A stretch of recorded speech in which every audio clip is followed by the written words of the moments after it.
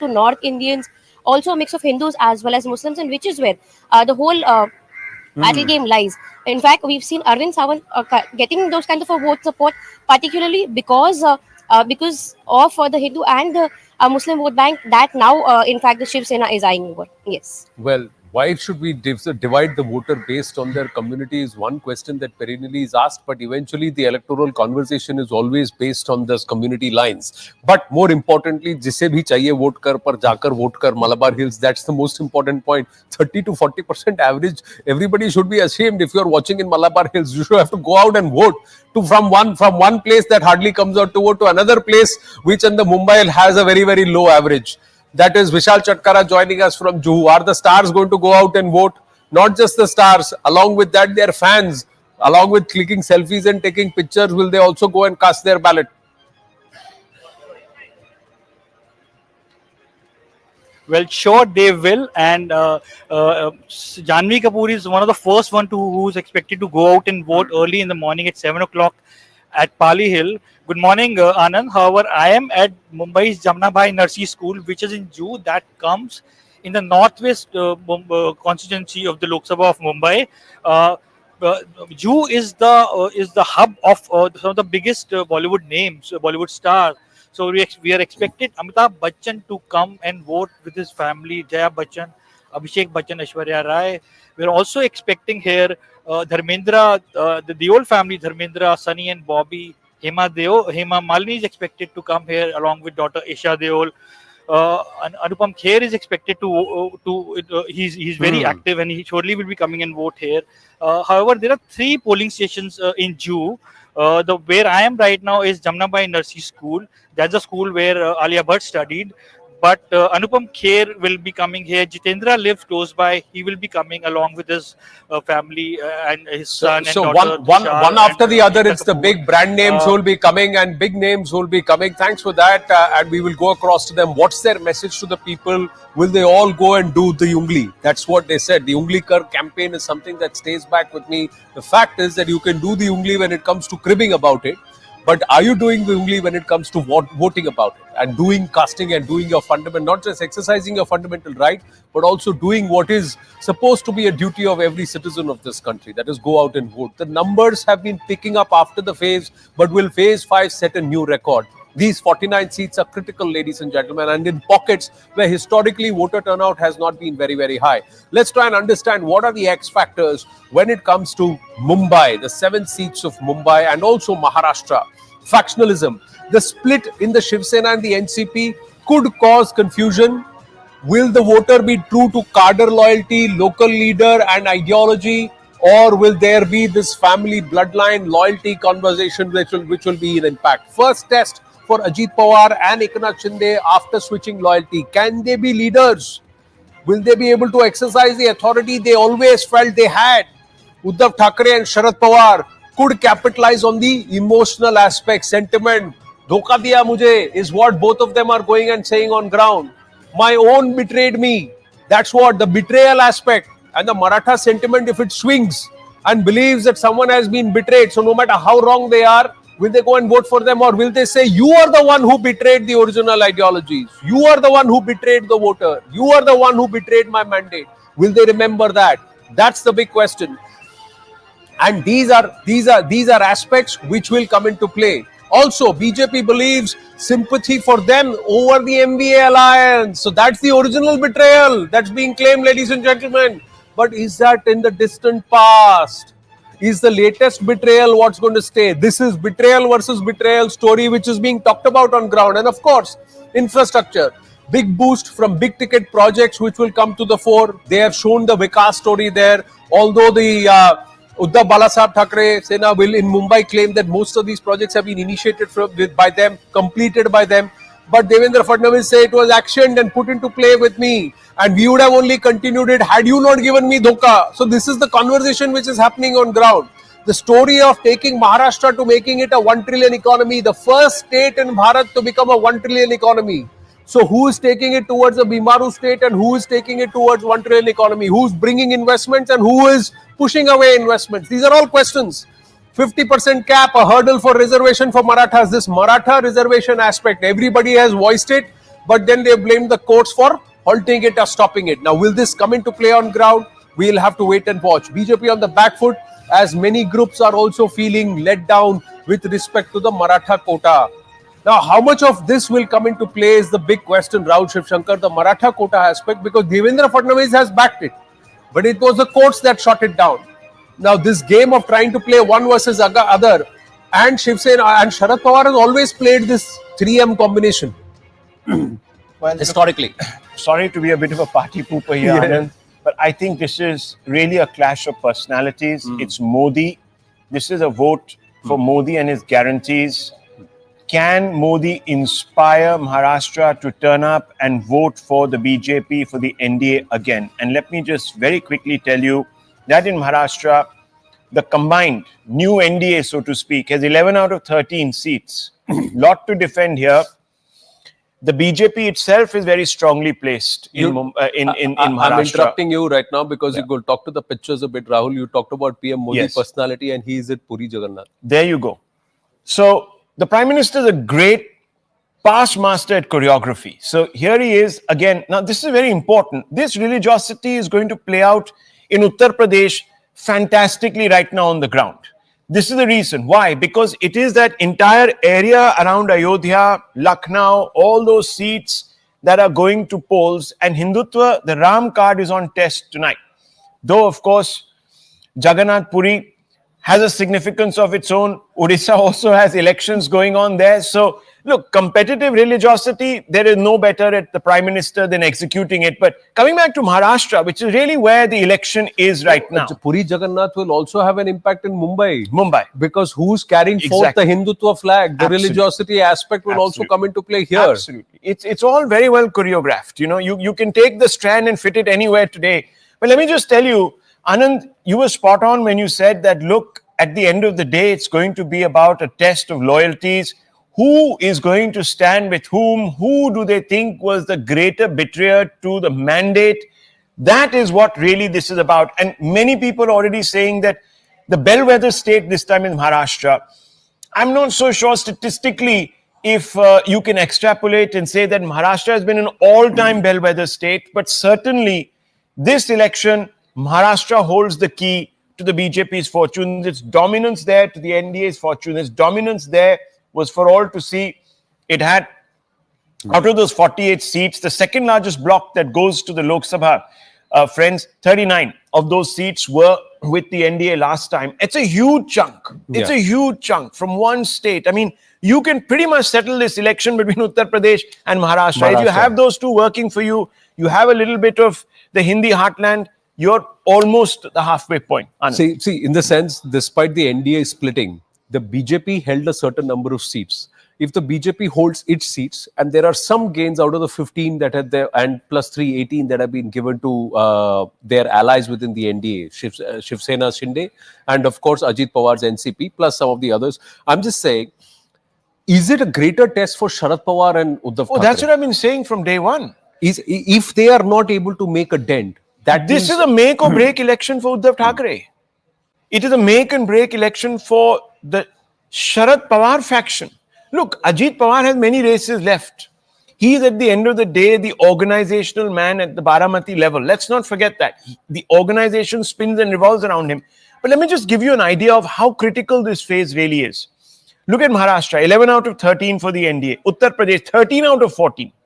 There are no room really to make gains. Okay, let's assume that Rae Bareli continues to vote for the Congress. So that 13 out of 14, they'll have to hang on to 13 out of 14. Bihar, 5 out of 5. JDU, in fact, had one seat here. The LKSP had one. Now, that past one seat is also very important because many people are saying this time in Bihar, BJP is carrying forward, but the allies may get chewed up by the RJD. We don't know. The jury's out on that one. Jharkhand, 3 out of 3. You can't grow possibly in Jharkhand. Odisha, 3 out of 5. Can you make it 5 out of 5? There's room for growth there. Statistically, West Bengal 3 out of 7, 3 out of 4, 3-4 it was. The TMC at 4. It's a very interesting election for the TMC this time because if it has to prove that it can still carry the Hindu vote, this is the phase where it has to prove it. No, but the fact is that with just ahead of the phase, Mamata Banerjee's comments, will they help her or hurt her? And remember, the CA card has been pulled out of the sleeve, my Yes. friend. It's there now. The guarantee is there. I told you I will make you citizens. So, you're absolutely right. This is a fundamental, real make or break. But for in the that West Bengal arithmetic of TMC. 32 out of 49, if you were to see, there are 17 seats where they still have an opportunity. The NDA and the BJP. 39 out of 48. 49. 39 NDA, but the Yeah. BJP has 32 out of 49. 32. So if it is 39 out of 49, there are 10 seats where they still have to max out. My point So is, those seats are the Congress 1 Rae Bareli, Yeah. SS UBT 2, Yeah. TMC 4. yeah, Those are the 7 or 8 seats there, and of course 2 of BJD. BJD. So So that's what. So they will have to pull seats from UBT. They'll have to pull seats from Trinamool Congress. They will have to pull BJD. seats from Naveen Babu. Yeah. BJD. So these are the 3 seats, 3 parties they will have to be. And with each one of them, there is a narrative that will be set. Because in Bengal, if they want to do better than 18 last time, they will have to pull seats away from the TMC while retaining their seats. Uddhav Balasaheb Thackeray Sena or Uddhav Thackeray's party or the Mashal party, they will have to tell them that they don't have the legacy. The Yes. legacy lies with the ideology and not with the surname. I mean, look, it's a tall order. Yeah. 17 after today, just to put this larger phase into perspective, after today, 79% of all seats would have seen polling, and there'll still only be 3 states left. After today, 23 states are done with. Done with. Delhi is left, Bengal is left, Uttar Pradesh is left, and I think Bihar might be left. Bihar might be You left. know, Yeah, so- Bihar is left because and- Maharashtra has 5 phases. With today, it's over. Exactly. So look, these are the 4 states. Now, this is where the BJP has done pretty well in the past. Bengal is really where they need to grow. Odisha is another place where they will need to really put that little So bit of here, energy. now these are the phases which are the retention phases Retention. for the NDA and mostly the BJP rather than the accumulation phases or the adding on phases, aggregation phases for the BJP. Those are already over, ladies and gentlemen. 1, 2 and 3 were the ones where the BJP stood to gain the maximum. They were defending in lesser place than where they could be aggressive. Most importantly towards the south because that was phase 1. But phase Now- 4, last time Telangana Yeah, phase 4 also was very important. Phase 4 was also Yeah. important because again that was a place that was a state where the BJP was deficient, was coming from behind as a challenger. But now going forward, 5, 6, 7, they are going to have to retain more than gain more. Let's move to Bengal quickly. News just coming through. Allegation coming from Howrah. CPM that last night their party local outfit has been ransacked by the Trinamool. Trinamool so far has denied this allegation. Kamalika joins us with more details. Yes, Kamalika. Yes, this is an allegation which has been reported from Howrah Shakrail area, and this is the CPIM which is leveling this allegation against Trinamool Congress that their local office have been ransacked, and the visual says it all. Along with that, Anand, today in the morning as election starts from Arambagh, which is a very competitive seat, both for Trinamool Congress and BJP, as Trinamool Congress only won by 1400 vote last time.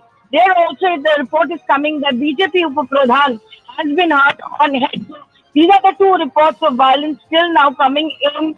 Arjun Singh from Barakpur is a Bahubali Neta, he has always Yeah. been tagged. He is contesting from BJP. That's an area where every time violence takes place, and that is 762 companies of central forces have been deployed for this phase. So this is a very, very important phase for Bengal because 7 of the constituency, we have the CAA factory in Bonda, where Shantanu Thakur is contesting. That's a very important seat for BJP, where it is the BJP seat there. Barakpur is a very important seat for BJP. Lasik Chatterjee, she has also Yes. been claiming that there are some areas where agents have not been allowed. She is contesting from Hooghly against Rachana Banerjee, who is a film star, who is a TV star from Trinamool Congress. So till now, these are the 2 violence incidents. But politically, this phase is very, very important for both BJP and Trinamool Congress. Because like in Barakpur State, it's a do-or-die situation for both Arjun Singh and Pastor Bhomik. Also in Hooghly, it is very important. The fight, Bonda BJP has an edge because of the CA. That's what Shantanu Thakur claims. So we really have to say, I'm keeping my fingers crossed again, whether it will be a violence-free or a violence day. No, but All day Mamata because- Banerjee's comments about the Ramakrishna mission just about 2 days ago, in fact, over the weekend, that Kamalika. And the other aspect is this left becoming so aggressive on ground. That means there is no INDI alliance on ground. How much of that Oh, is going to hurt the Trinamool's cause or the BJP's cause? Because the BJP stood to gain at the cost of the left the most in Bengal. absolutely, Anand. You have just rightly pointed out that this left aggression on ground that last 12 years we have not seen, but this time we have seen a little bit of left aggression on ground. This is going to hurt the anti-BJP vote bloc. Now, who is the shareholders of anti-BJP bloc? It's the Congress, it's the Trinamool Congress and left. Left and Congress are together, so it's going to hurt Trinamool Congress. As far as the comments of Mamata Banerjee is concerned, that has really sparked in controversy because she has said on Bharat Sevashram Shangho Ramakrishna Mission, ISKCON, which are known for their own causes. This is one statement which is really is a very controversial statement, and none other than the Prime Minister has reacted to it. Various Hindu Sangatans have been reacting on this. How this statement actually works out in the ballot box, that we have to see. These are the faces which are considered as the TMC bastions, like the South Chobbish Pargana, North Chobbish Pargana. Voting is yet to take place in all these areas. But definitely, as far as Hooghly is concerned, Barrackpur is concerned, where there is a sizable amount of non-Bengali population and a Hindutva factor is there, how much of this statement really becomes a factor, that we'll have to see definitely when the ballot boxes open up. Well, not so long ago, the Mamata Banerjee would say that there is no Ram in Bengal, and one of the constituencies going to the ballot today is Srirampur. So you can understand, ladies and gentlemen, the history and the denial and now the acceptance. There's been a lot that's happened in Bengal. Ram to Bengal mein hai nahi. She has said it in the past, especially when the Jai Shri Ram aspect had come to play. And now one of the constituencies today going to polls is Srirampur. Ironical though. Let's listen into what Arjun Singh had to say and then we'll take it to Rahul Shivshankar. हमारे साथ अर्जुन सिंह है। आज सुबह से कोई ऐसा complain कुछ आया है? मैं तो आपको बता दिया कि 190, 123, 198, 99 इन जगहों पर पैरामिलिट्री, 2 जगहों पर पैरामिलिट्री नहीं है, 98, 99 में और 123 में एजेंट को मार के भगा दिया गया है, उसको अपॉइंटमेंट लेटर फाड़ दिया गया है। चैनल बोल के एक अपराधी है, मेंबर है, इलेक्शन कमीशन को ऑलरेडी हम लोगों ने कंप्लेंट किया। वोट देने जाएंगे, शांतिपूर्ण होगा वोट? ये तो डिपेंड करता है तृणमूल कांग्रेस के ऊपर। तृणमूल कांग्रेस क्या चाहती है? Arjun Singh, will you call him the Palturam of Bengal? Well, look, there are so many opportunists in politics that it will be unfair just to sort of single him out. But look, yes, obviously, people want to go to places where they think that the grass is the greenest. So I won't fault him for that. But this Mamata Banerjee comment, I was doing some research and I tweeted yesterday. It's very fascinating. Very few politicians can actually take the moral high ground when it comes to mixing religion with politics. I mean, Mamata Banerjee last year, Eid celebrations, goes out there and appeals to the entire Muslim community. Forget about Ramakrishna mission, 1.5 missions. The entire Muslim community must back me against RSS BJP. And she has a problem with the Ramakrishna mission saying that, okay, we might work for, not that they've ever said that, I'm just saying she has a problem with one faction of one particular religion. No, she made a brazen solicitation this time also to the entire Muslim community in Bengal when she tried to say that don't go to left or Congress. Furfura Sharif has stood behind her. So many religion, the heads of many of these sort of dharam gurus from the Islamic side of the fence have stood with her. She shared the platform with them. That is not mixing religion with politics. Imam backed Sonia Gandhi, the Congress in the past. That is not mixing religion with politics. Of course, on the Shahi Imam issue, the Congress always denies it, but that's just it's incidental. But the fact is, Anand, that look, I am also looking very closely at Bihar today. Saran, important seat. You see, here, if this is now the second Lalu daughter who has stepped into politics, in effect, the fourth scion of the Yadav Ghanana that has got into politics. Saran is a very important seat. It is Lalu's base. This is where he made himself relevant to Indian politics. It also is attached very closely with another doyen of Bihar politics who led the social justice movement, JP. So if you stand in that chalk in the middle of Saran, you see history colliding, right? The fact is, if Rohini Acharya Yadav can pull this one off, that tells me that there is a tough fight for the BJP NDA on the ground in Bihar. Yeah. If she So can't... clearly Tejaswi is ratcheting it up. It will be credit to Tejaswi and the... That's right. This is under the his bellwether leadership. seat. This is it. If the Yadav name is still a factor in the Lok Sabha election in Bihar, if the Yadav vote is still a factor, it has to make itself shown today. It's not going to be easy. Rajiv Pratap Rudy is not a pushover. He's sitting MP from there. So this is and he's been there. Saran has been a stronghold of the BJP for a while. Absolutely, for a long time now. So this is not an easy contest. And it will therefore be the defining contest of this election. The other in seat Bihar. also becomes interesting. Chirag Paswan is on the ticket. Pashupati Paras, the uncle, is back on. So they are all two separate parties but still in the same alliance. How is that going to help Chirag Paswan's cause in this fight that is Hajipur?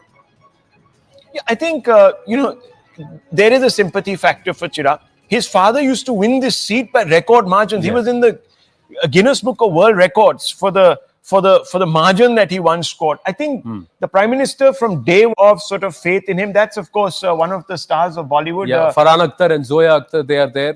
So the Akhtar family, they have gone in Farhan. That's Zoya, and they've gone to cast their ballot. Will they be voting No for comments. the Shiv Sena? I wonder. No comments. Well, as long as they come out to vote, doesn't matter who they vote for and who you vote for, ladies and gentlemen. Wouldn't That it should be an matter to irony you. of What sorts? matters to us right now is that everybody goes out to vote.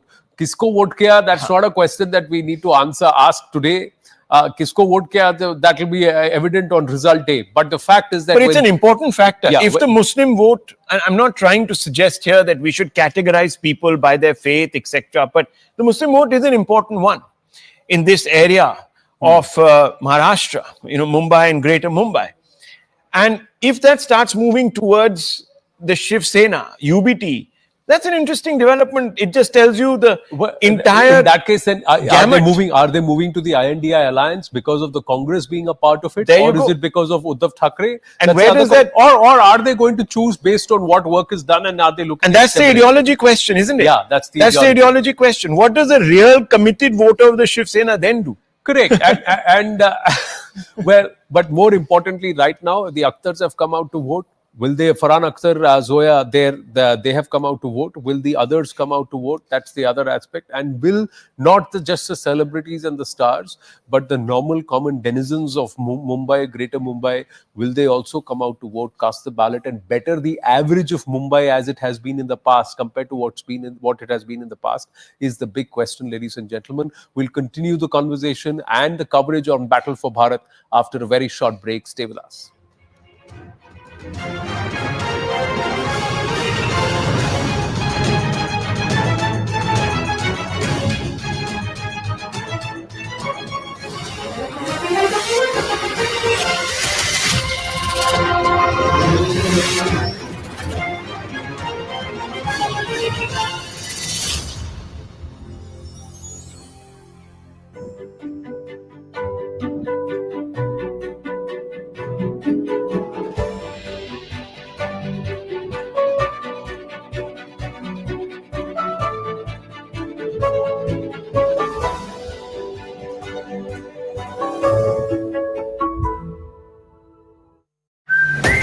Pump up the workers, the Aam Aadmi Party cadre, so that they are able to make that statement, make that dramatics over here. Optics are very important in any elections, and this time around they know the kind of dent they have had on their image because of this entire Swati Maliwal episode. They have to portray something on a very hard side that this incident had happened, and this is being orchestrated by the Bharatiya Janata Party. But we are here to protest against the anyay, so-called anyay, quote unquote, which Arvind Kejriwal talks about against their party. Once again, I want to reiterate that the entire social media, there is a lot of anger amongst the general public, because what they are saying is that this is an issue which is pertaining to women's safety, and why bring out politics and other issues in it. You can see some sort of altercation have already begun. The gates of the Aam Aadmi Party office are open. The workers are starting to gather outside. The workers are starting to gather outside the party headquarters. Police are also police officials are also present over here. But as of now, one thing is clear: the Aam Aadmi Party workers are not ready to budge, and in fact, the police is also in no mood to allow them to move towards the BJP headquarters, because in these situations there is a protocol which you need to follow. You have to ask for permission, then only you can move towards or do something like this. But one thing is also clear, that the Aam Aadmi Party workers have been actually, the Kejriwal government and Kejriwal himself has tried to put out a message that you have to move towards the headquarters at any cost, because today this is a battle for truth. Because he says that their leaders are being targeted just because their party is growing on the national level and BJP is not able to counter them. Met so many people, and then they say that PM is scared of any. Today this is a battle for truth, because he says that their leaders are being targeted.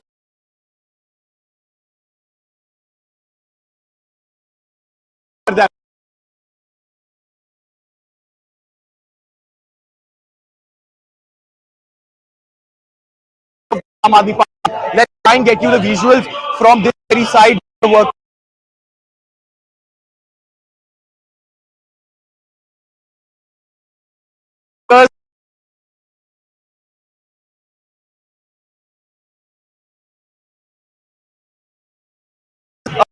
workers are present in good numbers over here. In fact, we have seen more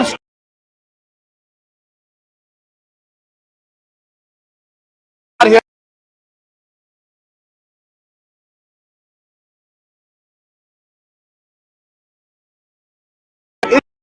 targeted, so that their could be muscled, they could lose the election.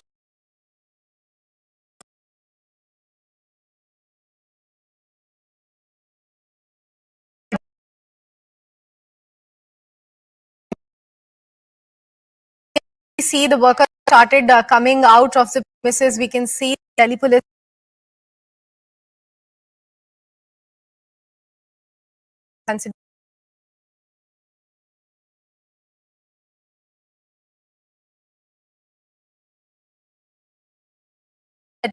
reporting from.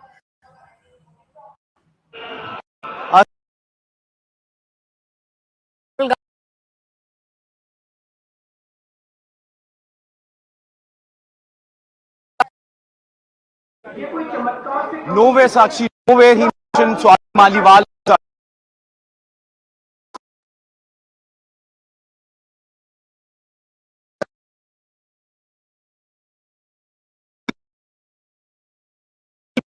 Very protest. They will try to move towards the BJP headquarters and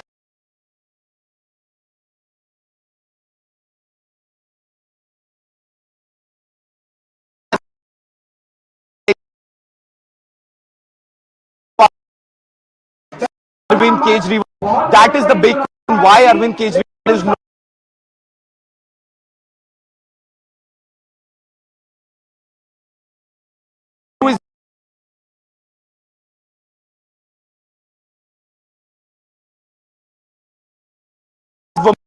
we're talking about. In fact, this is the same attack which the BJP has also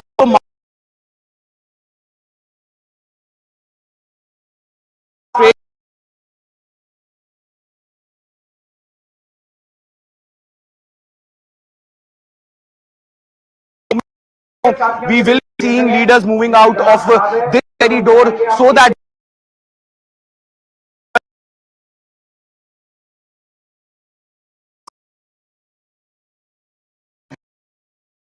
by the Bharatiya Janata Party. And let me give you an alert. Kejriwal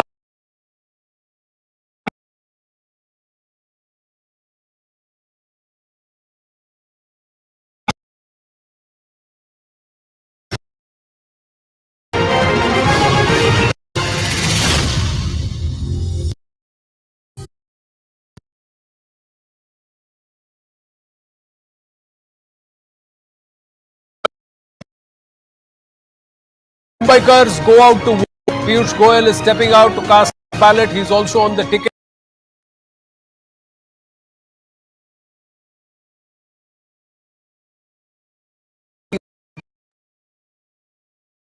is to increase the margin of victory against his Congress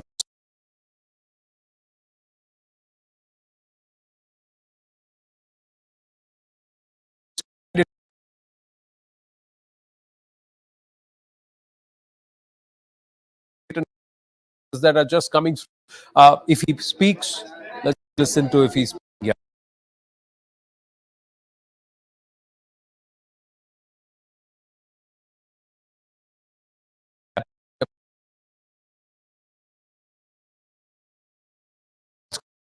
All important seat of Jammu and Kashmir, the union territory that is going in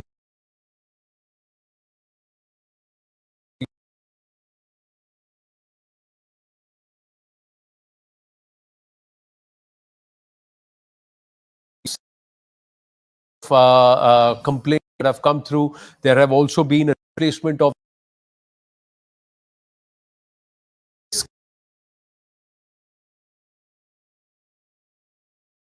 towards North Kashmir. Ishan Wani now joins us. Ishan, lot of developments, disturbing ones that have happened over the weekend. Will they have an impact on these polls in Baramulla? Hardly, because people have decided to cast their vote, and we have seen that in Srinagar Lok Sabha seat, that historic turn after 1996 was a reminder of the fact that people want to make their voice heard. Political parties can say different things, that it is a vote against 370, while center is claiming it's a success of their policies, and that's why the people want to come out and freely exercise their franchise. But the fact is that people are no longer afraid, and they want to come out and pick up their representative. There has been this gap of electoral process taking place in Jammu and Kashmir, and many of the people who you speak with, it resonates with them that they want their local representative and give back power from babus to the elected representatives of their area, so that they can help them into their day-to-day life issues. But yes, 370 has been a poll pitch from the regional political parties and trying to dominate the entire discourse.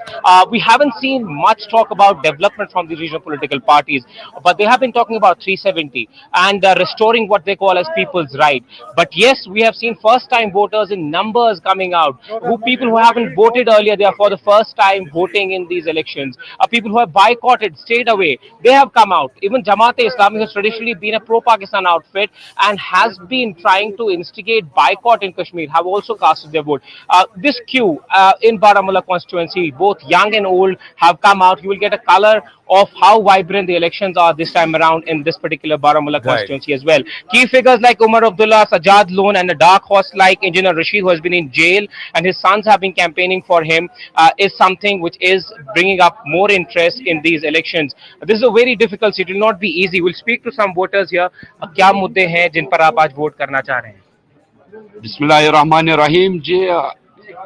मेरा नाम मोहम्मद इकबाल है जी, मैं मागाम से हूँ। मुद्दा यही है कि हमारा काम हो जाए और जो हमारी मांगे है, जिसको हम वोट डालने जा रहे हैं, तो वो हमारी मांगे पूरी करे।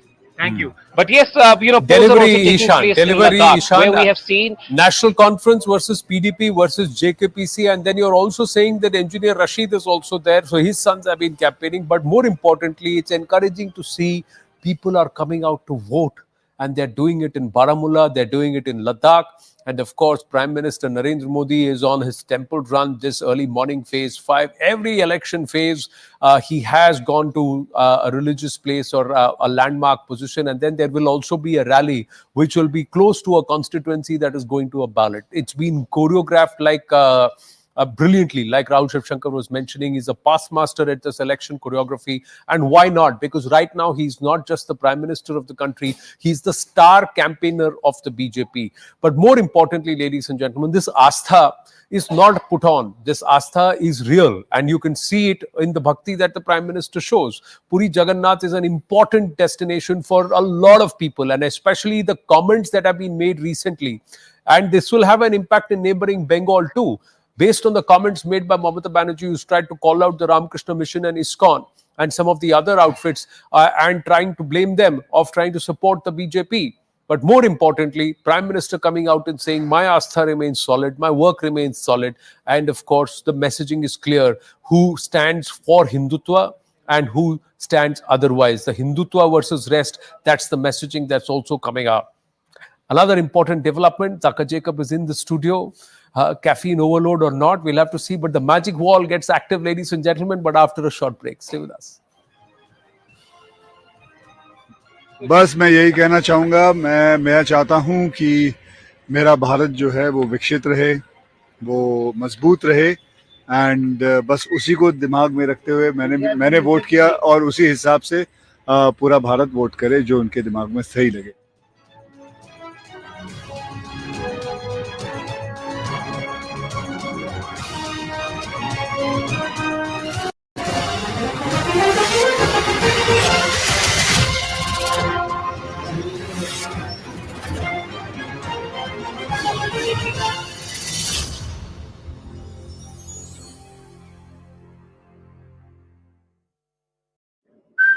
We are expecting all the leaders, all the Karyakartas, MLAs, MPs moving out of this very place, and in fact then going towards the barricading and then try to make their way towards the BJP headquarters. But looking at the barricading, Yash, are there even any slightest of possibilities of the workers getting through the barricading? Because we can see the security has been beefed up extremely.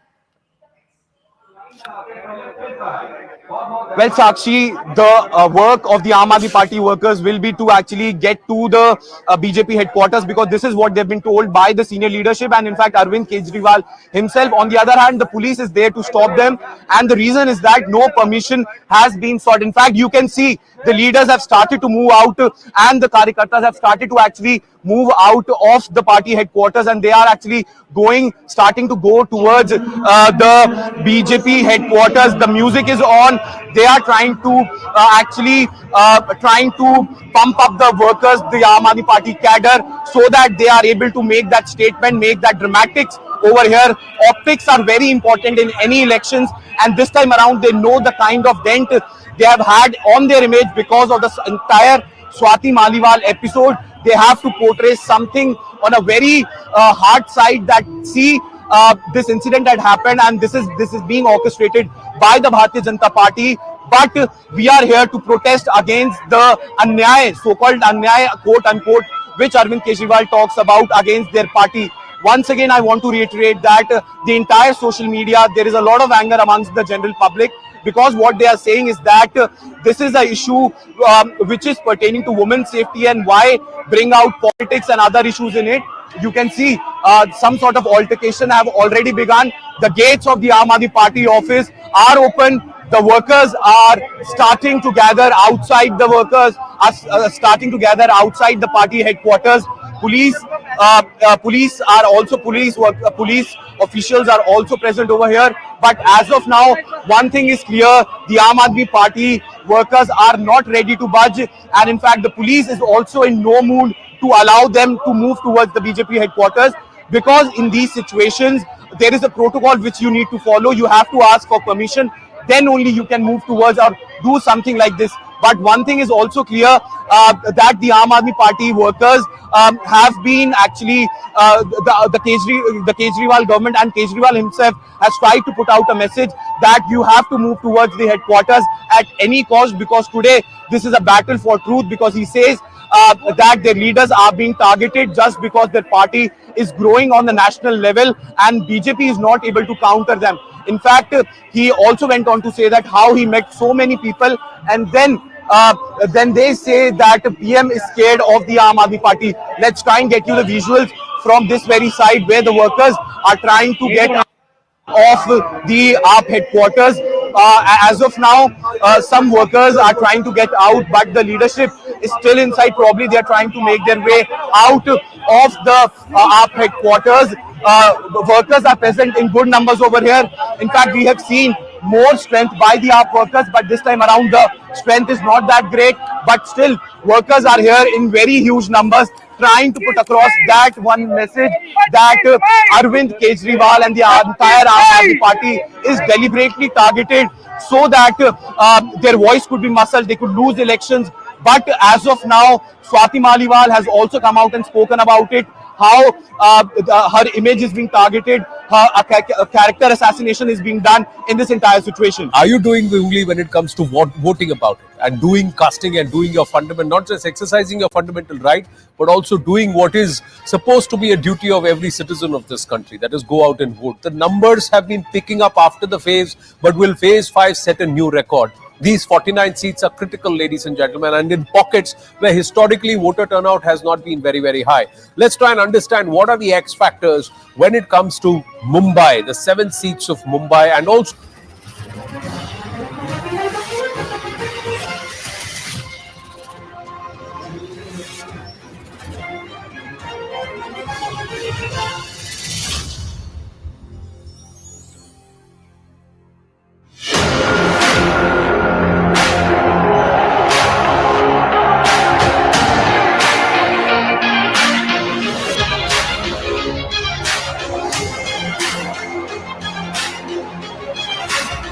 अगर आप गरीबी रेखा के नीचे हो, आपके bank account में 8,500 रुपया महीने का खटाखट खटाखट खटाखट खटाखट आता रहेगा।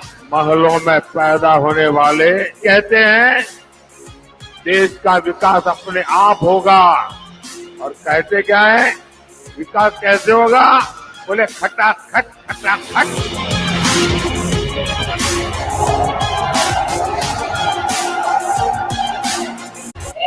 ना बजा दी तो हम भी अमेठी वाले हैं। यहाँ एक भाजपा की प्रत्याशी आई जो आज आपकी सांसद है, और उन्होंने काफी झूठ फैलाए। विश्वासघात उद्धव ठाकरे जी, मोदी जी के साथ, देवेंद्र फडणवीस के साथ। Modi has been saved by Bala Saheb Thackeray, so because of him he is there today.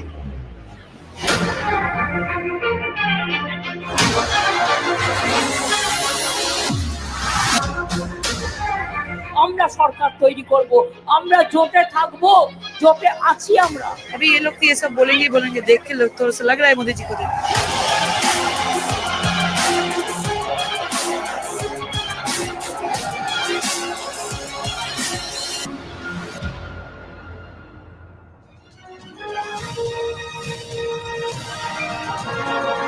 10 hours, ladies and gentlemen.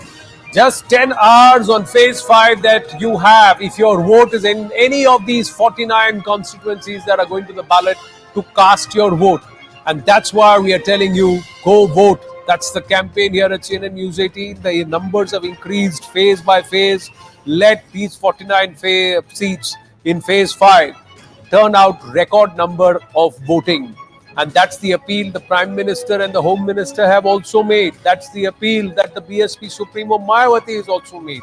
And why am I talking about BSP Supremo Mayawati? Because those 14 seats of Uttar Pradesh are critical, where the NDA is actually defending 13 out of the 14. One went to the INDI alliance the last time.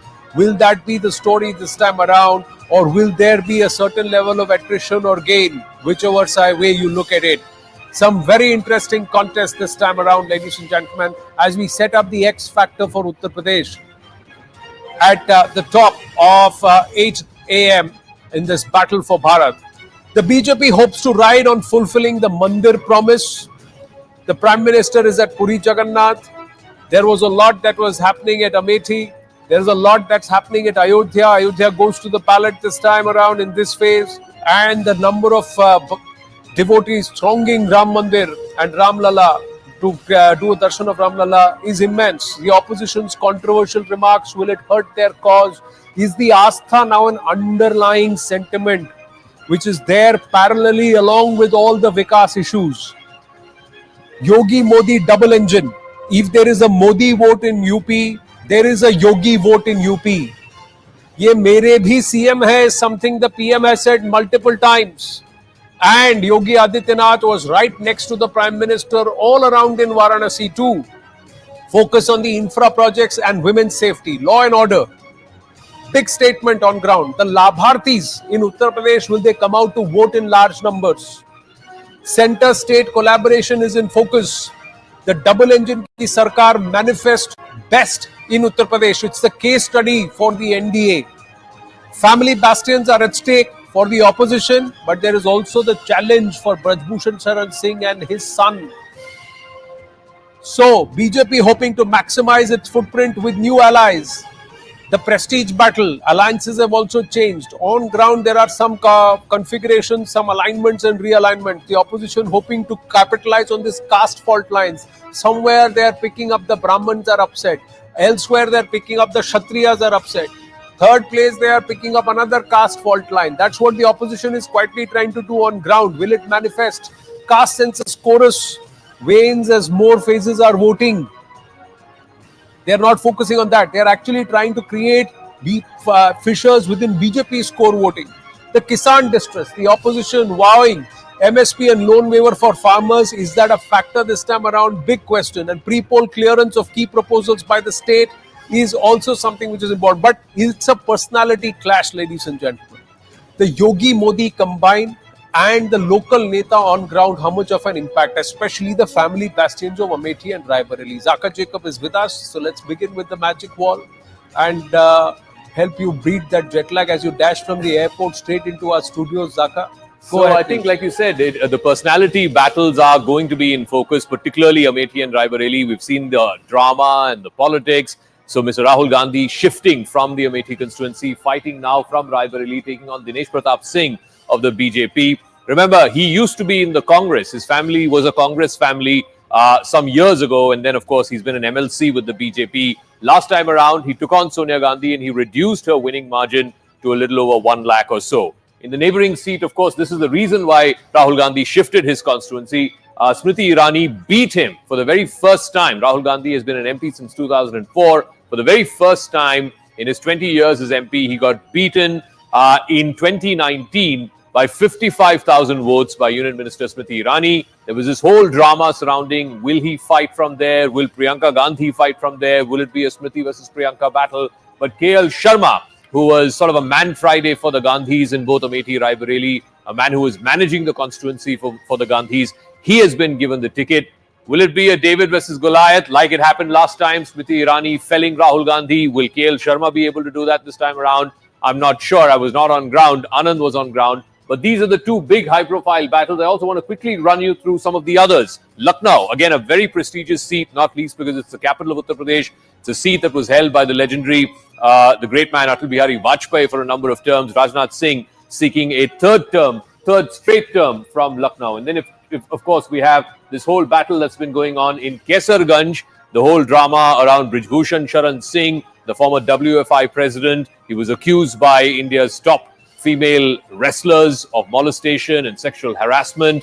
And then, of course, his son, Karan Bhushan Singh, managing to get the ticket. He's taking on Bhagat Ram of the Samajwadi Party. There's also Sadhvi Niranjan Jyoti. She's seeking a fourth term from the Fatehpur constituency. So this part of Uttar Pradesh, the central part, the Awadh region as it's known, Lucknow and surrounding areas, have been a stronghold of the BJP. Just look at this.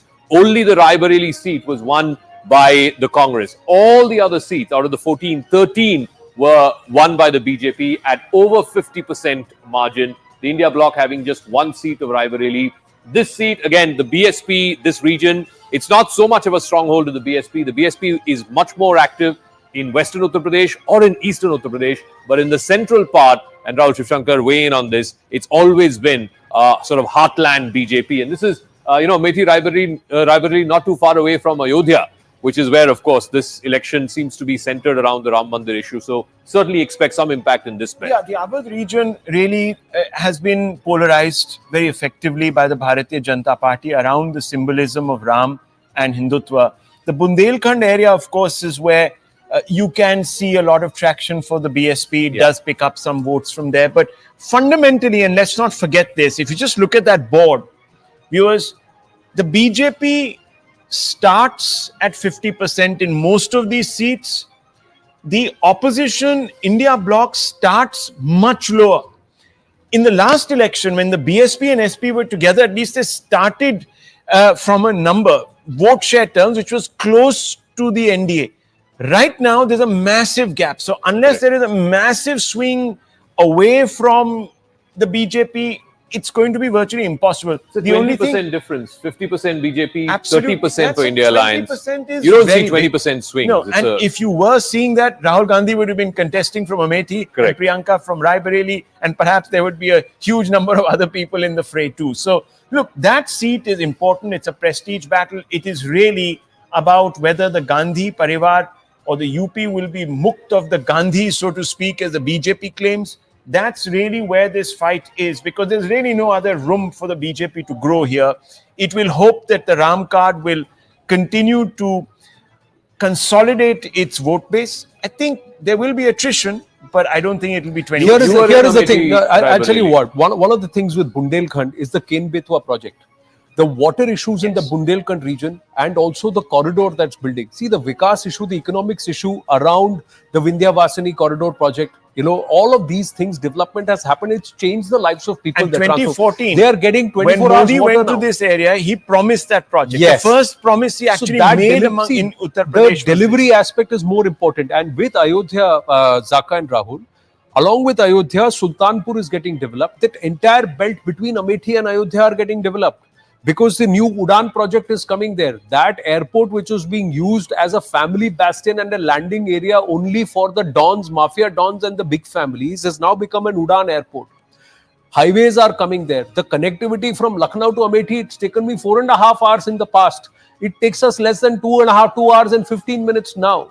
So that connectivity has improved. Lives have changed. Economically, lives have changed. Yes, they have a vote share gap, but who's delivered? What's happened in 10 years and what's happened in 40 is a big factor.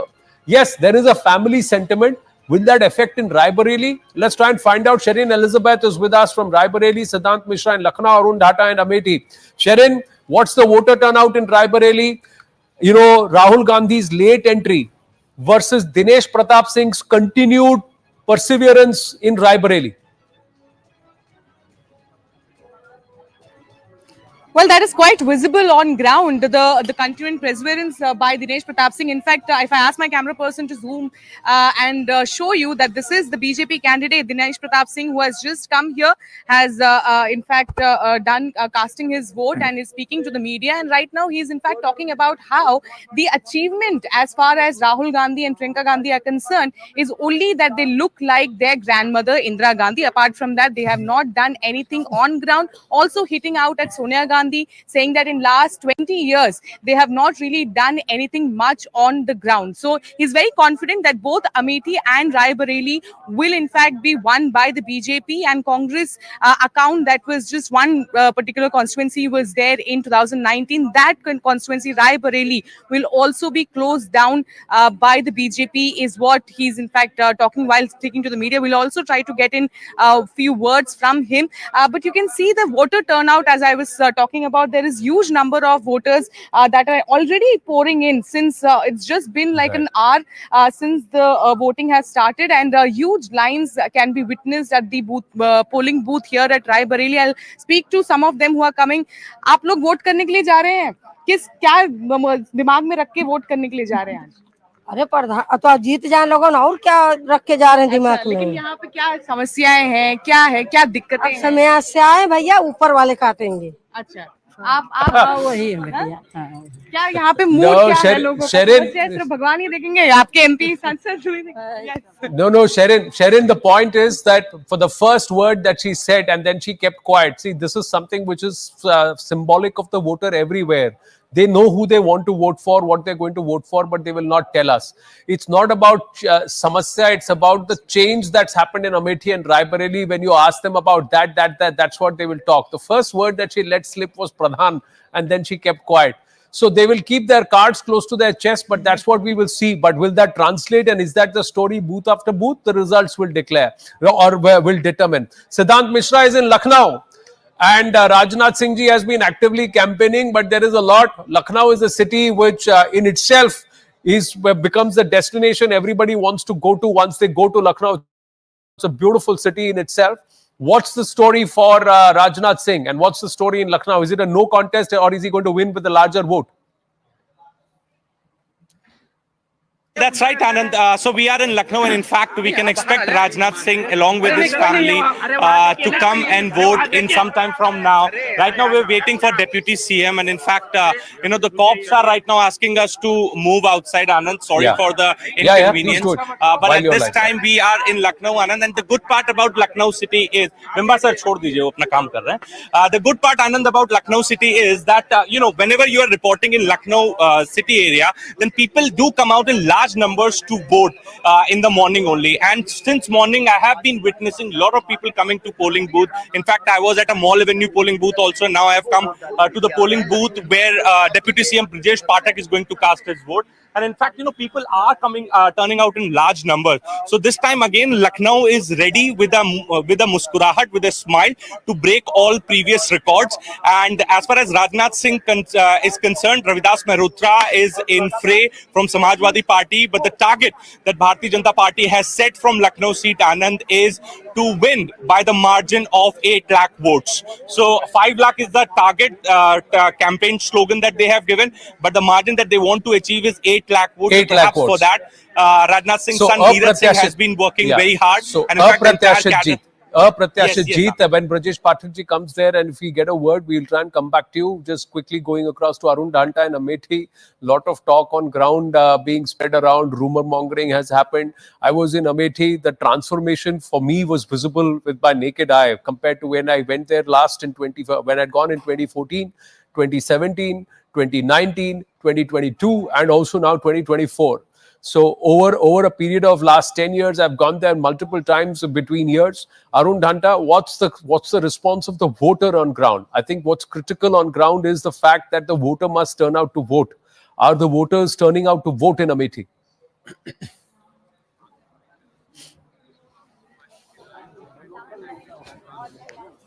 Arun, can you hear me? We'll try and connect.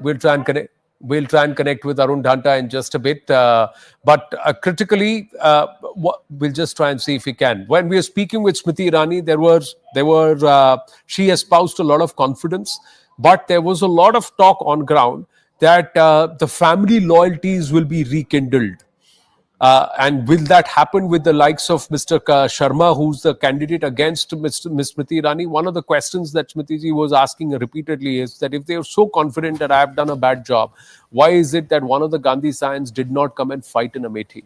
And that's a point that Rahul Shivshankar and Zaka were also making. We'll try and connect with Arun Dhanta in just a bit. If they were family bastions, do you believe, Zaka, that Priyanka Vadra would not have contested? No, at the very least, Rahul Gandhi himself would have fought from Amethi. I think, Rahul was making this point earlier. I think netas are supposed to be very clued into the ground. They're supposed to have their ear to the ground.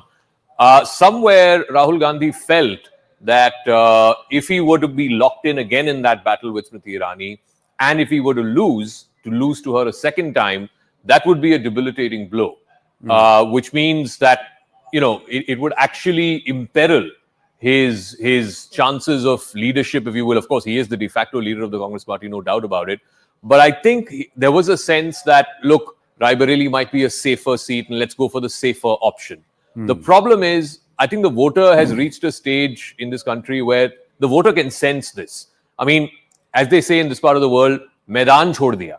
I don't think that message should have gone out. Certainly that, Rahul Gandhi has left the field, the Amethi field, and has gone to his mother's seat, which, for whatever it's worth in the Congress perception, is a safer seat for Mr. Rahul Gandhi. But I think I also want to refer to what's happening on the screen right now. The Prime Minister is taking out a massive roadshow in Puri. You can see Sambit Patra, who is the BJP's candidate there. He's standing against Arup Patnaik, who used to be a former police commissioner in Mumbai city. Of course, he's contesting on a BJD ticket, and Sambit Patra used to be a national spokesperson of the BJP, very familiar face on television. The Prime Minister taking out this rally. Rahul, significant that it's A, a temple town, B, this is one of the best hopes for the BJP in terms of a seat that they've not won in Odisha, hoping to convert that, snatch that from the BJD. And again, it's all timed to the fact that today is phase 5 of polling. Phase 5 and 25 seats, assembly seats are going to the polls in Odisha today. So, and it's not in Puri, but in and around that in Odisha. So it's time to that level, Rahul. Yeah, and last time around, Sambit Patra lost out by a narrow margin because he didn't have time to cultivate. This time around, he spent a lot of time in Puri. Yeah, of course. that being said, let's not forget that the BJD itself is at inflection point this time around. So there has been, at least optically, the transferring of, let's say, authority by Mr. Patnaik to Mr. Pandian, who is thought to be at least described by the BJP as an outsider, but has spent a good number of years as a bureaucrat managing the BJD, managing the state. So, he's also married into the state in some ways. So I think that outsider tag may not play such a big role, but what definitely will is whether the cadres themselves look to him as perhaps the natural inheritor of the Patnaik legacy. I think that's really where the issue is going to sort of hinge for the BJD. So this is really a critical election for the BJD. And I think the BJP really thinks that if there is a chance this time to move the needle in Odisha, this is the time for them. And I think that's why you see, and the Prime Minister has actually spent quite a few,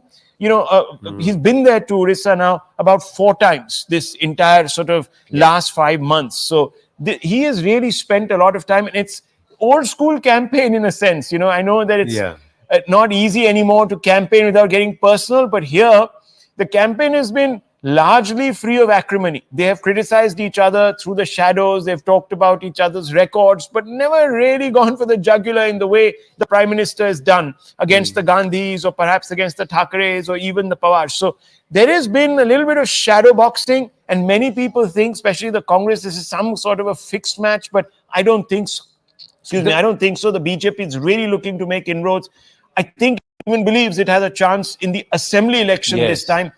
We just have to see how this plays out, because as I told you, in this phase, 49 seats, the BJP, the NDA really has not much to grow, except for in Odisha, and of course those 4 seats in Bengal.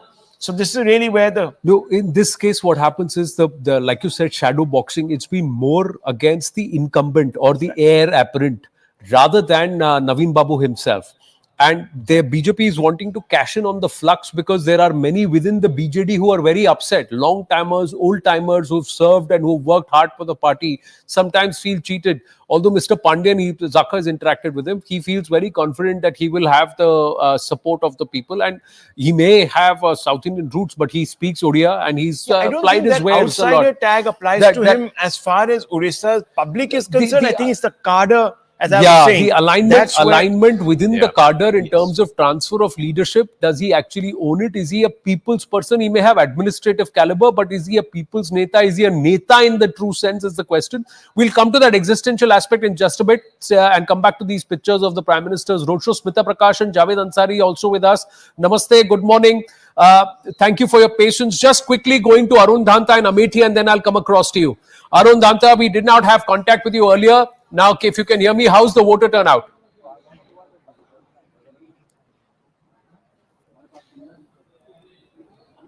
Well, Anand, right now I'm in Gauriganj, and you can see that people have already started queuing up to cast their votes here. Remember, 18 lakh voters are eligible this time around in Amethi Lok Sabha. And of course, Smriti Irani has been talking about the works that she has done in this constituency. Let's find out through the people what exactly happened.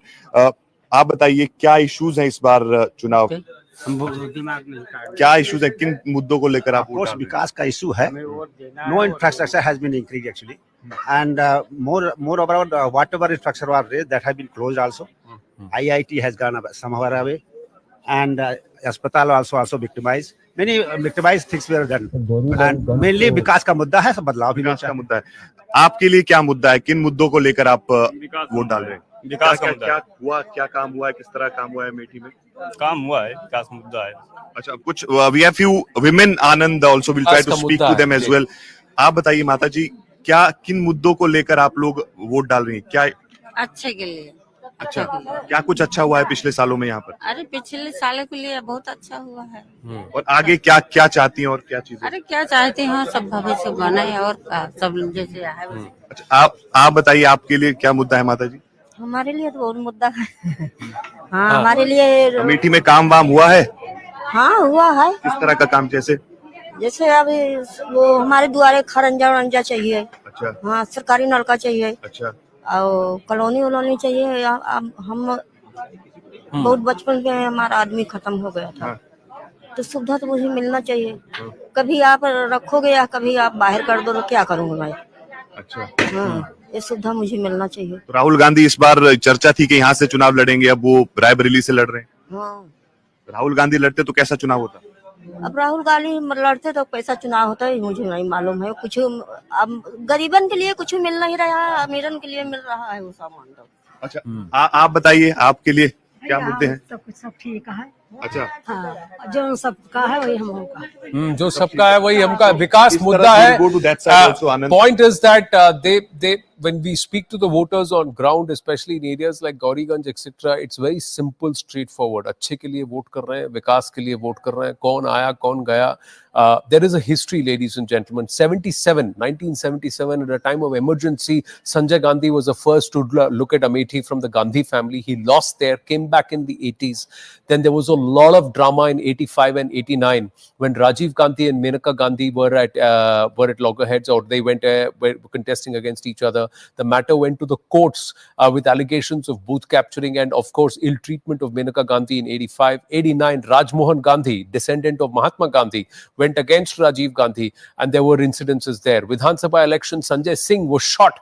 Amethi again. So there is a history there that's happened 2014, 2016, 2019, and of course 2022 and 2024. There is a lot that's happened in Amethi and Rae Bareli, known as the Gandhi bastions. The allegation from Smriti Irani is it has been dar ki rajniti more than dil ki rajniti, or dil ka rishta, dar ka rishta more than dil ka rishta. On ground, people believe that there was much more expected from, some of them believe much more expected from the likes of Smriti Irani. What she's been able to do in the last 10 years, could she have done more? She's built a house there to tell people that I'm not moving anyway from Gauriganj. I'm going to be here only. I'm living, going to be here, spending more time. What will work? We'll have to wait and watch. Smita Prakash, Javed Ansari with us.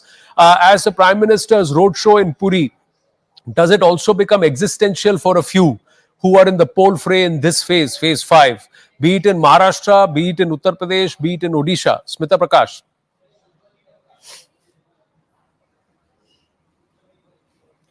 Good morning to you and to the viewers of News 18. And like I always say when I come on your channel during election, सिर्फ इस channel पर सुनिए election ज्ञान, do your मतदान और फिर जलपान. So now 49 seats. I like the visuals that you're putting out there. Puri is very interesting with the Prime Minister campaigning for Sambit Patra. Many of us are familiar with him just because he's been a regular on TV channels. And he's worked hard in that place. He's sat there. He's moved away from television debates for quite a few years now. He lost to Pinaki Mishra last time. This time Pinaki didn't get a seat and then didn't get a ticket, sorry. And then you saw that the Congress candidate pulled out. So from a triangular contest, it became a bipolar contest. Puri, very important to the BJD. They've done the corridor, the temple corridor, similar to what happened in Kashi. So it's very close to Naveen Babu. For him, it's important that the people of Puri put their faith again in him. But Puri goes beyond just electoral battles. It's a historic town, and both the BJP and the BJD would like to win from here. And it's, as you quite rightly put, it's an existential crisis also for the BJD, because you have this juggernaut, and I'm using the word very carefully when I say juggernaut and Orissa. You have that rolling of the BJP down the streets of Orissa. The Naveen Babu would like to break all records and get voted again to power. And Pandian, who you called an outsider, and Rahul said that not so much an outsider. The thing is that he's a very reticent bureaucrat, and for him to get out of that shell and become a politician hasn't been very easy. He's tried, but you know, the shadow that Patnaik casts is so large that anybody would fall short when it comes to it. So he's very much in the Guru Shishya mold, where he's asking for votes on behalf of Naveen Babu. Naveen Babu, I feel, is somewhat like in 2004 what Mr. Vajpayee was. Much loved, but there is a sense among the people that he may not be that aggressive doer, that aggressive person that is needed to pull the state out from a developing and slow moving economy to be out there right up front. They need a lot of development in that state. Udiyas by and large are kind of quieter, softer, kinder, gentler people. They don't want to punish Naveen Babu. They adore him. He's very popular. But there's also a realization that 5 more years is not probably what we're going to get from Naveen Babu. It will be Mr. Pandian halfway through. So will that have an impact? We'll have to wait and watch. Existential in Uttar Pradesh and Maharashtra. We'll come to that in just a bit. But Javed Ansari, your thoughts on 49 seats in phase 5? And where do you believe the BJP will have to perhaps defend more? Or do you see a chance for them in Odisha? Well, it's obvious that the BJP has to defend most of this. It won 13 seats last time. Barring Rae Bareli, it won all the seats that are going to poll in UP.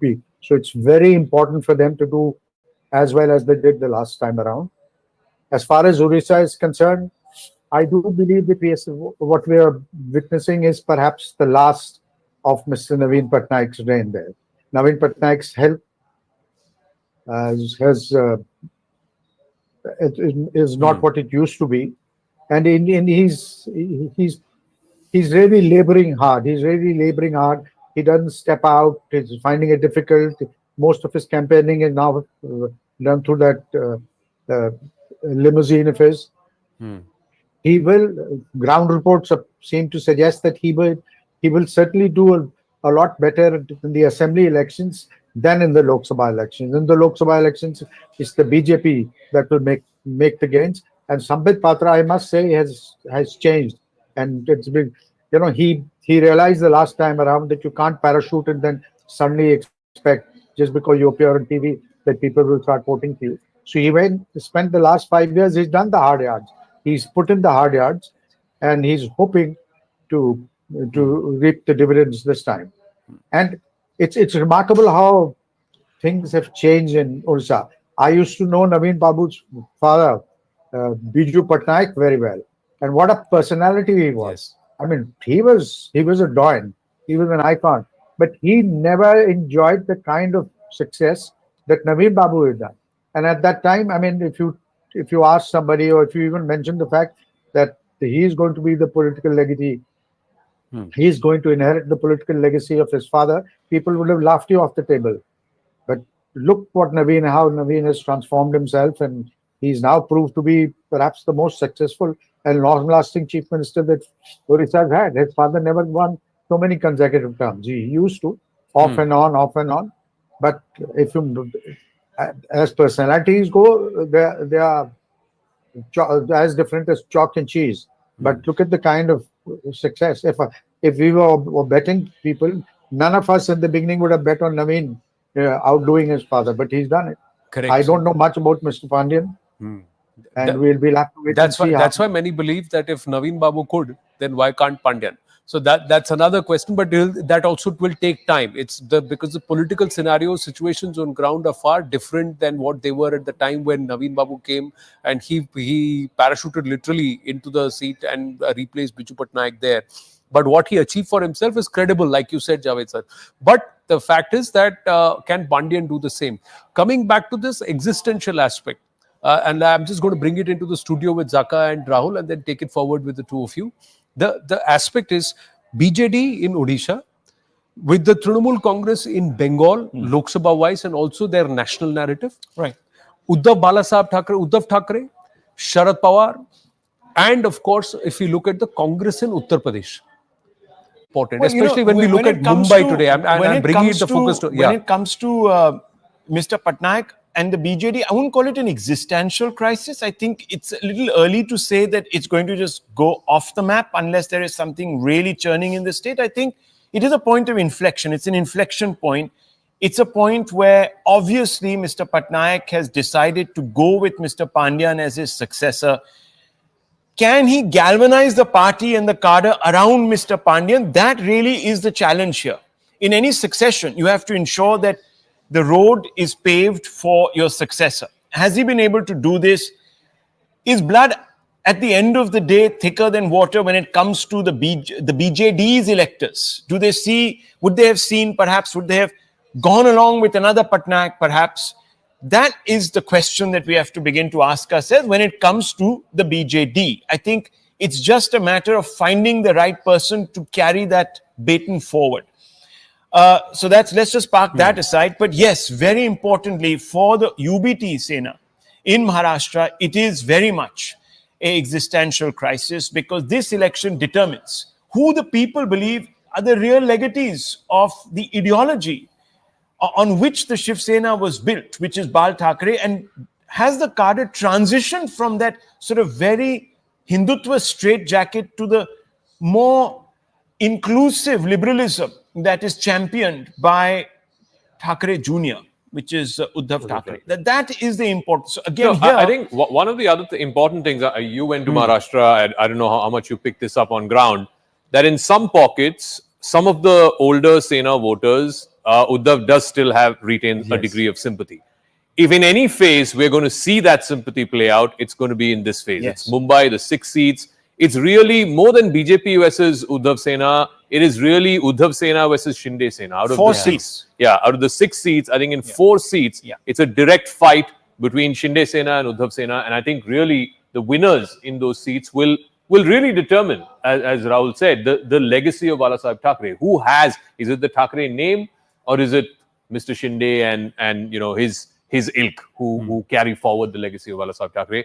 I really think whether it's Mumbai South, whether it's South Central. South Central is again a fantastic fight. It's again between Rahul Shewale and Anil Desai. I can't think of a more prestige battle for Shiv Sena and the future of Shiv Sena. Similarly with Bombay South. I mean, Bombay South is the most prestigious seat. Arvind Arvind Sawant versus Yamini Jadhav. Again, it's Sena versus Sena. So this, at least the Mumbai seats, the 6 Mumbai seats plus Kalyan, and Kalyan, of course, is the Chief Minister's son's seat. He, of course, is seeking a second term from there, Shrikant Shinde. Again, very, very prestige battle. So if Uddhav Thackeray has to, at the end of this election, say that, look, I am the inheritor of my father's legacy, he has to beat the Shinde Sena candidates in these 6 seats plus Kalyan. So that's nothing in it, really. From a vote share point of view, it's a very tight, sort of even Stevens fight there. The problem here is about identification. And the SSUBT, the Uddhav Thackeray has two seats there. So they're really going to want to, prove. In fact, last time around, I think and don't forget, in 8 months, there's going to be the assembly election. So I think, that really sets the tone for a huge... You also have the Mumbai BMC elections, which have been held in abeyance because the matter is sub judice and the courts have held it back. But the BMC elections could also be announced very soon. And what happens in Mumbai becomes very important. Smita Prakash, Javed Ansari, earlier I was saying it's about betrayal versus betrayal. Whose betrayal was greater? Did Uddhav Thackeray betray Balasaheb's mandate and the Mahayuti and the voters' mandate and betray the ideology, core ideology? Was that betrayal greater, or Eknath Shinde betraying Uddhav Thackeray, is that betrayal greater? Smita Prakash. Do you agree if we say it is betrayal versus betrayal, and which betrayal sits with the sentiment of the voter? This is the first time that it will be put to test, Anand, in Maharashtra as to which is the larger betrayal and which one gets the sympathy vote, if at all. And does sympathy translate into vote? Because ever since the split happened in the Shiv Sena, there's been no testing. Like there's no BMC election which happened, which would give an indication, or any other election which would have happened at the ground level, which would have given an indication. So there were that, panchayat elections. There were some panchayat elections and some council elections where the Shinde Sena did well. There were some panchayat elections and there were some council elections in some of the areas where the Shinde Sena did gain some ground. The Shinde, again, as I'm saying, that BMC is the biggest test. And the BMC election did not happen because, and also on the ground, I think what you're going to see is, I think somebody mentioned about existential crisis in the show. And I think, yes, the regionals, including the Senas, the 2 Senas, the NCPs, the 2 NCPs in Maharashtra are having an existential crisis. You've also already seen Sharad Pawar saying that, okay, we should, all regionals should merge with the Congress. So that's a real existential crisis even before the Maharashtra elections were over. Then you saw how you had a Prime Minister sharing this stage, with the what's his name, Raj Thackeray. Raj Thackeray. That sends out a very, very strong message when he's out there, and Raj Thackeray endorsing Prime Minister Modi. So you have those things playing out. You had in the NCP, you had Supriya Sule on the day of polling going and visiting her aunt Ajit Pawar's mom. So these are complicated things which are playing out, and and you're showing BJP. That's also a kind of existential crisis. You're also seeing in Uttar Pradesh today, Sapa and Baspa, both of them, Samajwadi Party, Akhilesh, finding out whether he matters at all in the state, because then when the state elections, some of them are saying he's holding his guns for the state elections. But you saw huge crowds yesterday in Phulpur, which could indicate either way. The BSP sending out mixed signals. Mayawati on the one hand saying that, asking her people don't vote for the Samajwadi Party, but today just before polling, she says that there is a mood for change. JDS in Karnataka, again an existential crisis. Are they going to subsume within the BJP? TMC, BRS in Telangana. Existential crisis there. People are saying not more than 1 or 2 seats. That's it. TMC wants to win desperately, and you're seeing literally violence on the streets, which you're not even seeing in Kashmir, happening in TMC. And that's an existential crisis, if at all. Bengal poll violence is usually normalized, but her attacking traditional core Hindu institutions which find their roots in old Bengal itself. The Gaudiya Sampradaya, that is ISKCON, that draws its roots from Chaitanya Mahaprabhu, is again from Bengal. The Ramakrishna Mission finds its roots in Bengal, and Mamata Banerjee has openly attacked these institutions. And that itself is a departure. And what does that symbolically, or what does that messaging, is a big question. Javedji, your thoughts on Uddhav Thackeray and this entire betrayal aspect? Will sentiment matter, or perhaps who's among the people who's actually working, or as a voter discerning enough on ground, Javed? Look, if you talk to people, and if you just go back to what Chhagan Bhujbal said recently, Chhagan Bhujbal has split from the NCP. He's now in the Ajit Pawar faction. He believes that both Uddhav and Sharad Pawar will gain, or at least as far as sympathies go, the people's sympathy is with them. They're generating a lot of sympathy on account of what has happened in the past few months. Chhagan Bhujbal ought to know that he's very grounded. Apart from a lot of other things, a lot of the other hats that he wears, he's also very grounded. So it's not just a question of the survival existential crisis for UBT, but also for Eknath Shinde. Similarly for Ajit Pawar and Sharad Pawar. Just for argument's sake, what if Sharad Pawar, if Supriya Sule were to lose Baramati? That would be a huge body blow to Sina Pawar side. Yeah. What if the Pawar faction of the NCP really does well? Then what happens to Mr. Ajit Pawar's politics, and what happens? Because he's been waiting in the wings, and he believes that what to have been rightfully his uncle just continued for as long as he has done, and therefore stymied his chances. So it's not, and I don't agree that there's an existential crisis. I don't agree with you when you say there's an existential crisis for TMC. Right. TMC may or may not win the number of seats it did last time. Maybe BJP may or may not do better. Even if the BJP, for argument's sake, does better, TMC won't collapse like the Congress, like the manner in which the Congress has collapsed in Uttar Pradesh. TMC won't, because Mamata Banerjee, one may or may not like her. There's much that Mamata Banerjee can be criticized for, but she's a fighter. She's fought all the way. Look at the way she braved the odds against the CPM and the left there, and she's come up the hard way. So yes. I think there's an interesting sort of parallel, if you will. I agree with Javed Ansari. I don't think TMC will fold up as a party, even if, let's say, BJP gets more MP seats in Bengal than TMC does. What it will create problems for, though, is this whole leadership transition in the TMC itself. This whole thing about transferring the leadership from Mamata Banerjee to Abhishek Banerjee. And the parallel, again, is with the BJD.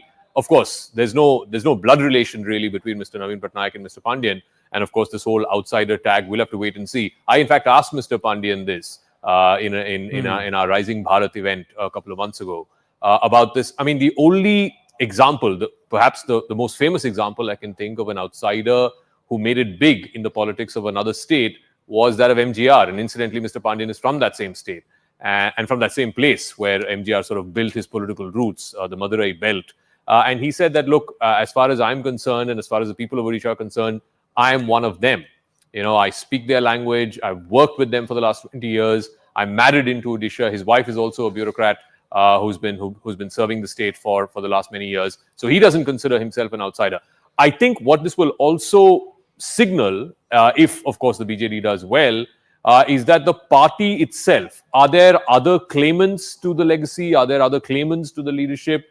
If the BJD were to do badly, whether it is in the Lok Sabha or even in the Assembly, then the knives will be out. Right. But if the BJD were to win the Assembly, and all the way, by the way, we were talking about Naveen Patnaik's legacy some time ago.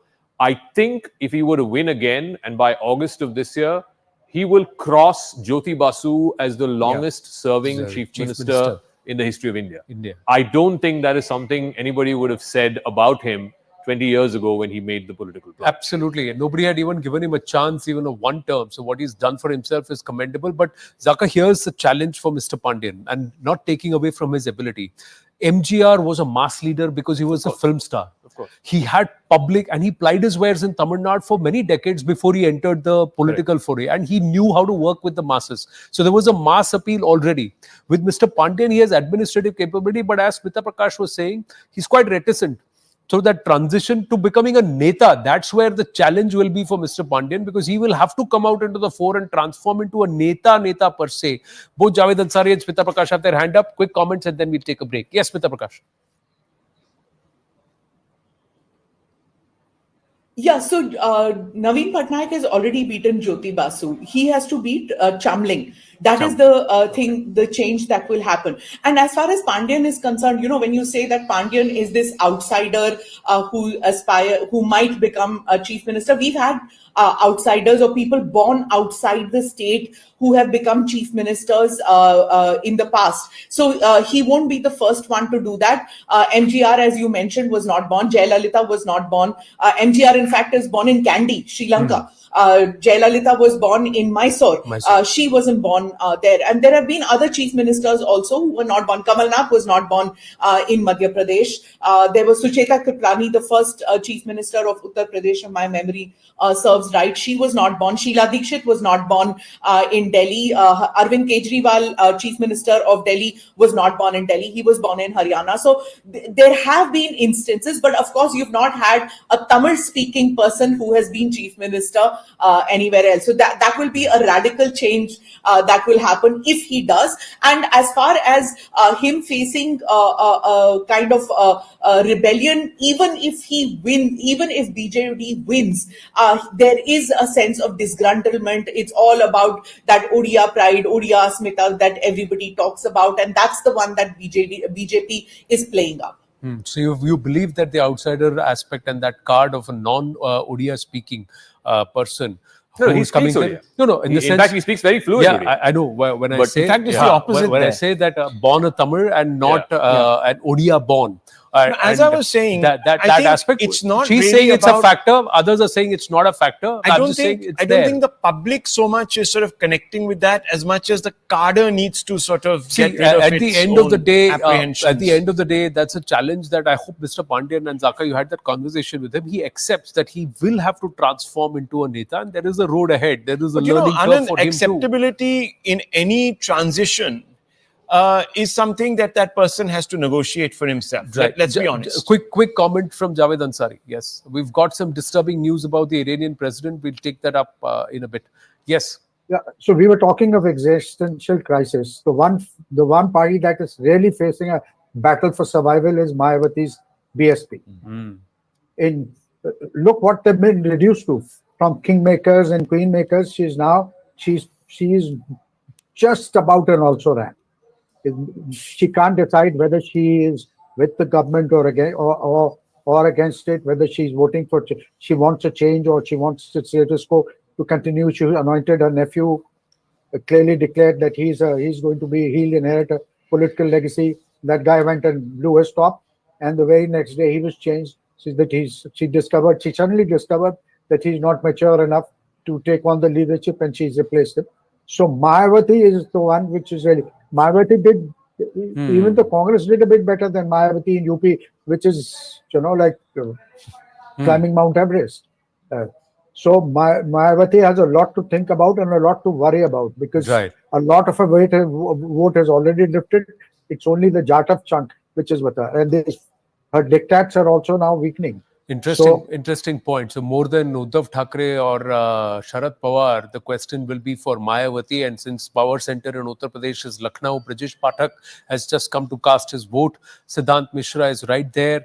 And we also have some disturbing news about the Iranian president, who there was a helicopter crash that happened. It was a hard landing. Now we are given to understand that President Riyad Raisi has been confirmed dead. We'll get you more details after a very short break. Stay with us.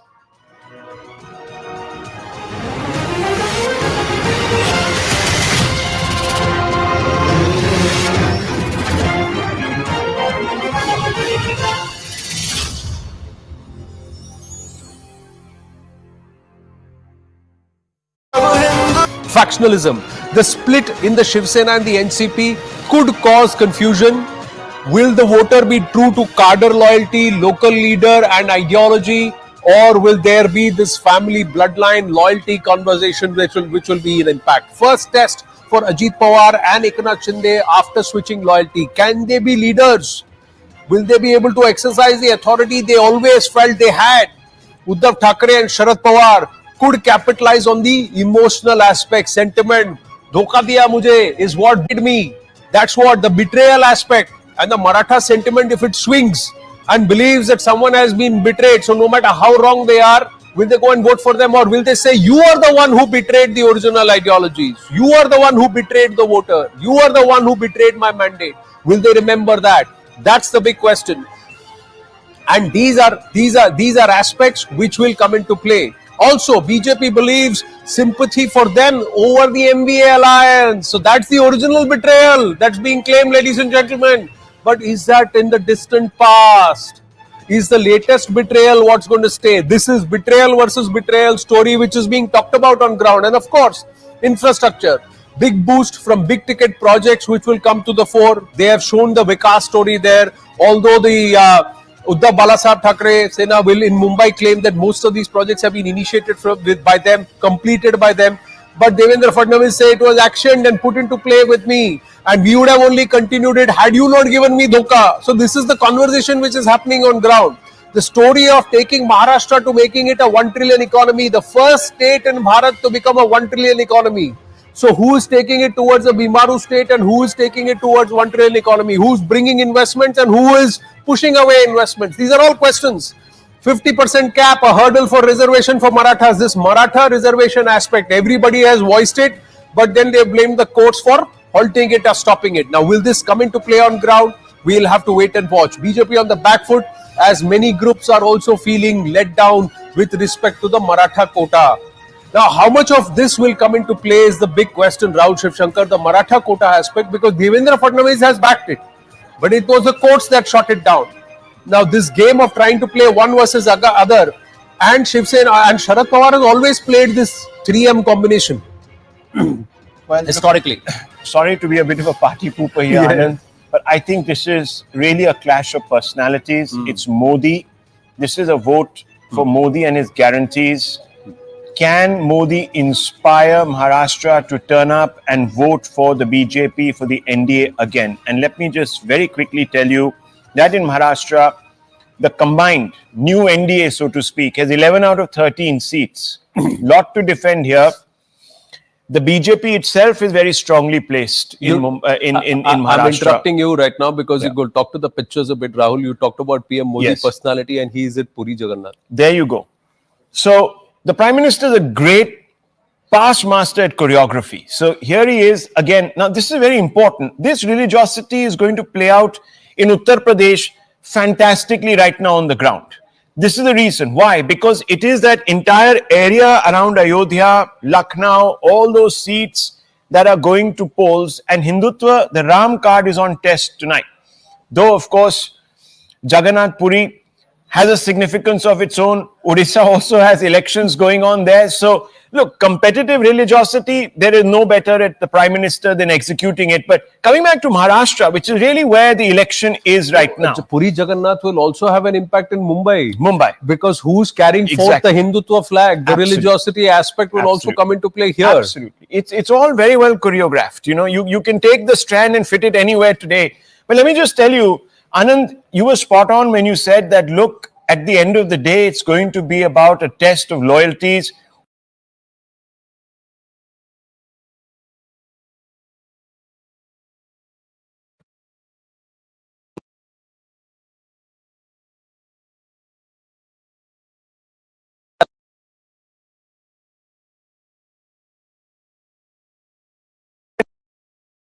But let me just tell you, Anand, you were spot on when you said that.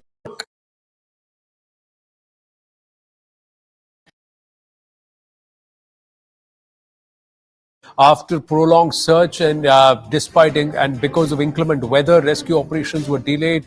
Multiple attempts at landing were also thwarted at that crash site. No survivors have been found at the crash site of the helicopter carrying Iran's President Ebrahim Raisi. At least 73 rescue teams were in the area of the helicopter crash near the village of Tamil in Iran's East Azerbaijan province. 9 people were on board the helicopter, including the nation's foreign minister. So we're given to understand all aboard. Let's try and get that confirmation from Abhishek Jha. Abhishek, so are all aboard confirmed dead? Because the last reports I was tracking said that the emergency call or the Mayday call was also received from someone who was part of that flight.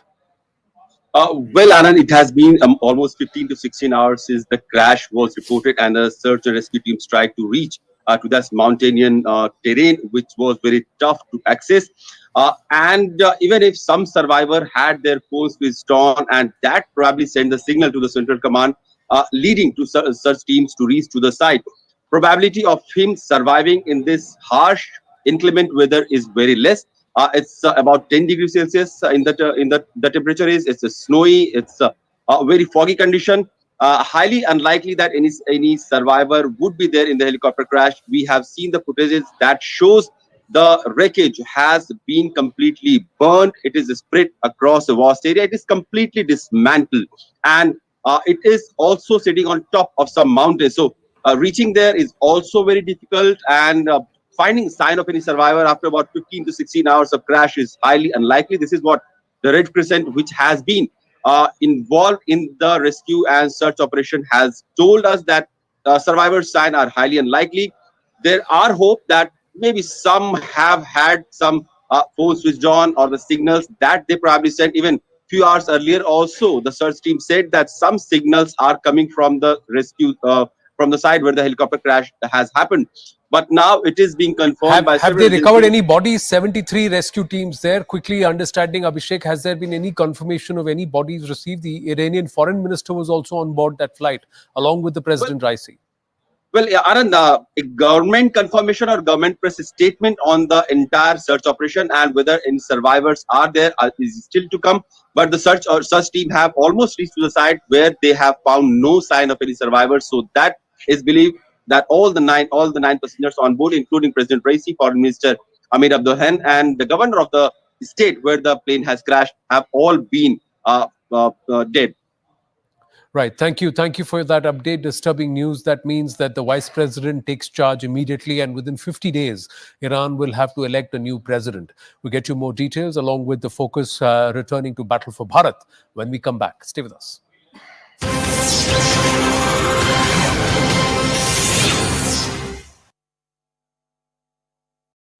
That the bellwether state this time in Maharashtra, I'm not so sure statistically if you can extrapolate and say that Maharashtra has been an all-time bellwether state, but certainly this election, Maharashtra, the way she braved the odds again. Pandya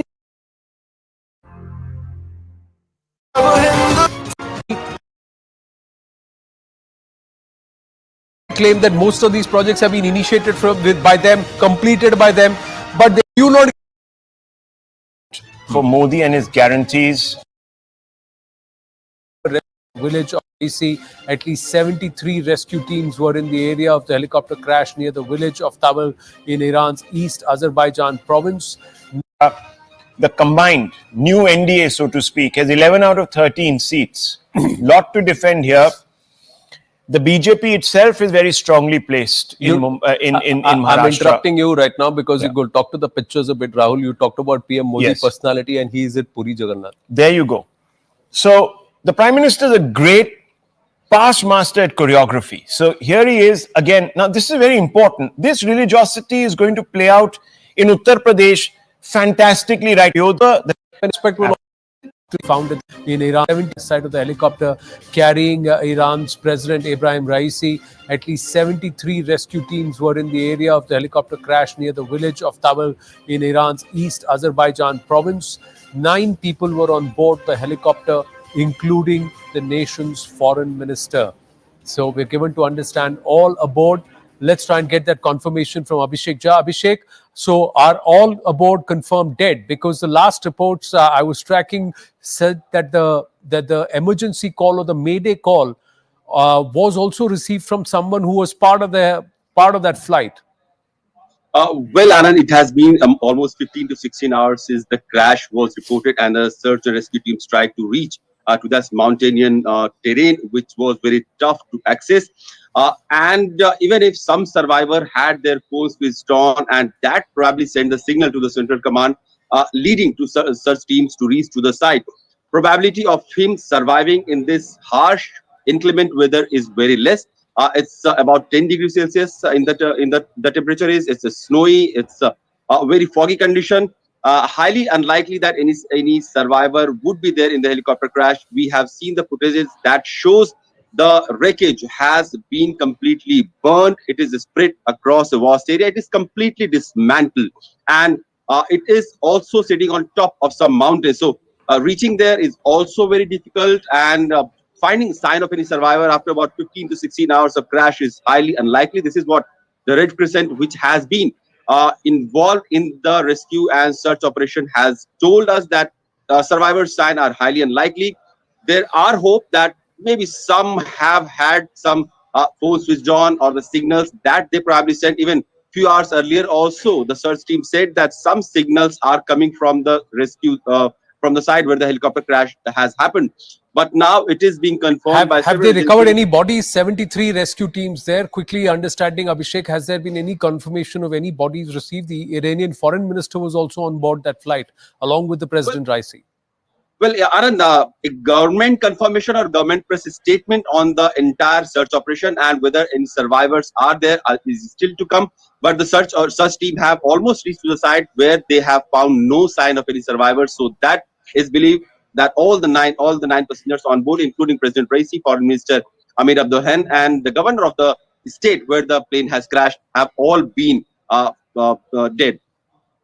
Right. Thank you. Thank you for that update. Disturbing news. That means that the vice president takes charge immediately, and within 50 days, Iran will have to elect a new president. We'll get you more details along with the focus returning to Battle for Bharat when we come back. Stay with us.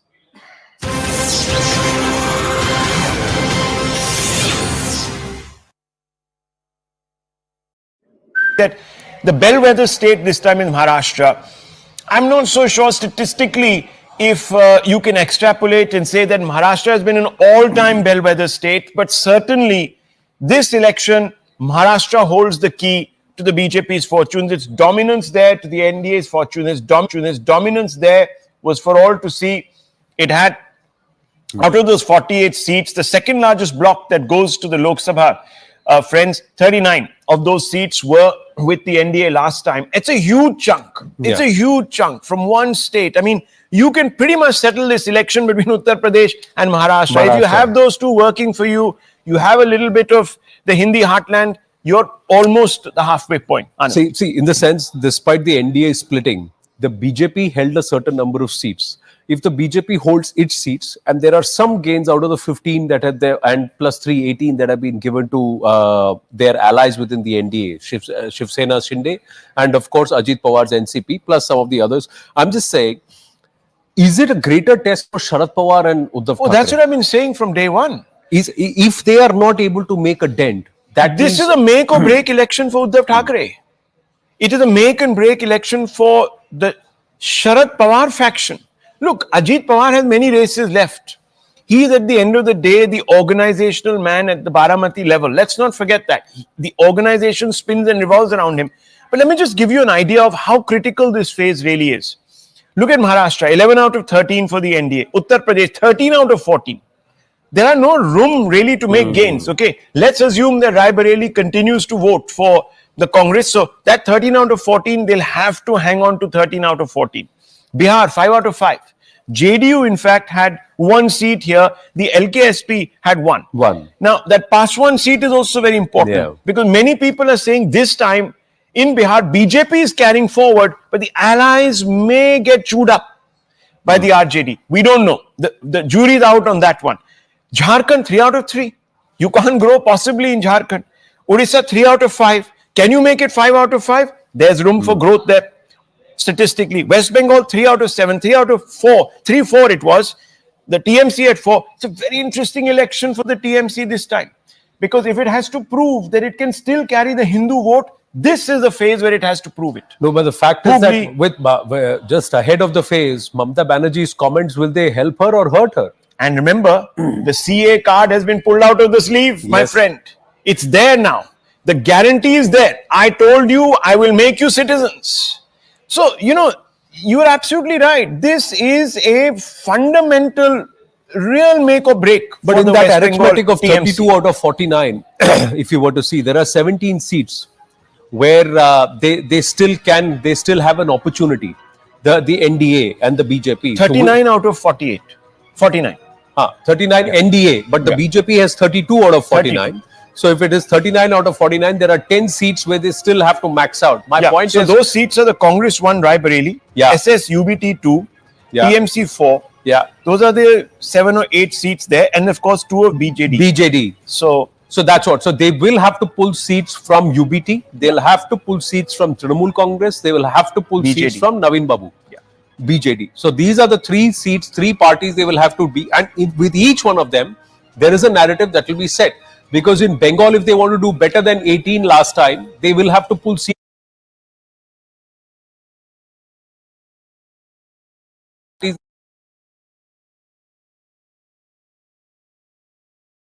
They want better than 18 last time, they will have to pull seats away from the TMC retail.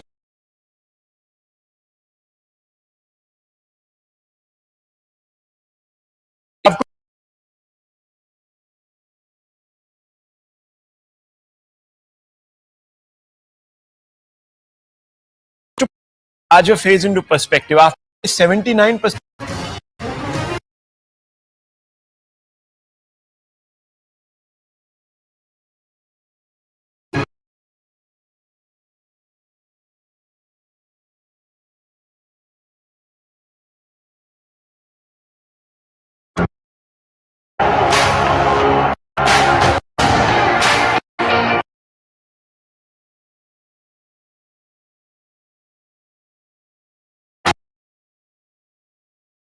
महीने का खटाखट खटाखट खटाखट खटाखट आता रहेगा। महलों में पैदा होने वाले कहते हैं देश का विकास अपने आप होगा और कहते क्या है विकास कैसे होगा बोले खटाखट खटाखट।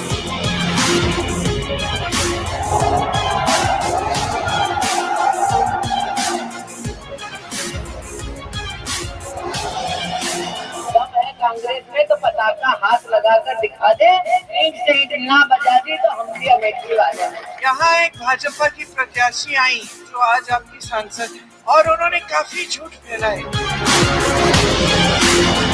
विश्वासघात उद्धव ठाकरे जी, मोदी जी के साथ, देवेंद्र फडणवीस के साथ। Modi has been saved by Balasaheb Thackeray. So because of him, he is there today.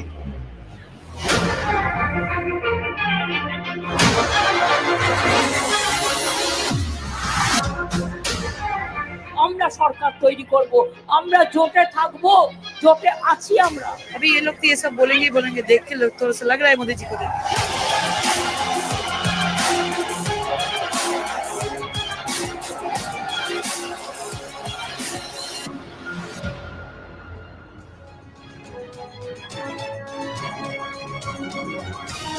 Under 9 hours for Bharat to go and vote across the 49 seats that are going to the ballot across 7 states and 1 union territory. Ladies and gentlemen, go vote is the campaign here at CNN News 18, and all we are going to request you is to go ahead and exercise your franchise, especially those in Mumbai, in Maharashtra and some of the urban pockets which have largely returned poor numbers when it comes to vote. And if you have not cast your ballot, then don't crib. That's something we say consistently here. Exercise your ballot, go ahead, irrespective of who you vote for, who you support. Go ahead and cast your ballot and then use your fingers to go ahead and crib through the rest of the 4-5 years. Otherwise, then you should not have the right to go ahead and crib if you're not casting your ballot. It's important. Let's try and understand why these 49 seats compared to phase 1, 2, 3, the number of seats that are going to the ballot are lesser, but the spread is more. And with this, nearly 23 states and union territories will finish after phase 5, would have finished going through the motions of electing the government at the center. And we'll end up towards the business end. 49 seats in phase 5 out of the 7 folds, 6 and 7 only left after this. But if you look at it, 695 candidates compared to more than 1,000 candidates in the previous phases. This is only 695 candidates. The BJP is playing defense in 32 out of 49. The NDA defending 39 out of 49. So largely defense, less attacking. 10 union ministers are testing their mettle, going for a repeat mandate, including the likes of Rajnath Singh and Smriti Irani in the face, Sadhvi Niranjan Jyoti in Uttar Pradesh. Many 22 seats in the Hindi heartland, including 14 in Uttar Pradesh, of which 13 are with the NDA. And there you go. Uttar Pradesh is 14 seats, 13 with the NDA. Rae Bareli, will the Congress defend it? Rahul Gandhi's late entry, will it have an effect? We'll have to wait and watch. Can he retain Rae Bareli? Or will Dinesh Pratap Singh, has he done enough to persevere on the voter, prevail on the voter? Prestige battle in 6 Mumbai seats. And that's the big story. In Maharashtra, who gets the legacy? Who is the betrayer? Who is working hard? Who has stayed true to the ideology? And Modi's Vikas Mantra with PM Modi on the ticket and Modi ki guarantee, how much does that prevail? Neck to neck in the 7 Bengal seats. Here is where the Trinamool is defending more and the BJP will look to be more aggressive, ladies and gentlemen. We'll come to Bengal, but first, with Rahul Shivshankar and Zakir Jacob in the studios, Smita Prakash and Javed Ansari and other guests joining us, and with our reporters on ground, let's turn the focus towards Maharashtra. On the magic wall with Zakir Jacob, the big Maharashtra test, including Mumbai, Zakir. Absolutely. All 6 seats of Mumbai go to polls today. It's a prestige battle, like we were discussing in the last hour. It's about who has the legacy of Balasaheb Thackeray. This is a phase where more than it's, BJP US's Shiv Sena, it is really between Shinde Sena and Sena UBT that of Uddhav Thackeray. Let's go south to north. Prestigious South Mumbai seat. Arvind Sawant is the sitting MP. Of course, he's from the Sena UBT. He's taking on Yamini Jadhav, who was also from the Shiv Sena. She's from the Shinde Sena. She's used to be a corporator. There's some allegations of ED cases against her and her husband. It was a late declaration by the Shinde Sena. Her candidature was announced just a few weeks leading up to the election. So that's going to be a very prestige battle in South Mumbai. Then you have the neighboring constituency, Mumbai South Central. Rahul Shewale won it the last time. Again, in a United Sena ticket. This time, he's taking on Anil Desai. Anil Desai, Subhash Desai, of course, used to be former ministers in the Uddhav Thackeray government. Very, very prestige battle. I think South Central is also the constituency that houses Matoshri and, the Thackeray household, as it were. Then you have the North Central seat. Again, very, very interesting fight. Poonam Mahajan was the sitting MP. She was changed at the last minute. Mr. Ujjwal Nikam, former public prosecutor, tried the Mumbai 2611 cases, other famous cases in Mumbai. He was drafted in by the BJP. Again, at the very last minute, he's taking on Varsha Gaikwad, who used to be a minister in the former government. So again, a prestige battle in North Central seat. And then you have the Northwest seat, where again, very interesting, Gajanan Kirtikar used to be with the United Sena. Now his son, Amol Kirtikar, is fighting from that seat.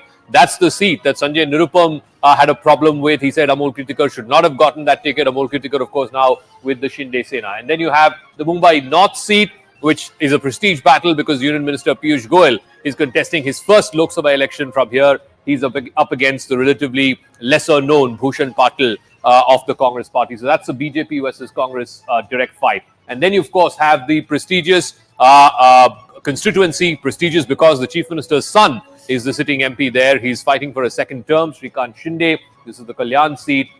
So the 6+2, which is Kalyan and Thane, so 8 seats of the greater Mumbai region. In the 6 seats of Mumbai city, last time BJP had 3, United Sena had 3. This time, in 3 of those seats, at least in 3 of those seats, it's a direct Sena versus Sena battle. And Vinay Deshpande is now joining us from Dadar, which is the heartland of the Thackeray land, as it were. Why is this battle for Mumbai this time around such a battle for legacy, such a prestige battle? Whoever wins in this fight, in this direct Sena versus Sena contest, how may this shape going forward, the future of both the Senas, and especially as it leads up into the assembly election 6 months down the line, Vinay? Well, absolutely, Zaka. This is a prestige battle, as you rightly mentioned, not just within Mumbai, but the surrounding 2 seats as well. May it be Thane, may it be Kalyan, where Shrikant Shinde is defending for the 3rd time, and where Thane, where it is Eknath Shinde Shiv Sena versus Uddhav Thackeray Shiv Sena. But first, let me get you some voters' voices. I'm here in Dadar at Balmohan Vidya Mandir. This is where several celebrities vote as well. आप यहाँ पे ठाणे से आई हैं, क्यों? अरे vote डालने के लिए। तो आज काफी एक्साइटमेंट है, वरना हमको यहाँ पे इतनी भीड़ नहीं दिखती है बालमोहन में। बहुत गर्दी रहता है। पहले से हम इधर ही थे, अभी 2-3 साल हो गए उधर रहने को गए। मेरा घर इधर ही है। फिर वोटिंग नहीं करने का है, इसलिए मैं सुबह जल्दी उठ के 8 बजे के ट्रेन से इधर आई। That's nice. So at a time when we talk of lack of excitement among Mumbaikars to come out and vote, this lady who has relocated to Thane has taken a train to come down to Dadar to cast her vote. So this is the level of excitement here at Balmohan.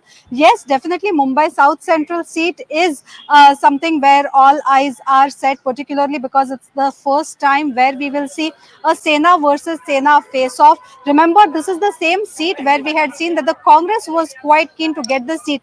Varsha Gaikwad, who's the Mumbai president of the Congress, had in fact even gone ahead and met Uddhav Thackeray to request him to leave the claim over this seat. But we have seen that Rahul Sheware, who's currently Eknath Shinde's Shiv Sena MP from this place, and who's the incumbent MP, is defending against Anil Desai, who is being pitted against him by Uddhav Thackeray. So it is a kind of a prestige battle where this has been a Sena as well as a Congress bastion alternating between the two parties. But this time on, we will have to see on which loyalty prevails really. Rahul Sheware, who has the backing of not just Eknath Shinde but also the BJP, which has put up its entire machinery behind him. Remember, several messages going across showing him in front of Modi's face, saying that Modi plus Dhanusha Ban is equals to Rahul Sheware. So please vote for Rahul Sheware. That kind of messaging is being put across not just in South Central but also South constituency, where the BJP is not very sure about whether its core voter will end up voting for either Rahul Sheware or for Yamini Jadhav. So that is the kind of tussle that's happening here right now. Back to you. Well, thanks for that, Vinaya. Dadar, there are people traveling from outskirts of Mumbai, from Thane and all, to come back and to vote in Dadar. The voter turnout is steady. We had a lovely multi-window of film stars, celebrities who are coming out to vote. We'd like to see a nice multi-window, Mayuresh Ganpate, of also India Inc., the corporate head honchos, the business stalwarts, the top big businesses, the CEOs who reside in that region where you're joining us now from Altamount Road, who drive perhaps, and that's the reason why Mumbai is called the financial capital of our country. They should also be coming out in big numbers to vote. Is that happening? Yes, it is happening. We can see that, and we are expecting that more people will come this side. As you said, that South Mumbai has always disappointed the election commission when it comes to the numbers, because South Mumbai is always vocal on the social media. South Mumbai people are always vocal when something happens in this particular region. But when it comes to the voting, the numbers suggest that they are not that good. But this time we are hoping, because from morning we are standing at this particular polling booth, where a lot of people are coming in a large number since morning. We saw the RBI governor Shashikanta Das along with his family, who came here somewhere around 8 o'clock and casted the vote. But what is more interesting in this particular area or in this particular constituency is a battle of Shiv Sena versus Shiv Sena, because to establish the supremacy over South Mumbai, both the Shiv Senas are in fray. Eknath Shinde has pitted Yamini Yadav, who is close confidant of Eknath Shinde, against the former Union Minister Arvind Sawant. And if we see the history or historical data, the candidate who has won this constituency or won from this particular constituency, and if their party forms the government or their alliance party forms the government at the center, that particular candidate has always got the cabinet ministerial berth. Whether it's Murli Devra, after the Chevanti Ben Mehta, then we saw Milind Devra, and then we had Arvind Sawant also. So now it would be interesting to see that what exactly South Mumbai people are going to vote and whom they are going to vote, whether they support Uddhav Balasaheb Thackeray Shiv Sena or whether they support Eknath Shinde's Shiv Sena. Back to you. Well, we'll have to see the voter turnout. What is the percentage? Is that better than the usual average of just around 40 to 43%, 45% in South Mumbai? Or does that improve and does it hit the high 50s and 60s? That will be a story in itself. Yesha Kotak joining us from Bandra, Vishal Chatkara from Juhu in Mumbai. Yesha, whereabouts are you and what's the voter turnout like at around 9 a.m. this morning? So yes, Anand, we are here at the Mount Mary School. In fact, this is one of the places where Farhan Akhtar voted this morning. There are celebrities such as Shah Rukh Khan, Salman Khan, Rekha, who are expected here. In fact, speaking of the low voter turnout that we were, this constituency in the last election had a 50% turnout, which is why we are seeing that over the last 2 to 3 days, there is a social media campaign that's being run. In fact, it's being run by Mumbai Police as well, wherein they're collaborating with several celebrities who are urging people to come ahead and vote. Because Mumbai, like we see, has been a city wherein there's a low voter turnout. In fact, we have some first-time voters here. They are a part of this campaign, wherein they reached out to celebrities. They also reached out to the younger generation, the first-time voters, asking them to cast their vote. Tell us, what is your campaign exactly about, and how did you collaborate with these celebrities to come ahead and urge people to vote? Okay, so we are from this organization called IIMUN, which stands for India's International Movement to Unite Nations. We are a non-profit youth-run organization which deals with the more sensitive age bracket, that is the youth from age 17 to 22. So since the elections were coming up, and as you mentioned, there is a low voter turnout in the country, and there were 96 crore people, 96 crore new people who are going to vote.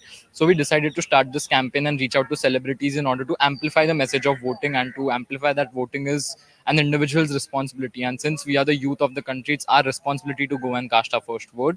So that was the motivation behind starting this campaign. Which celebrities do you all collaborate with, asking younger generation to come ahead and vote? So we have collaborated with many celebrities like Mr. Karan Johar, Mr. Anil Kapoor, Miss Vidya Balan, and many politicians and businessmen also like Mr. Niranjan Hiranandani, and there are many more. Right. So yes, Anand, these were some younger generation. Well, in fact, we earlier reported from South Mumbai. Yes, thanks for that, Yesha. 97 crore voters overall, about 23 crore voters less than 30 years of age. The first-time voter number is about 4.5 or 5 crore, if my memory serves me right. But yes, it is important that people come out to vote, and that is critical. More importantly, Mumbai per se has not had a very heavy or a steady voter turnout, especially in the largely urban pockets. The semi-urban, the urban pockets in Mumbai have come out to vote, but the urban pockets and those who actually drive the opinion and the markets and decision making largely have disappointed in the past. Those pockets have disappointed. One of the factors, and we saw this in Bangalore as well. Their polling was on a Friday. Today's a Monday, so for most Mumbaikars, this could just be a long weekend. So you could ask our reporters, are they treating this like a long weekend, or are they actually in town and coming out and exercising? Vishal Chatkara is in the thick of the action. Vishal, in Juhu, what's the voter turnout like? Because that has both all kinds of pockets, the urban pocket, the urban pocket, and also the Bollywood actors like Akshay Kumar, Mahesh Bhatt, Pooja Bhatt. These are the people, they practice what they preach. They're some of the early voters. Janhvi Kapoor, although has to catch a flight, she came and cast a vote. Farhan Akhtar with her sister Zoya Akhtar and mom Smriti Irani came. Swanand Kirkare, the lyricist, voted. Tabbu, Sania Malhotra, Rajkumar Rao are some of the early voters from Bollywood. Have to say, Hema Malini is expected anytime now here in Juhu. Bollywood, a lot of Bollywood stars often appeal people to vote. And these are some of the names who actually practicing what they preach, and we can see how early they came and did their duty.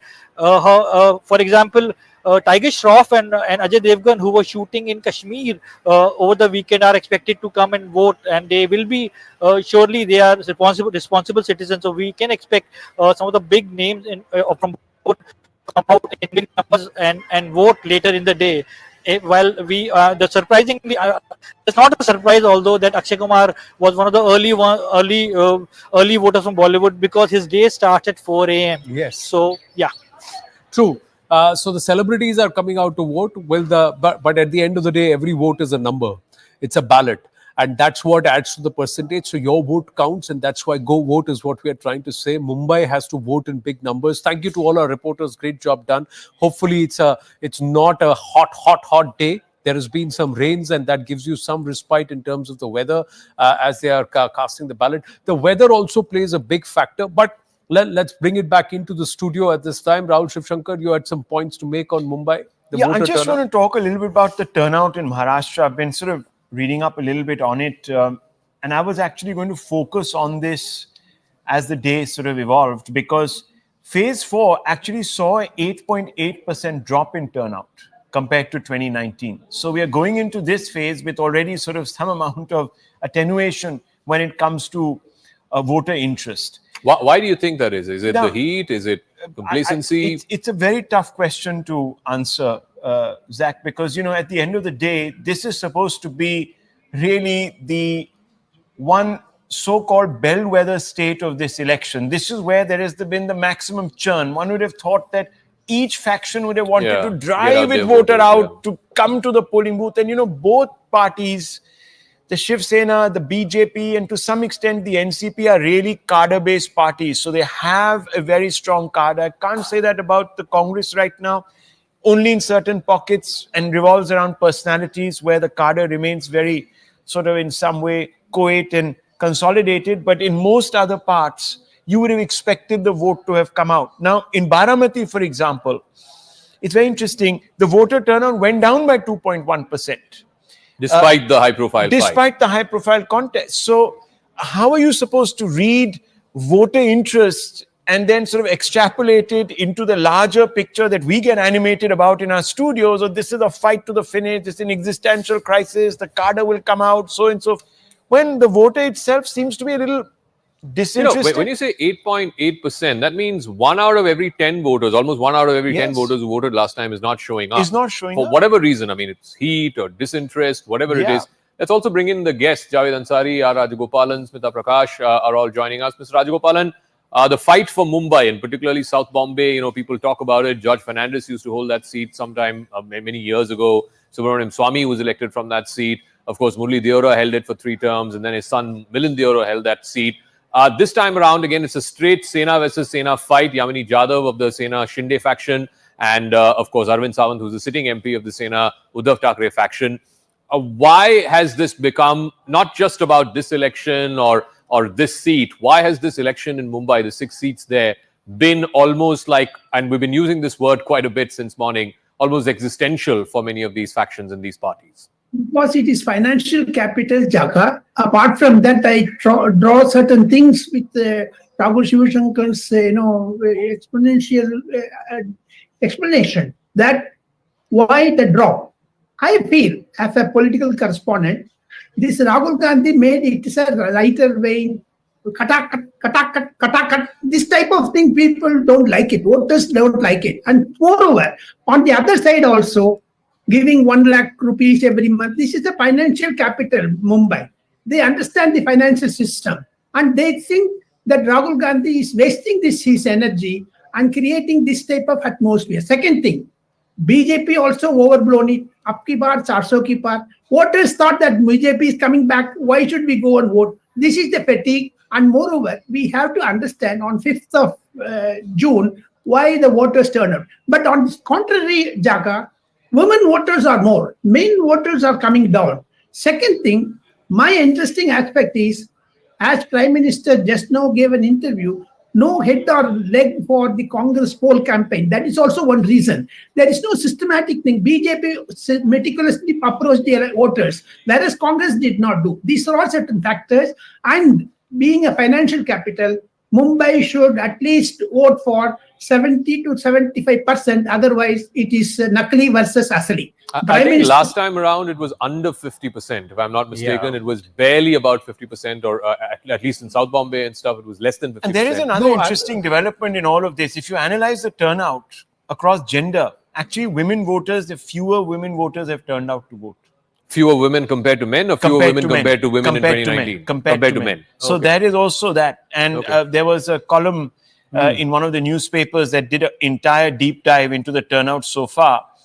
Gender specific also. Of course, we don't know the number of votes, the total number of votes polled. I think that the Supreme Court has now asked the EC to sort of come up with that data, which is important.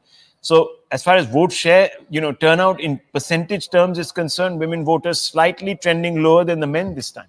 Lower than the men. Interesting numbers. There's a pictures coming through from Amethi. Again, Uttar Pradesh becomes interesting. 14 out of the 80 seats are going to the ballot this time. 13 are with the NDA, 1 with the Congress or the INDA alliance. That's Rae Bareli. This is Smriti Irani, the Sansad from Amethi, casting her vote for the first time from Amethi.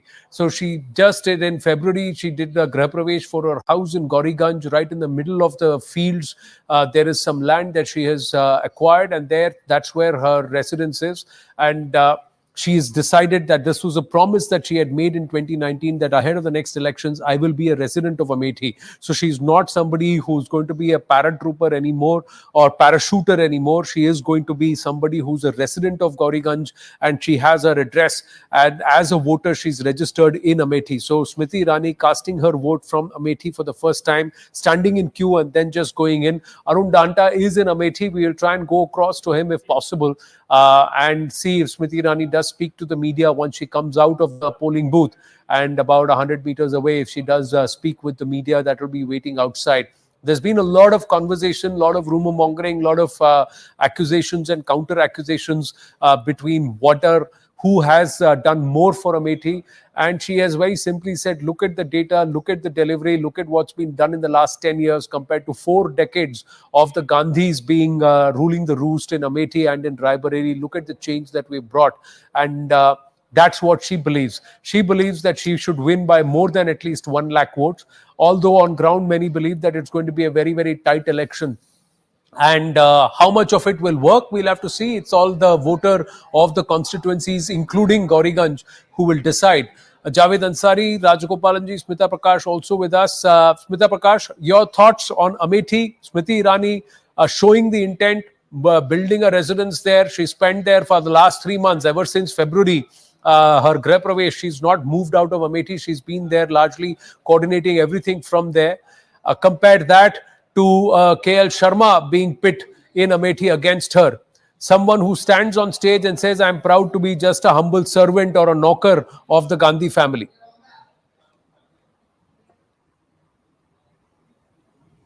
I think you were there last week, Anand, and so was I. We were covering in Amethi. I've been to Amethi for several elections now. This is the 3rd time for Smriti Irani that I've covered. In the sense, like I've covered her campaign. And I think there's a lot of difference. When she came in 2014, she was new. Nobody knew about her. The people out there didn't even have satellite TV, so nobody knew about her television serial either. She was totally new. In 2019, she didn't have a home, you're right.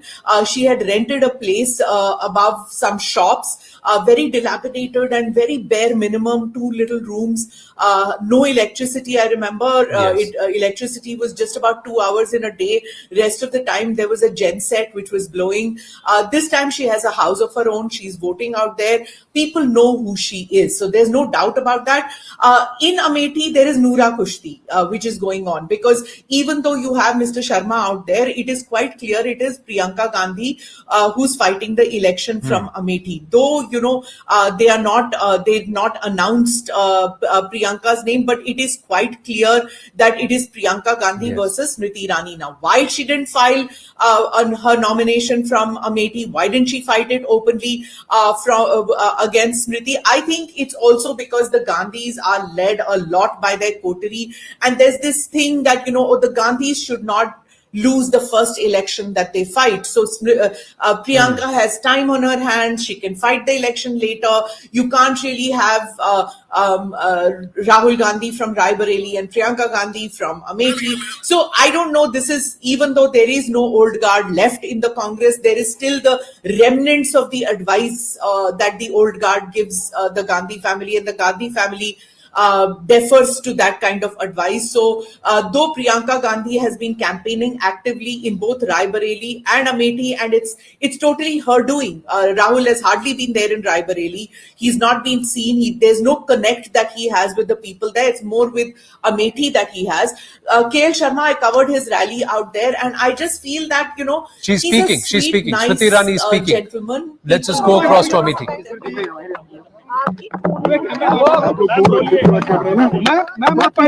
लोकतंत्र के पर्व पर सहभागी और सहयोगी होने वाले हर भारतीय को आज इस लोकतंत्र के उत्सव की हार्दिक शुभकामनाएं सर्वप्रथम प्रेषित करती हूं। आज ये मेरा सौभाग्य है कि मैंने गौरीगंज में अपने गांव में विकसित भारत के संकल्प के साथ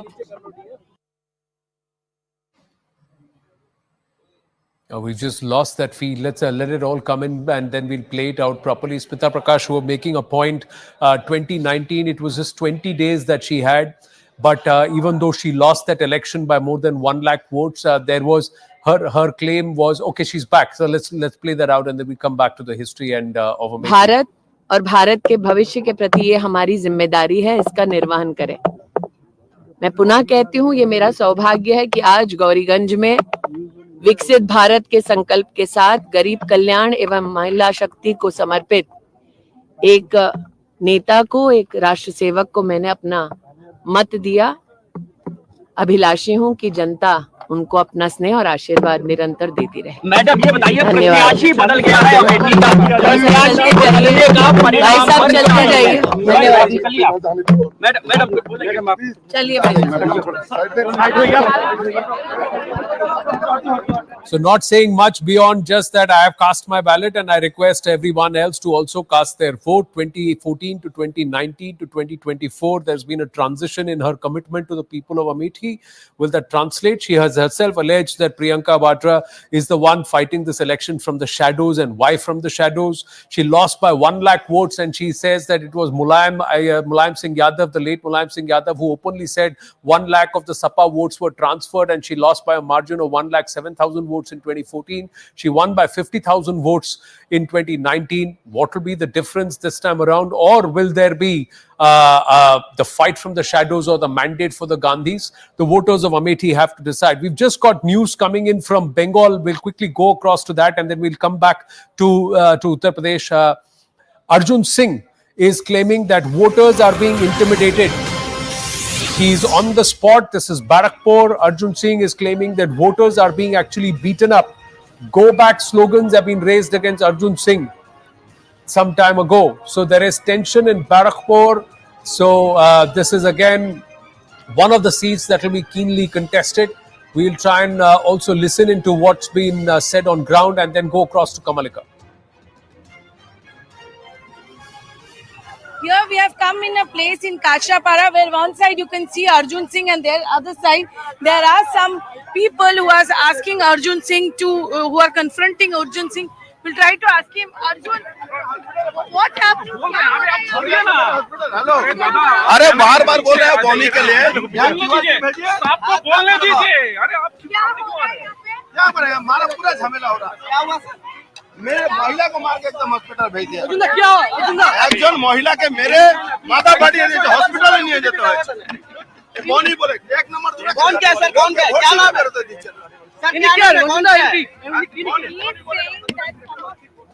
one woman has been injured. That's what his claim is. On the other side, we can see that there are some people who are asking Arjun Singh to go back. So right now there is a tense situation. কি হয়েছে দিদি কি হয়েছে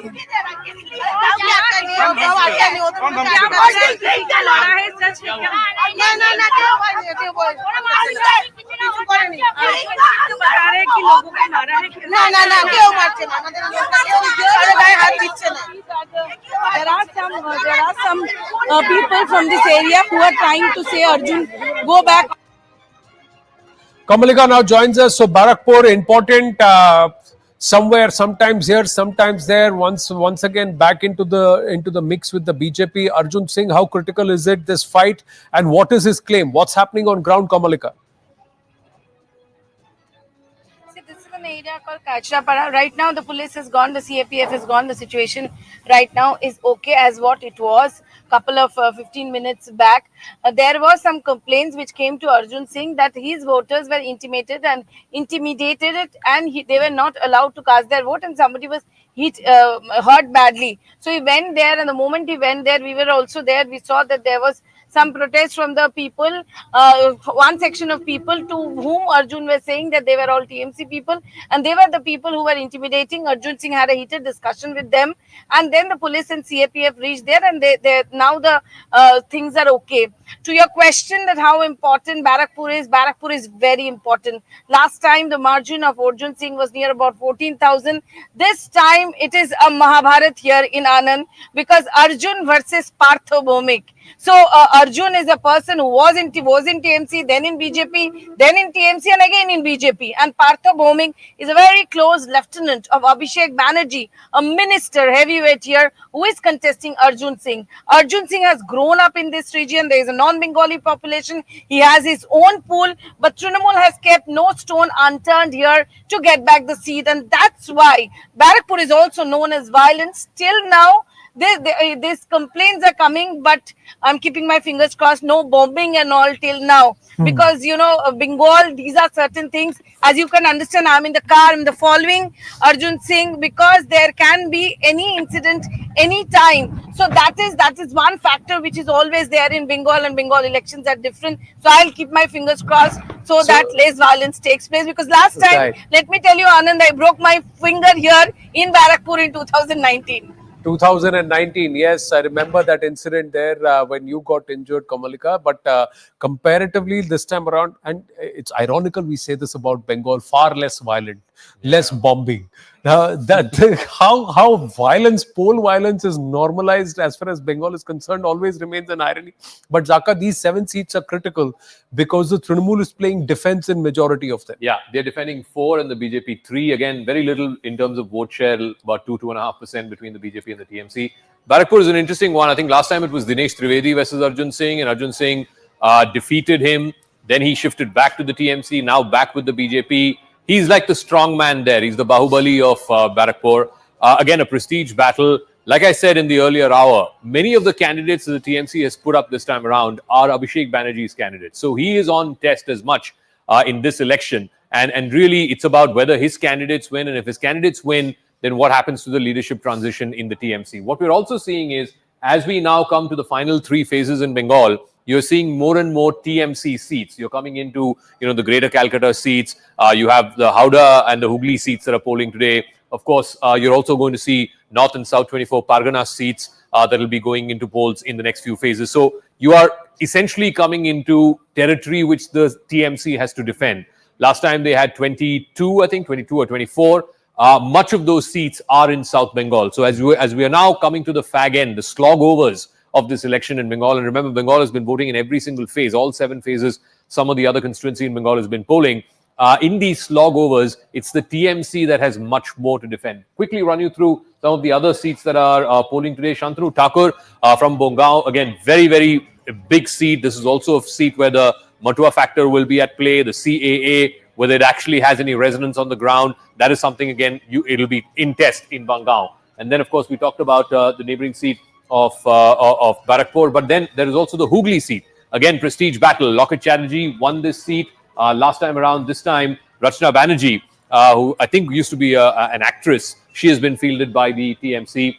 You also have some of the outer Calcutta seats that are polling today as well. You have Uluberia and then Sri Rampur, where again it's a tough fight between Kabir Shankar Bose of the BJP and Kalyan Banerjee, of course, has been a long time TMC lieutenant. So this is now in the greater Calcutta region that we're talking about. The hardcore city seats have not gone to polls yet. They will be polling in the next two phases. But this is going to be very, very critical. Like I said, you're coming from north and central Bengal now into the southern districts, which is the stronghold of the TMC. And this is where the TMC is playing more defense than the BJP. Now, in terms of the INDI alliance, Javed Ansari, do you believe this is going to be the true test? Because the left is far more active in this election compared to the last one. And there is no vote transfer happening from each other. The Congress is also fighting its fight and not there in the picture at all. But the left versus Trinamool scenario on ground has also been there, more than the Trinamool versus BJP in many of the seats. Earlier this morning also we had reports of the left office being ransacked and left and Trinamool Congress supporters fighting against each other. Do you believe that could be an erosion? That could be an erosion, but erosion into whose votes? Yes. If the TMC is to be believed, and if the India Alliance is to believe, they believe that the left, there's some signs, the left is showing a greater fight this time than in the previous elections. And the TMC would have us believe that the more seriousness with which the TMC, with the left fights, it means that all the anti-Mamata votes are not going into the BJP's kitty. Even the left is taking some of them. So the TMC is not losing too much of sleep over the left part. The left showing some gumption, making more of a battle of it than they did the last time around. Whether this is all theory or it's really making an impact on the ground, we don't know. But it does stand to reason that and one of the reasons why the TMC didn't lose too much of sleep of not having an alliance with the Congress was also this, that they don't want the entire anti-BJP vote or anti-TMC vote to just go into one camp. In that case, the beneficiary would have been the BJP. No, I think I agree with Javed Ansari. Of course, again, adding this caveat that some people are saying that left is showing some signs of revival in Bengal. If that is the case, having said that, with a big asterisk, it will actually benefit the TMC, because I remember a couple of polling phases ago, Rahul had shown this map. Literally, red became saffron between 2014 and 19. How the left vote almost entirely moved to the BJP between 14 and 19. So a lot of the left voters had moved to the BJP in 2019. Whether some of those folks are coming back to the left, I don't know. Like I said, I've not traveled to Bengal. But interestingly, the story is that on ground, the fight is between the left cadre and the Trinamool cadre. It's not the left cadre fighting the BJP cadre. That's why Rajagopalan sir, you raised your hand a bit. Quick word, we're going to take a break. Yes. The Adhir Ranjan Chaudhary factor, and this morning I heard from Calcutta that Mallikarjun Kharge posters have been torn out. Therefore, Congress is also getting divided and they are not in tune with Mamata Banerjee. Second, CAA. Madam Mamata Banerjee also supported if you don't bring NRC. So therefore, Mamata Banerjee is also having double standard. She is worried about Matua community. At the same time, she does not want BJP to gain more seats. But Mr. Amit Shah says, we will touch upon 30 seats. So what is the confidence Mr. Amit Shah drawing?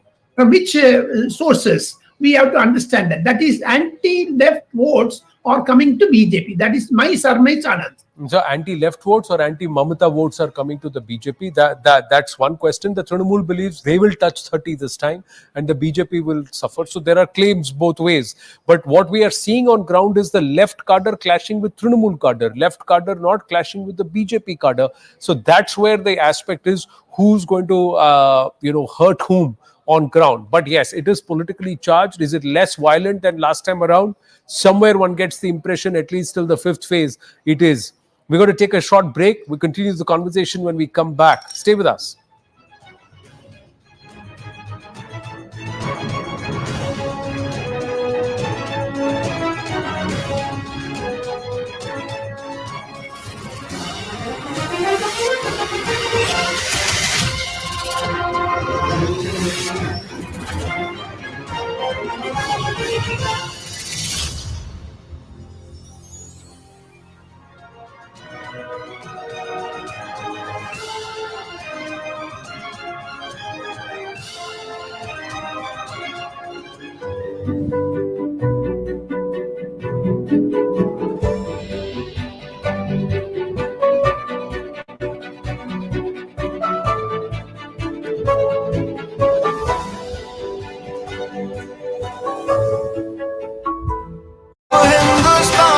Seats would have seen polling, and there'll still only be 3 states left. After today, 23 states are done with. Delhi is left, Bengal is left, Uttar Pradesh is left, and I think Bihar might be left. Bihar might be left. Yeah, Bihar is left because Maharashtra has 5 phases. With today, it's over. Exactly. So look, these are the 4 states. Now, this is where the BJP has done pretty well in the past.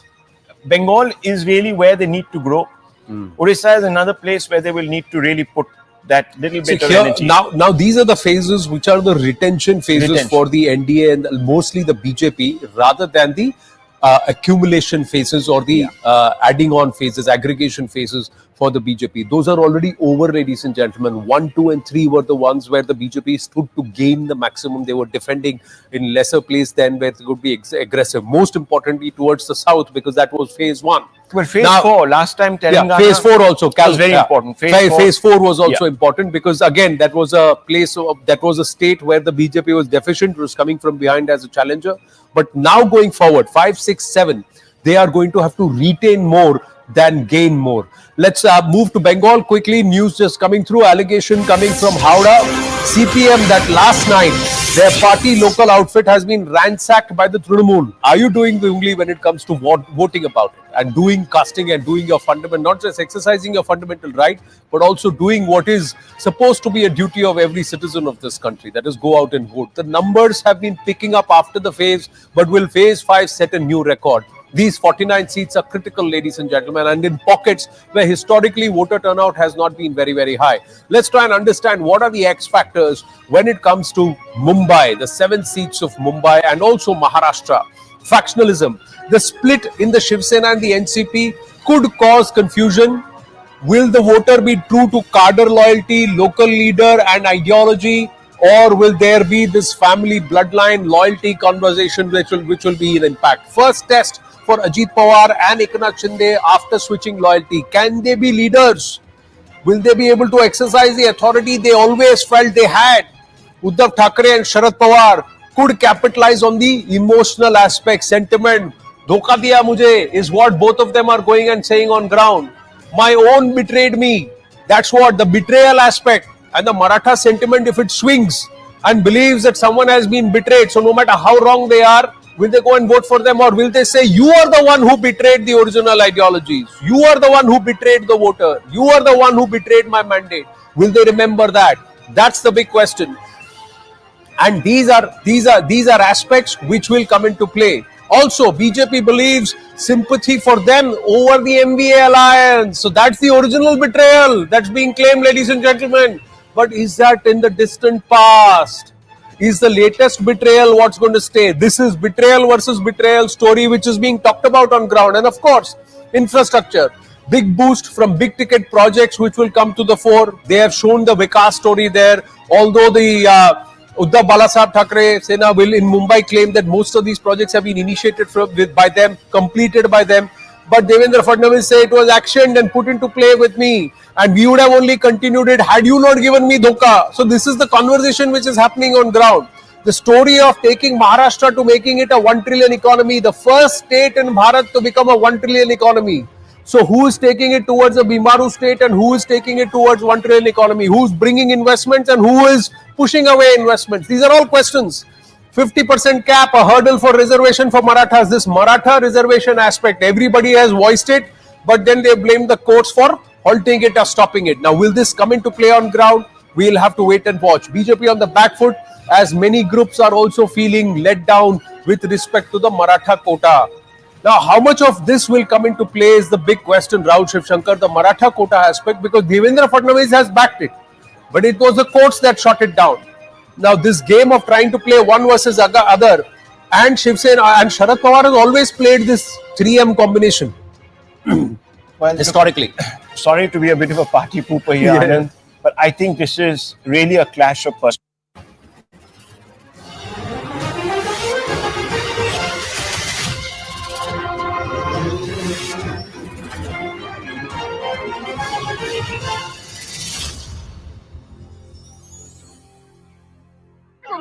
sir, please. Having the lowest voter turnout, so what is your appeal, particularly because Mumbai will have a record turnout this time. The enthusiasm amongst the people is great, and wherever I've gone, people are super excited to decide the fate of the country. They want to be a part of the future. They want to play an important role in ensuring that India once again becomes a superpower. हमारे साथ में राजकुमार, आप तो national icon है, election commission ने भी से भी आपने प्रमोट किया था, आपने वोट किया है, और आपने पार्टी देख को वोट करते कि कैंडिडेट देख को? पार्टी दोनों चीजें हैं। ऑफ कोर्स आपको रिसर्च करनी चाहिए कि आपके एरिया से जो खड़े हैं उनके बारे, जितने भी लोग खड़े हैं, तो आपको उनके बारे में थोड़ा रिसर्च करना जरूरी है। और बहुत सारे ईसीआई ने बहुत इजी बना दिया है नो योर कैंडिडेट करके, जो हमारा ऐप है, जो हमारी वेबसाइट है, उस पर आप जाके पता कर सकते हैं। तो ऑफ कोर्स पार्टी भी देखता हूँ, मैं कैंडिडेट भी देखता हूँ। और आप वोट करने के लिए अपनी शूटिंग जो है वो बीच में रखकर आप बनारस से खास तौर पे आ जाए, और आप वापस जा रहे हैं शूटिंग के लिए? जी मैं लेट नाइट पहुंचा हूँ, और सुबह सुबह मैंने आके वोट किया है, जो कि हम सब की जिम्मेदारी है अपने देश के प्रति, अपने डेमोक्रेसी के प्रति। तो मैं इसी के लिए आया था, क्योंकि मुझे पता है ये बहुत बड़ी रिस्पॉन्सिबिलिटी है, बहुत बड़ी ड्यूटी है हमारी टुवर्ड्स अ नेशन। लेकिन अभी मुझे वापस भागना है, मेरी फ्लाइट है, क्योंकि वापस जाकर शूट रेज्यूम करना है, मिस्टर मिसेस भाई का प्रमोशन करना है, बहुत कुछ है। और आप लोगों से कैसे अपील करेंगे, क्योंकि आमतौर पे मुंबई में लोग जो है घर से बाहर वोट करने निकलते नहीं है? नहीं, मुझे पूरा यकीन है कि इस साल जरूर निकलेंगे, इस बार जरूर आएंगे वोट करने, क्योंकि हम सब लोग बहुत ही जिम्मेदार हैं, हम सब लोग बहुत समझदार हैं। हमें समझ आता है हमारी जिम्मेदारी जो है हमारे देश के प्रति बहुत इंपॉर्टेंट है, कि हम सब आए, वोट करें, इसको हॉलिडे जैसे ट्रीट ना करें, पहले वोट करें, उसके बाद जाकर of course treat it like a holiday, but this means a lot to all of us. अगले 5 साल में भारत को कहाँ देखना चाहते हैं आप? सबसे ऊपर। आई थिंक ऑलरेडी बहुत तरक्की हो रही है, और मैं चाहता हूँ कि और तरक्की हो, हमारा देश जो है बहुत जल्दी एक सुप्रीम नेशन बने। Big day today, so first election. As somebody who is appealing to the people in the court of people, what do you say? Indeed, it's my second inning of life, but our constitution has given a valuable right to every citizen to contest the election, and accordingly now I'm going to the temple of Lord Siddhivinayak just to pay the tribute and taking the blessings of the Lord Siddhivinayak, and I'm sure that every citizen will cast their vote, because our constitution has given this right to every citizen. What is your appeal to people of Mumbai, because people of Mumbai have always been apathetic towards voting? No, I am aware that this time the citizens of Mumbai will specifically cast their vote because they know their right. आपने महसूस किया ही होगा कि देश में election चल रहे हैं। आज भी अलग अलग इलाकों में मतदान है। वीकेंड लंबा भी था, सैटरडे संडे मंडे को छुट्टी, तो आप में से बहुत सारे लोगों ने सोचा होगा कि आज लंबे वीकेंड पे कहीं चले जाते हैं, खासकर मेट्रोपॉलिटन सिटीज में। मगर मत देना और वोटिंग करना आपका फर्ज ही नहीं बल्कि अधिकार भी है। वोट जरूर डालें, आज बहुत जरूरी है। एक दिन, 5 साल में एक दिन आता है, उस एक दिन का फायदा उठाइए, अपने इम्पोर्टेंट होने का एहसास अपने आप को दिलाइए। आप बहुत इम्पोर्टेंट हैं, आप इस देश के नागरिक हैं, आपको संविधान से अधिकार मिला है। Mumbai is the place which is known for its apathy for voting. Today is the first time that Mumbai will see unusual voting and polling combinations. How will this election go? Do you think Mumbaikars will come out and vote? Yeah, sure, because Mumbaikar are very aware of their voting rights, and they believe in democracy, and they will come out and express their views. Whatever has happened in Maharashtra for last 5 years, people will express their opinion. But you know, this is also, as I said, the first time that unusual political combinations will be put to test. MNS is supporting Narendra Modi, the Mahayuti dispensation. How do you think this whole combination will work out? It will work out nicely, and while doing the campaign, we had a good response from people. And I would like to tell you one thing, that we did not crack in a deal in the close behind the doors. Whatever we felt, we said it very openly on the forum of Shivaji Park Sabha and in front of Prime Minister. There was no deal behind the doors. What is your appeal to the people? My appeal to all Mumbaikar, Thanekar and everyone is they should come out. Whatever their opinion is, they should express through voting. Large number of people have come to cast their vote in Baramulla Lok Sabha seat as well. You can see large queues at this polling station near Patan in Baramulla, where number of voters you will notice here have come out from young to old to exercise their franchise. The two main contests is seen between them, but there is Fayaz Mir of the PDP who has been in Rajya Sabha earlier. He's also contesting on PDP ticket, while you also have a dark horse like Engineer Rashid, who has been in jail in the terror funding case since last 5 years. His sons have been campaigning for him and is gathering massive crowd. Whether or not that massive crowd translates into vote on the ground, one has to wait and see. Srinagar has set a record of the highest voter turnout last time. Will it be Baramulla also will break their record that they had said last time? One has to wait and see. But yes, the lines and queues are large. Security arrangements have been made. But yes, that fear which you would notice prior to this particular voting is not visible there. Women also, in large participation of women being seen in this vote reporting stations.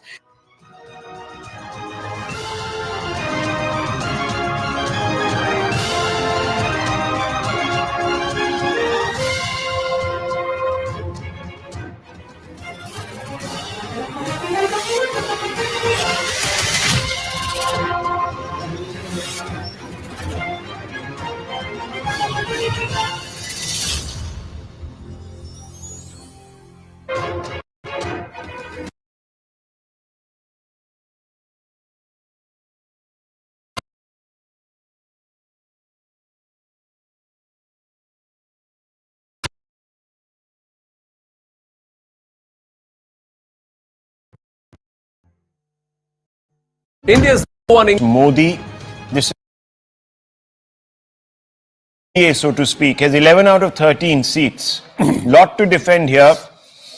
The BJP itself is very strongly placed in Maharashtra. I'm interrupting you right now because you go talk to the pictures a bit, Rahul. You talked about PM Modi's personality and he is at Puri Jagannath. There you go. So the Prime Minister is a great past master at choreography. So here he is again. Now this is very important. This religiosity is going to play out in Uttar Pradesh fantastically right now on the ground. This is the reason. Why? Because it is that entire area around Ayodhya, Lucknow, all those seats that are going to polls, and Hindutva, the Ram card is on test tonight.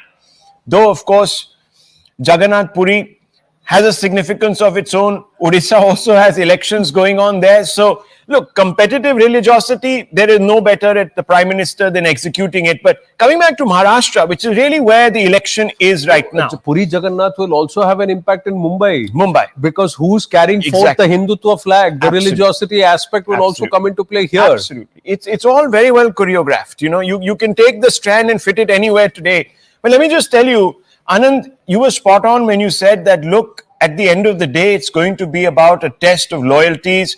Who is going to stand with whom? Who do they think was the greater betrayer to the mandate? That is what really this is about. And many people are already saying that the bellwether state this time is Maharashtra.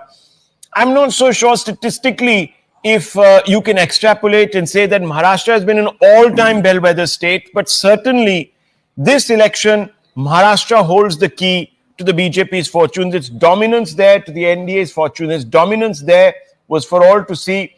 It had, out of those 48 seats, the second largest block that goes to the Lok Sabha, friends, 39 of those seats were with the NDA last time. It's a huge chunk. It's a huge chunk from one state. I mean, you can pretty much settle this election between Uttar Pradesh and Maharashtra. If you have those two working for you, you have a little bit of the Hindi heartland, you're almost at the halfway point. See, in the sense, despite the NDA splitting, the BJP held a certain number of seats.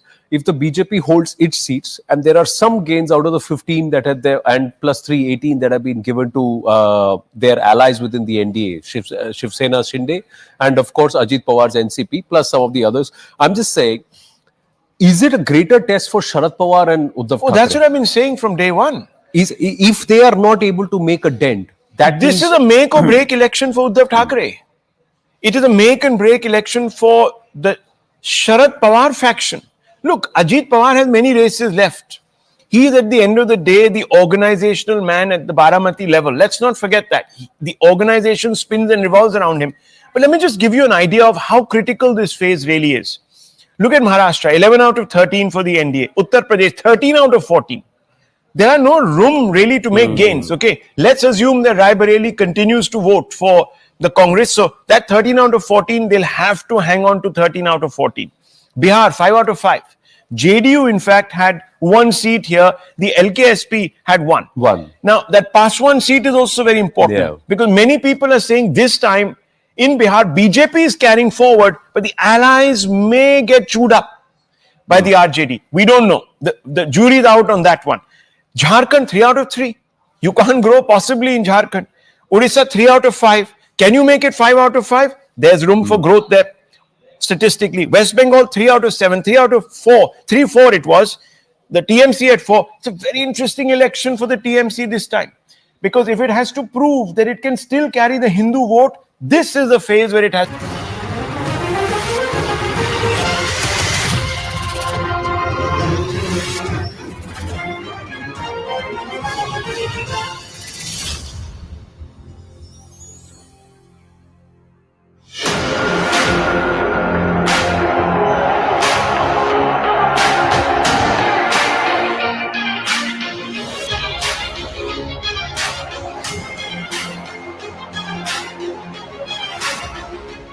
गरीबी रेखा के नीचे हो, आपके bank account में 8,500 रुपया महीने का खटाखट खटाखट खटाखट खटाखट आता रहेगा। महलों में पैदा होने वाले कहते हैं देश का विकास अपने आप होगा और कहते क्या है विकास कैसे होगा? बोले खटाखट खटाखट।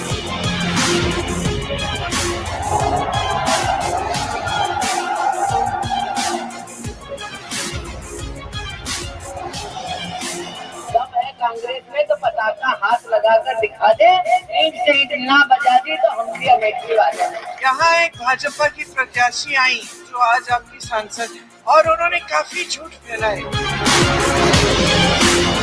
विश्वासघात उद्धव ठाकरे जी, मोदी जी के साथ, देवेंद्र फडणवीस के साथ। Modi has been saved by Bala Saheb Thackeray. So because of him, he is there today.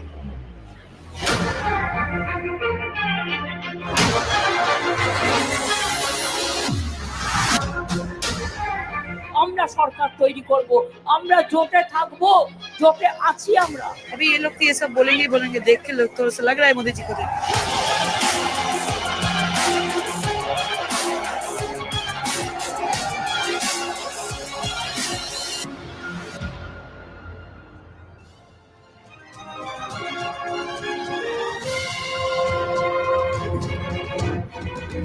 Just 8 hours to go. Go vote, Bharat. Across the 49 constituencies that are going to the ballot in phase 5 of the Lok Sabha elections. It is coming up to the business end. Nearly 430 seats, 428 seats would have polled by the end of phase 5, ladies and gentlemen. So the mandate could already have been cast. An alliance between the NDA and the INDIA may already be past the 272 mark, with still about 112 seats to go in the remaining 2 phases. It's going to be a big challenge, ladies and gentlemen, for everybody. But most importantly, the mandate has to be overwhelming. And that overwhelming mandate, clear mandate, comes with a huge voter turnout. A vote share from a higher voter turnout is far more credible than vote share or victory from a lower voter turnout. This is applicable largely to the urban constituencies, the metropolitan constituencies. Mumbai specifically must come out and vote in a greater number than it did in 2019. But let's focus on Uttar Pradesh too. 14 constituencies out of 80. Between UP and Maharashtra, these 2 states this time around can set the mandate in stone. The bellwether state will be Maharashtra, but it's in Uttar Pradesh where the BJP has set its sight to make gains, add to its 62 seats the last time around, and try and make up a gap in the remaining 18 seats and try and gain more. Is that possible? If there is any semblance of resistance coming in from the INDI alliance, it has to manifest in Uttar Pradesh, and especially in these 14 seats because in 13 the NDA is playing defense. The INDI is only defending Rae Bareli. Will it do that? The Ram Mandir factor, Vikas and Vishwas together, and this is manifest in Ayodhya and all the neighboring regions from Amethi to Ayodhya, all those constituencies, and from Ayodhya onwards into Varanasi. Their entire belt has it seen resurgence because of temple travel. Ram Lala factor becomes very important. What are the other factors along with Ram? Some of the other factors are the controversial remarks, the faith, then the Yogi Modi. So like he said, Vishwas plus this Vikas, Uttar Pradesh in all the delivery mechanisms tops when it comes to this double engine Sarkar claim of the NDA. If there is a Modi vote, there is a Yogi vote. Upyogi. This Upyogi term is manifest in terms of law and order, the collaboration working together. And this is what has become the template that a Bimaru state can hope to become a 1 trillion economy. How is that possible? Also, there is prestige at stake. Family bastions are at stake for the opposition, especially Rae Bareli. Amethi gayi, Rae Bareli bachegi kya? Amethi wapas milegi kya? Will shadow boxing work for Priyanka Vadra in Amethi? These are questions that remain. Caste arithmetic. Slowly, gradually, the entire caste census bogey has been toned down. That the volume levels, the decibel levels have come down. But there have been plays of Brahmins in some group, Kshatriyas in other groups, and different caste issues on ground have been raked up just to try and stir the pot a bit. Will that work? And of course, the Kisan distress aspect. Who has the larger interest of the Kisan in place? Can just doles and subsidies and promises work, or will there be delivery in terms of absolute benefits for the Kisan? And will the Kisan be discerning enough? Or will they again continue to fall within the fault lines of Kisan versus Zamindar and of course the caste breakups? Plenty. And one large question as we talk UP, ladies and gentlemen, is there also a BJP versus BJP scenario that could hurt the BJP? Are there local netas who are wanting to teach their parliamentarians a lesson because of them being compromised earlier during the assembly elections? There are such situations that have manifested in the earlier phases. Will they manifest this time around too? Zaka Jacob and Rahul Shivshankar with us in Uttar Pradesh when we speak Uttar Pradesh. Is this going to be a factor where BJP plays defense, that they become so large that within their own party dynamics there could be these cases, Zaka, where the local leaders will say, let's teach this guy a lesson because agla constituency to jeetenge. Overall aayega to Modi hi, lekin isko thoda sa hum thoda tight karte hain. Interestingly, while we talk about, the Modi model and how from his time since he was chief minister in Gujarat, about a third of the sitting incumbents, whether it's MPs, MLAs, etc., drop. Interestingly, in Uttar Pradesh, a large number of the sitting MPs have been repeated by the BJP.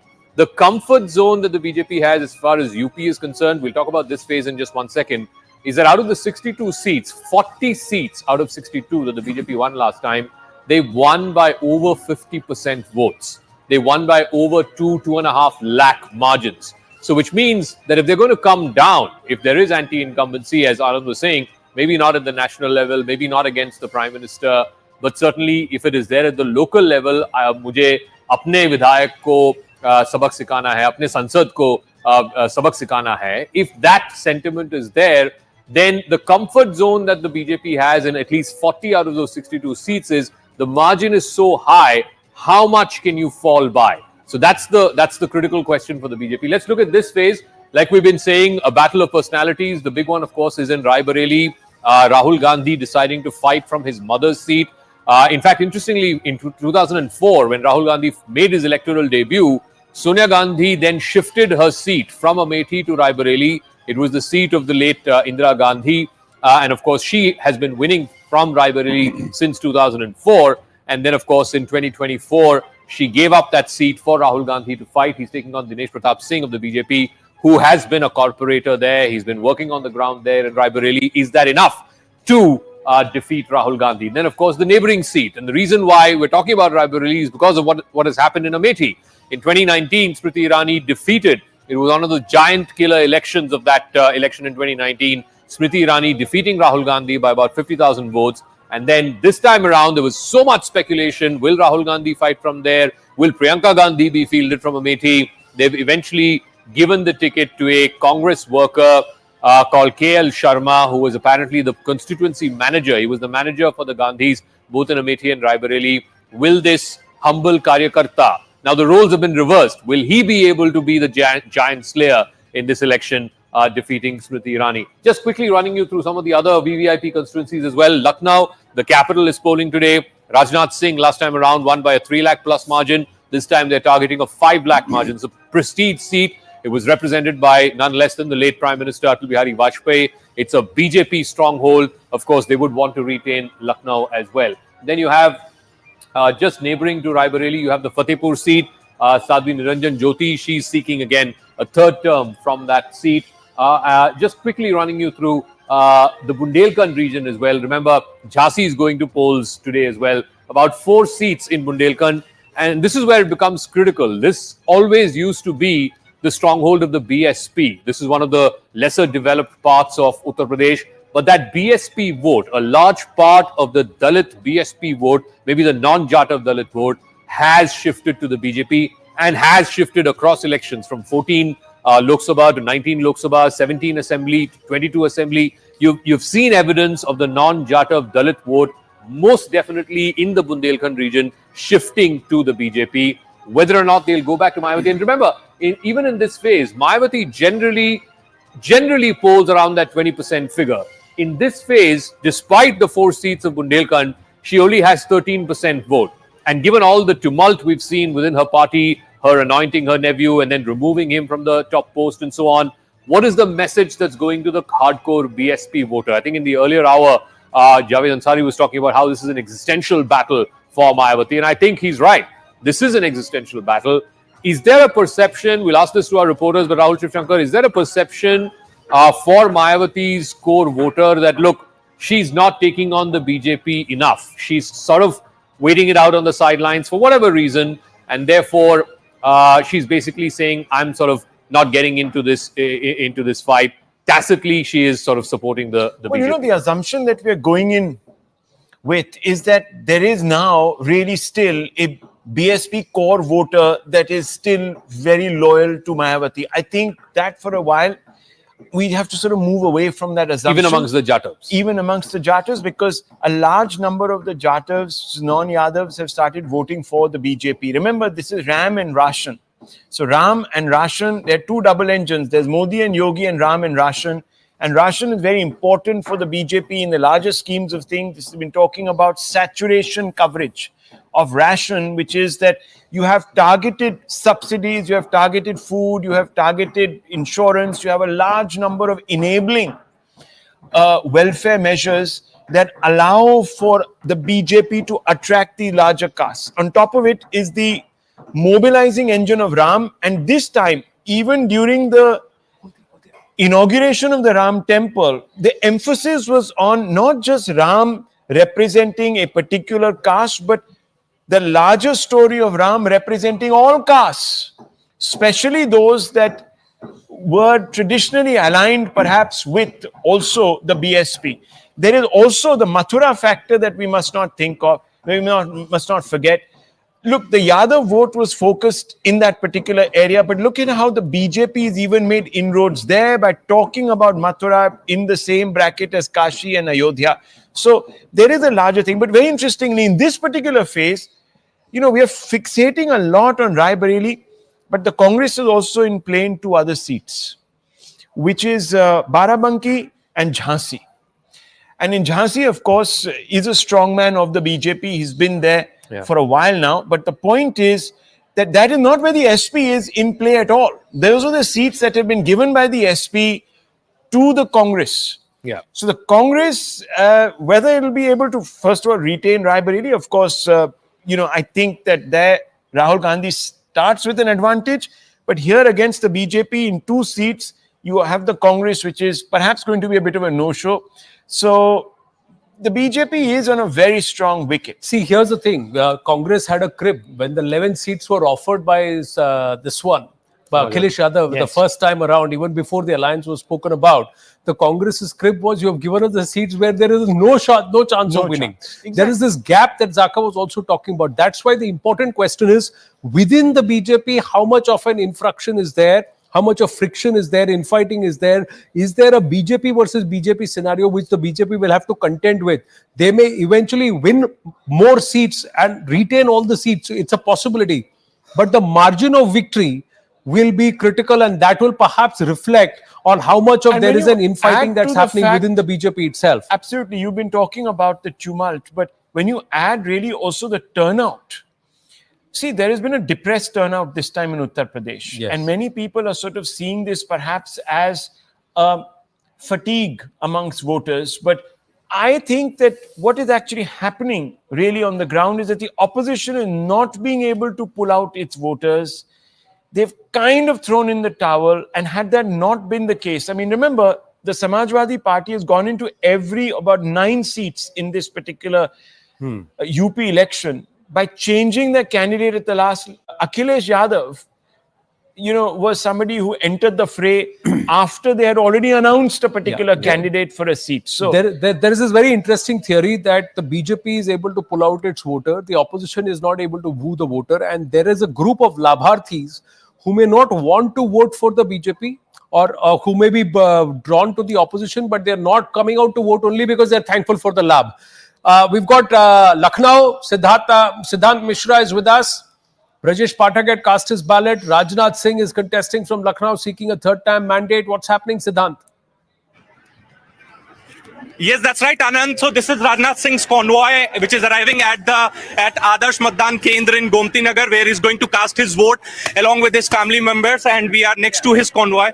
In some time from now, Rajnath Singh will get down from his car. In fact, I guess we are cutting live to these visuals of Rajnath Singh coming to vote at Gomti Nagar polling booth. In fact, Neeraj Singh is here. How are you, Neeraj ji? How is the mood like? We'll talk after. Perfect. So you can see Neeraj Singh getting inside the polling booth. Rajnath Singh is there. Raksha Mantri Rajnath Singh right there, getting inside the polling booth. We'll try to take question to Rajnath ji. A 2-time member of parliament. This is his 3rd term, and the target is to win with a victory margin of 5 lakh votes. And perhaps that is what Neeraj Singh has told us in an interview a few days back. And Rajnath Singh has done multiple Nukkad Sabha here in Lucknow. There's a lot of attachment, there's a lot of emotions that people of Lucknow have as far as Rajnath Singh and his entire family is concerned. And this time the target margin is 5 lakh votes. So the entire Singh family has gone inside the polling booth where we are reporting from, Anand. The time they will come out, we'll try to take questions from them. We'll do that, but Siddhant, tell our viewers this. Is the number of candidates, parliamentary candidates, Lok Sabha candidates by the BJP, is there a certain friction between the central leadership deciding the candidates and there being a separate list of Yogi Adityanath? And also some of the Vidhayaks who were perhaps paid by their parliamentarians during the assembly elections coming out and creating certain trouble for the parliamentary candidates this time around?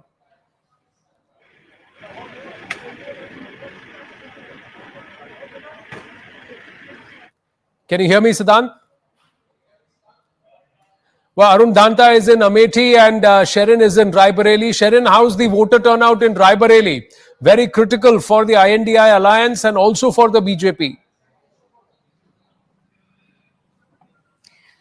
Well, Anand, we have in fact been told that around 15% is what the polling percentage has been so far since 7 a.m. in the morning in Rae Bareli specifically. Right now, I'm at the border of Lucknow and Rae Bareli. We have been told that Rahul Gandhi is going to come here. He has landed in Lucknow and he's going to come by road towards Rae Bareli. The first village that he will be visiting will be Bachrawa in Rae Bareli. From there, he will be going to each of the polling booth. Why I mentioned this is, Anand, because this is quite interesting. He was not here in Amethi in 2019. He didn't come on the polling day. He was not there in Wayanad during the polling day, but he is going to be here in Rae Bareli on the polling day. That shows how much is it at stake for the Gandhis here. We have seen how Priyanka Gandhi was stationed here for almost 15 days altogether, leading the campaign, not just for Rahul Gandhi, but also for KL Sharma in Amethi. So both these seats are going to be very, very crucial for the Congress party. And like you were questioning, Siddhant, that has the MLAs in these areas been making trouble for the candidate? That is something that is being shown for the BJP candidate here, Dinesh Pratap Singh. We are seeing that Aditi Singh, the Sadar MLA, has not been campaigning for Dinesh Pratap Singh because, of course, of the long history of her father and Dinesh Pratap Singh not really getting along and being opponents to each other. And ever since we have seen that Aditi Singh has not been campaigning for Dinesh Pratap Singh, the rebel Samajwadi Party MLA Manoj Pandey has also not been seen campaigning for BJP. So clearly it seems that it is going to be a bit of difficulty for Dinesh Pratap Singh, though he is very confident, saying that he was able to shrunk the margin. Remember, in 2019, he was able to bring down the 3 lakh margin between Sonia Gandhi and BJP candidate to, in fact, 1,67,000. So he's very confident that this time he'll be able to throw Rahul Gandhi out from here and he will win. But of course, we have to see how that happens. So any moments from now, Rahul Gandhi is going to till Rahul Gandhi's candidature was announced for Rae Bareli, Dinesh Pratap Singh was seen to be coasting through Rae Bareli irrespective of who comes. But the day Rahul Gandhi's candidature was announced, there was a bit of a shift. And now the sentiment is that there may not be great margins, but he may still pull through. Eventually, it's the work of the candidate and work of the aspirant or the challenger that matters on ground. And along with that, a certain level of family loyalty that Amethi and Rae Bareli will they vote for. We have to wait and see. Smriti Irani, it's a test of her commitment to Amethi, and in Rae Bareli, it's about the last of the Gandhi bastions in Uttar Pradesh, if there is any more. And this entire word bastions, will it then be done away from the political lexicon? We'll have to wait and watch because many believe there is no such thing as bastions. There is only voter confidence, and the voter will swing away. This is something which I heard from the Vidhayaks of various assembly constituencies in the look. That's Rajnath Singh casting his ballot, saying that the voter has to feel the confidence in the incumbent or the challenger or the aspirant that they will deliver. And if there is delivery, then the vote will be cast in favor of that person. Now, Rajnath Singh seeking a third term, casting his ballot. He'll be stepping out along with his family in Lucknow and will be speaking with us. Those are pictures of the Raksha Mantri there in Lucknow. This is a pretty settled fight, actually. Rajnath Singh took this seat over from Mr. Lalji Tandon. Mr. Lalji Tandon, in fact, took it over, as he said, in gratitude from Atal Bihari Vajpayee. Stronghold for the Bharatiya Janata Party, and actually Rajnath Singh has built a formidable election machine there. So he's only added to the layers. There's a lot of work that he's done at that constituency level also in tandem with the Uttar Pradesh government. So I don't see this becoming a stressy BJP fight. has not lost this seat, I think, since 1991. Absolutely. This is not going to be the fight at all. That is Lucknow going as to a city occupy. is testament to its own the kind of work that's being done, and irrespective of whichever political party is in power in UP or there has always I think been Rajnath developing Singh this. has done a phenomenal amount. Look, he is a senior leader. He's the number 2 really in the hierarchy, so to speak, as far as protocol goes. You know, we can always debate the other aspects of it, but the fact is he's worked very closely with the UP government, which has been very obliging. It's showcase capital really of the entire Yogi administration. So they've really gone in there. But I think the fight that we still need to really focus on is the Rae Bareli fight and the Amethi fight. The Amethi and Rae Bareli contest. What are Shireen not, just said, your thoughts on that Rahul Gandhi is actually going to visit every polling booth today.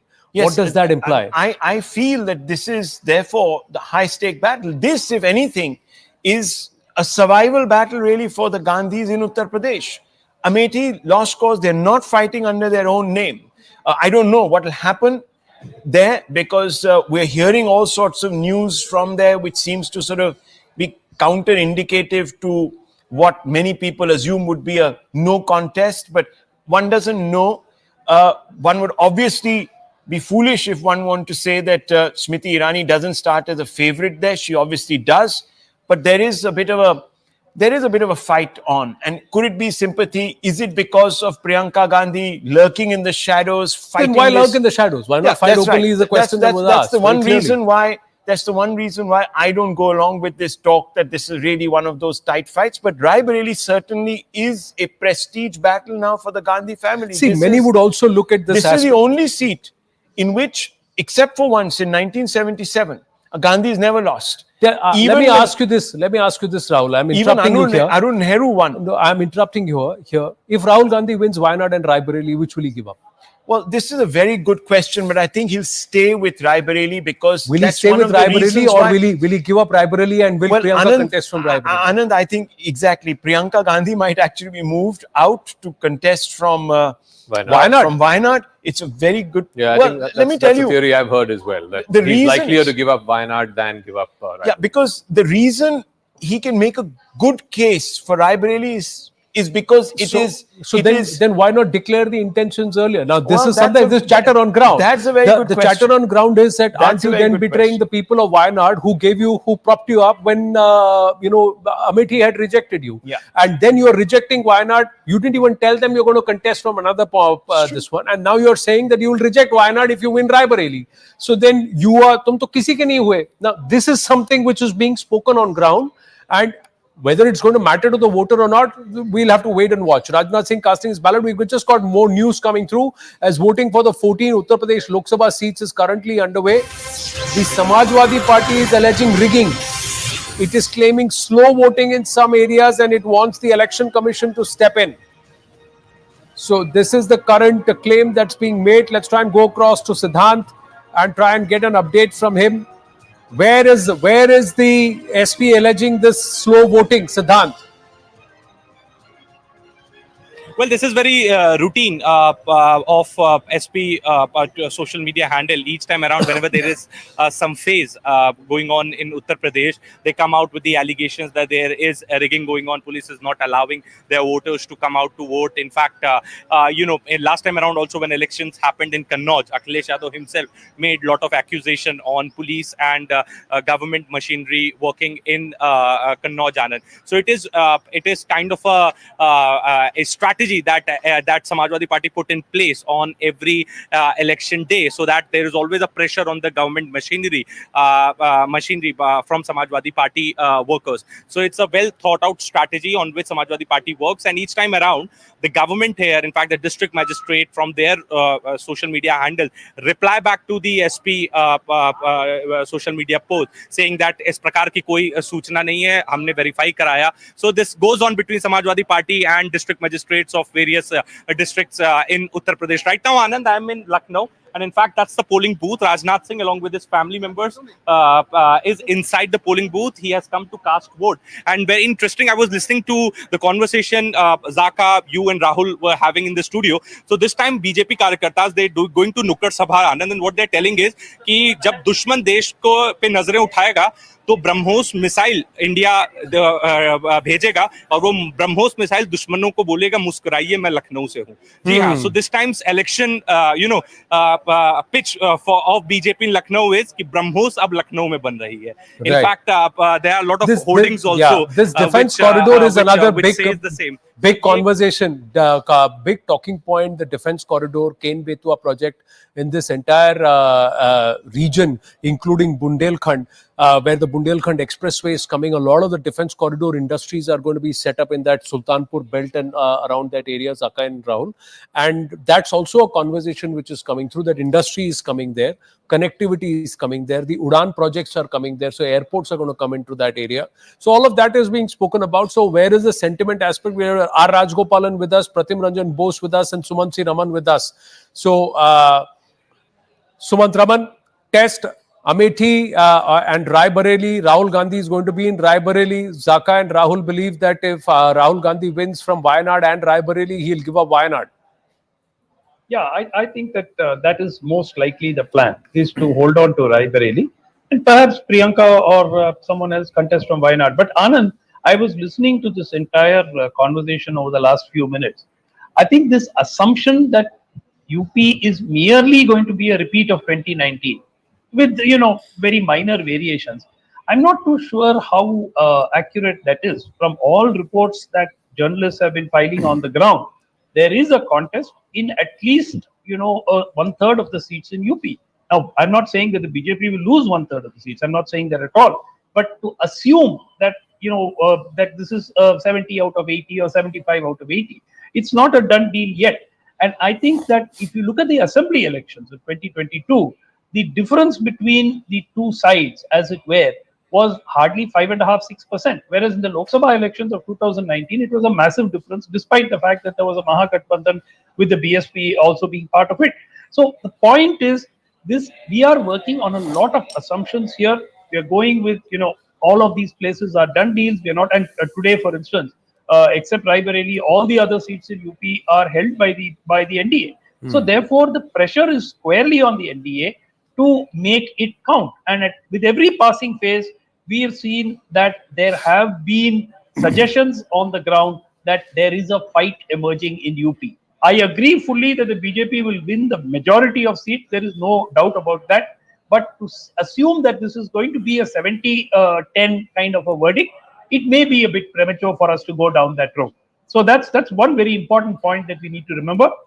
The other point about Amethi, by all accounts, Amethi is a contest. I mean, well, Rajnath Singh is speaking. Suman, just hold your thoughts. We'll just go across to it live.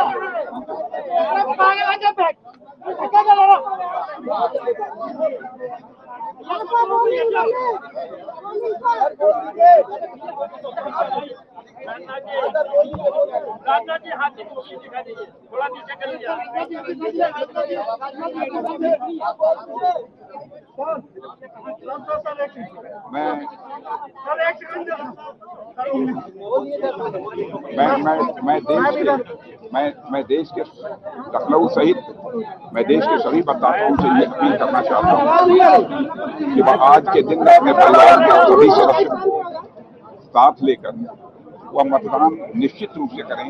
यही हमारी सबसे appeal है। और कोई बात पूछनी नहीं है ना? ओके,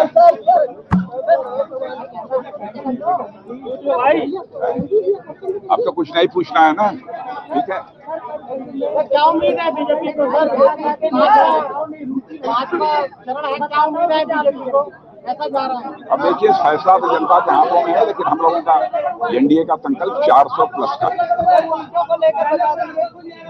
सीटों के बारे में कोई प्रेडिक्ट मैं नहीं करना चाहूंगा इस समय। हम लोग की फोटो नहीं बन पाई, प्लीज थोड़ा हो जाओ भाई, हो जाओ, लगा दो भाई। थोड़ा आगे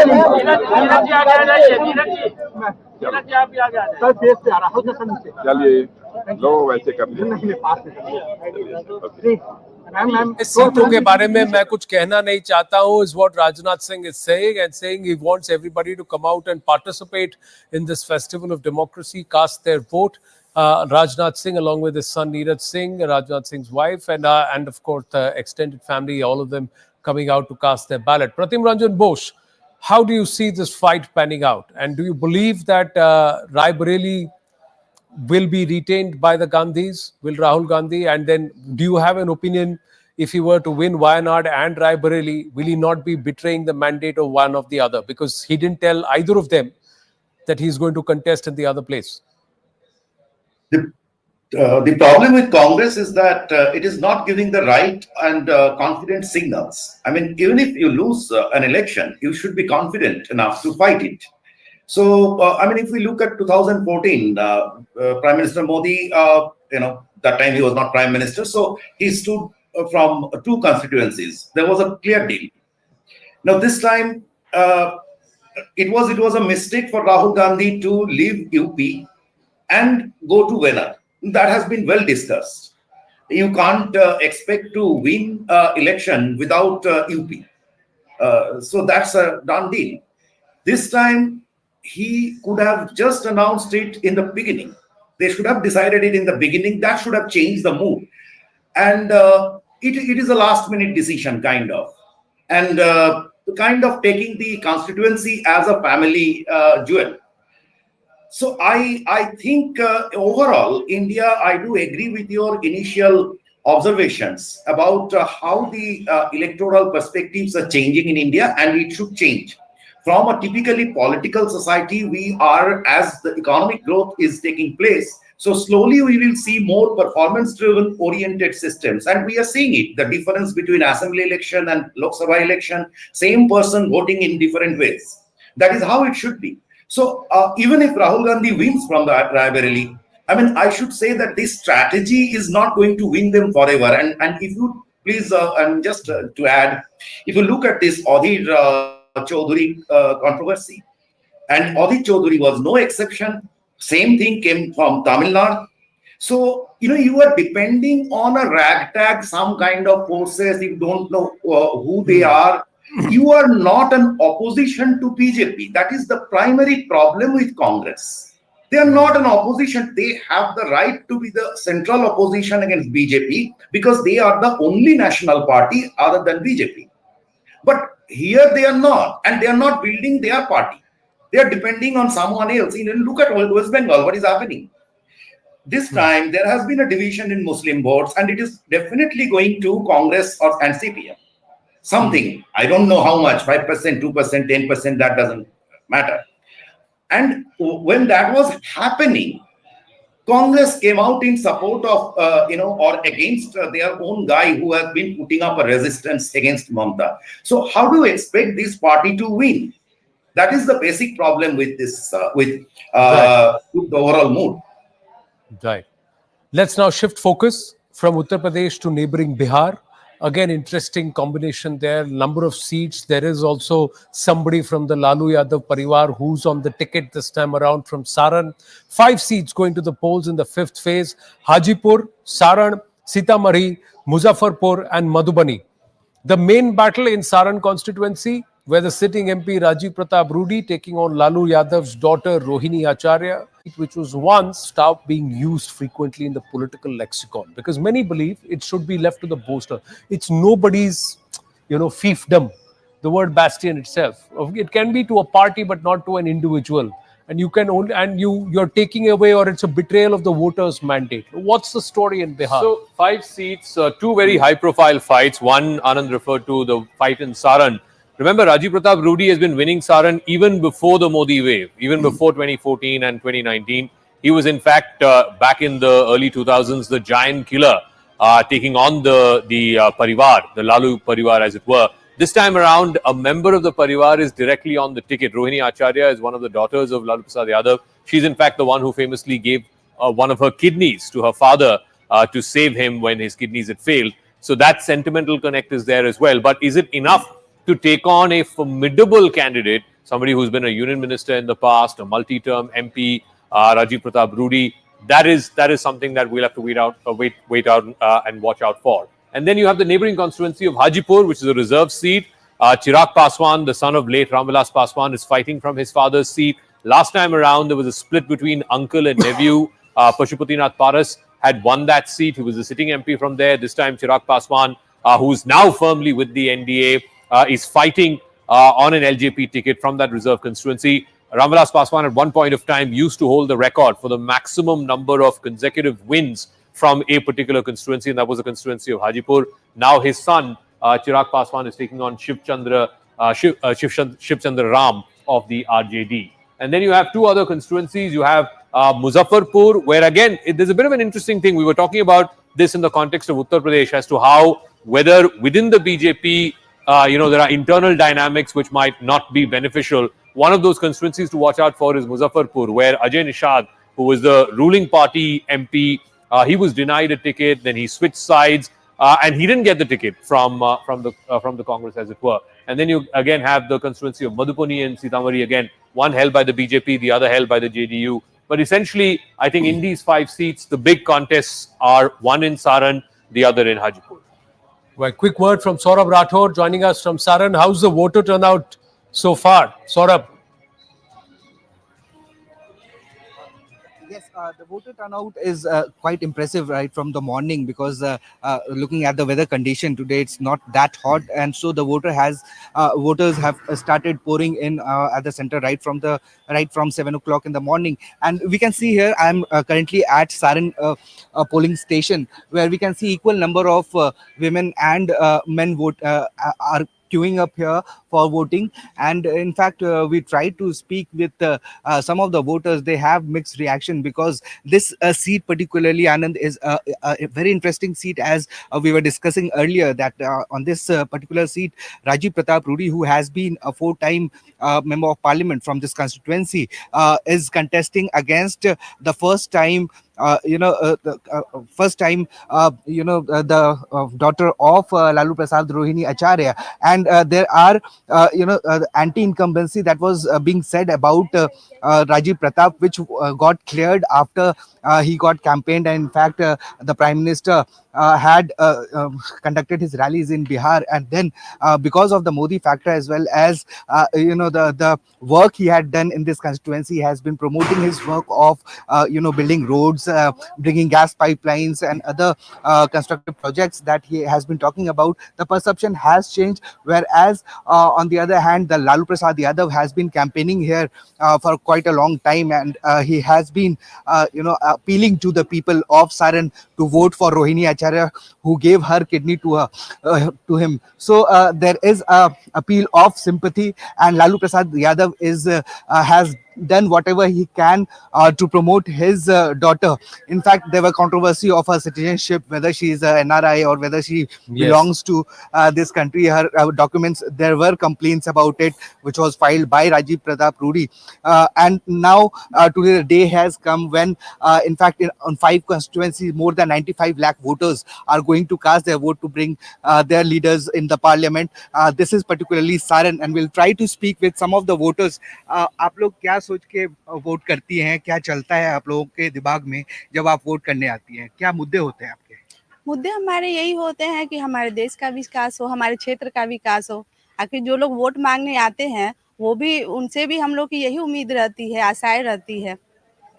राइट सौरभ, और वुमेन सेफ्टी को लेके यहाँ पे सारण में कितने आप लोग सेफ फील करते हैं? पहले से तो बहुत सेफ है सर, पहले से काफी सेफ। जी बिल्कुल। So Anand, we can see well, the thanks change for that, is Saurabh. I'm going to visible quickly here. pull away from you. There we will talk about the battle for Bharat and Phase 5, but something which I'd like to just shift away and bring in Zaka and Rahul Shankar on a development that we're putting out at the bottom of our screen, where Prime Minister Narendra Modi has expressed solidarity with Iran. He's also condoled the death of President Raisi in that helicopter crash. PM condoling the death of the Iranian president, Ibrahim Raisi, where after more than 15 hours and amid very, very inclement weather, the crash site, more than 73 rescue teams present there. He is now said deeply saddened and shocked by the tragic demise of Dr. Saeed Ibrahim Raisi, President of the Islamic Republic of Iran. His contribution to strengthening India-Iran bilateral relationship will always be remembered. My heartfelt condolences to his family and the people of Iran. India stands with Iran in this time of sorrow. Abhishek Jha is with us on the phone line. Yes, Abhishek, what's the update? 73 rescue teams, have they been able to reach the site? It has been a very tough night for the Iranians. We have seen about 70 plus rescue teams and search teams from across the world, from Russia, from Turkey, and neighboring states also were engaged in this rescue operation.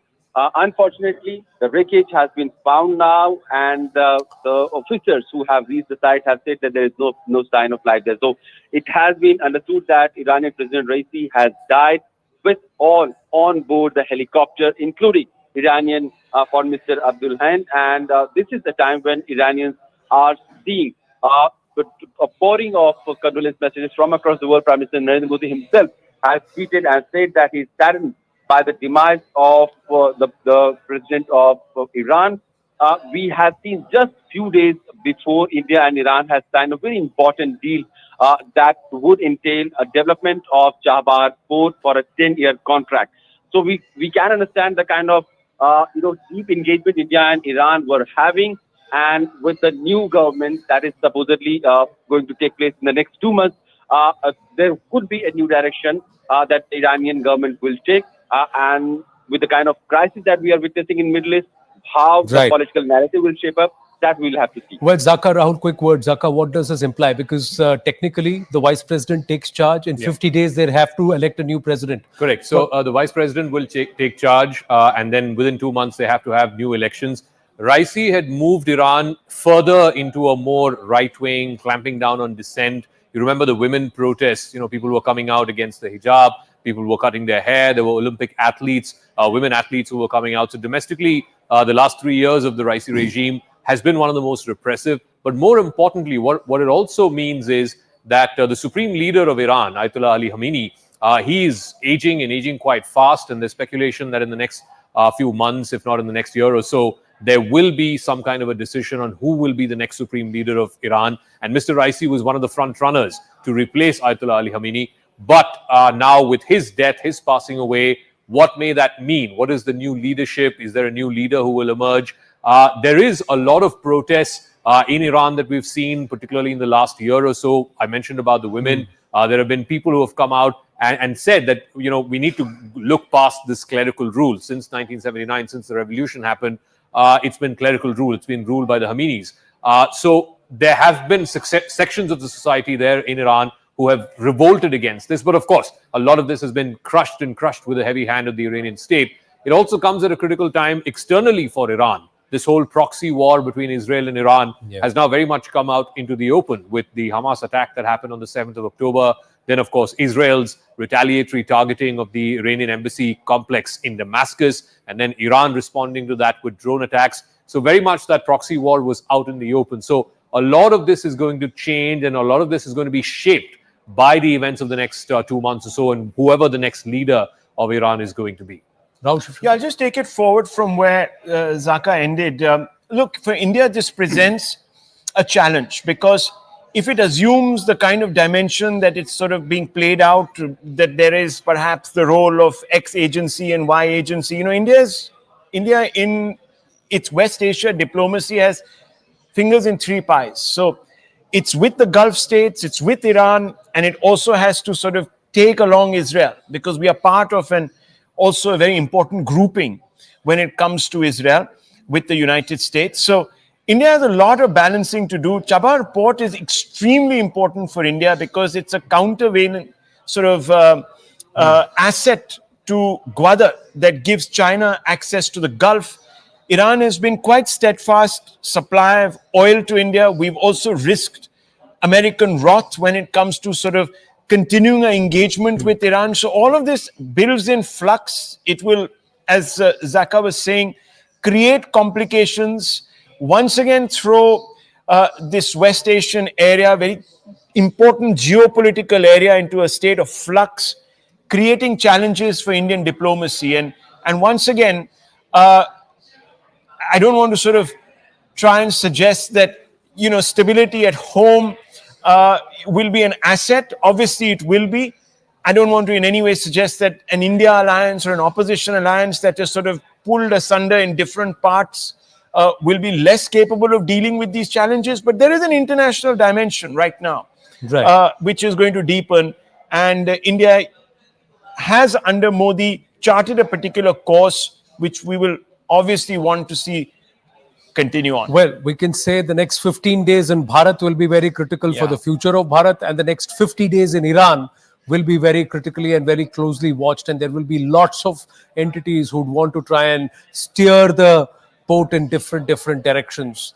Right now, let's hope that Iran finds solace and also is able to elect wisely and choose wisely their direction forward. We're going to take a very, very short break. Stay with us.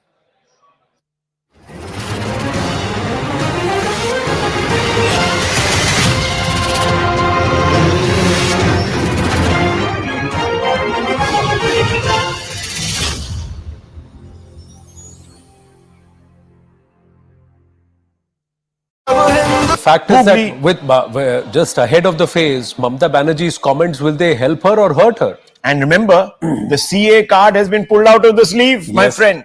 It's there now. The guarantee is there. I told you I will make you citizens. So, you know, you're absolutely right. This is a fundamental, real make or break. But for in the that West arithmetic Bengal of 32 TMC. out of 49, if you were to see, there are 17 seats where they still have an opportunity. The NDA and the BJP. 39 out of 48. 49. 39 NDA, but the BJP has 32 out of 49. 32. So if it is 39 out of 49, there are 10 seats where they still have to max out. My point is... So those seats are the Congress 1, Rae Bareli, SS UBT 2, TMC 4. Yeah. Those are the 7 or 8 seats there. And of course, 2 of BJD. So that's what. So they will have to pull seats from UBT. They'll have to pull seats from Trinamool Congress. They will have to pull seats from Naveen Babu. BJD. So these are the 3 seats, 3 parties they will have to be. And with each one of them, there is a narrative that will be set. Because in Bengal, if they want to do better than 18 last time, they will have to pull seats away from the TMC while retaining their seats. Uddhav Balasaheb Thackeray Sena or Uddhav Thackeray's party or the Mashal party, they will have to tell them that they don't have the legacy. The legacy lies with the ideology and not with the surname. I mean, look, it's a tall order. You know, 17 after today, just to put this larger phase into perspective, after today, 79% of all seats would have seen polling, and there'll still only be 3 states left. After today, 23 states are done with. Delhi is left, Bengal is left, Uttar Pradesh is left, and I think Bihar might be left. Bihar might be left. Yeah, Bihar is left because Maharashtra has 5 phases. With today, it's over. Exactly. So look, these are the 4 states. Now, this is where the BJP has done pretty well in the past. Bengal is really where they need to grow. Odisha is another place where they will need to really put that little bit of energy. Now these are the phases which are the retention phases for the NDA and mostly the BJP rather than the accumulation phases or the adding on phases, aggregation phases for the BJP. Those are already over, ladies and gentlemen. 1, 2 and 3 were the ones where the BJP stood to gain the maximum. They were defending in lesser place than where they could be aggressive. Most importantly towards the south, because that was phase 1. Well, phase 4, last time Telangana phase 4 also was very important. Phase 4 was also important because again, that was a place that was a state where the BJP was deficient, was coming from behind as a challenger. But now going forward, 5, 6, 7, they are going to have to retain more than gain more. Let's move to Bengal quickly. News just coming through. Allegation coming from Howrah. CPM that last night their party local outfit has been ransacked by the Trinamool. Are you doing the ungli when it comes to voting about it and doing casting and doing your fundamental, not just exercising your fundamental right, but also doing what is supposed to be a duty of every citizen of this country, that is go out and vote. The numbers have been picking up after the phase, but will phase 5 set a new record? These 49 seats are critical, ladies and gentlemen, and in pockets where historically voter turnout has not been very, very high. Let's try and understand what are the X factors when it comes to Mumbai, the 7 seats of Mumbai and also Maharashtra. Factionalism, the split in the Shiv Sena and the NCP could cause confusion. Will the voter be true to cadre loyalty, local leader and ideology? Or will there be this family bloodline loyalty conversation which will be in impact? First test for Ajit Pawar and Eknath Shinde after switching loyalty. Can they be leaders? Will they be able to exercise the authority they always felt they had?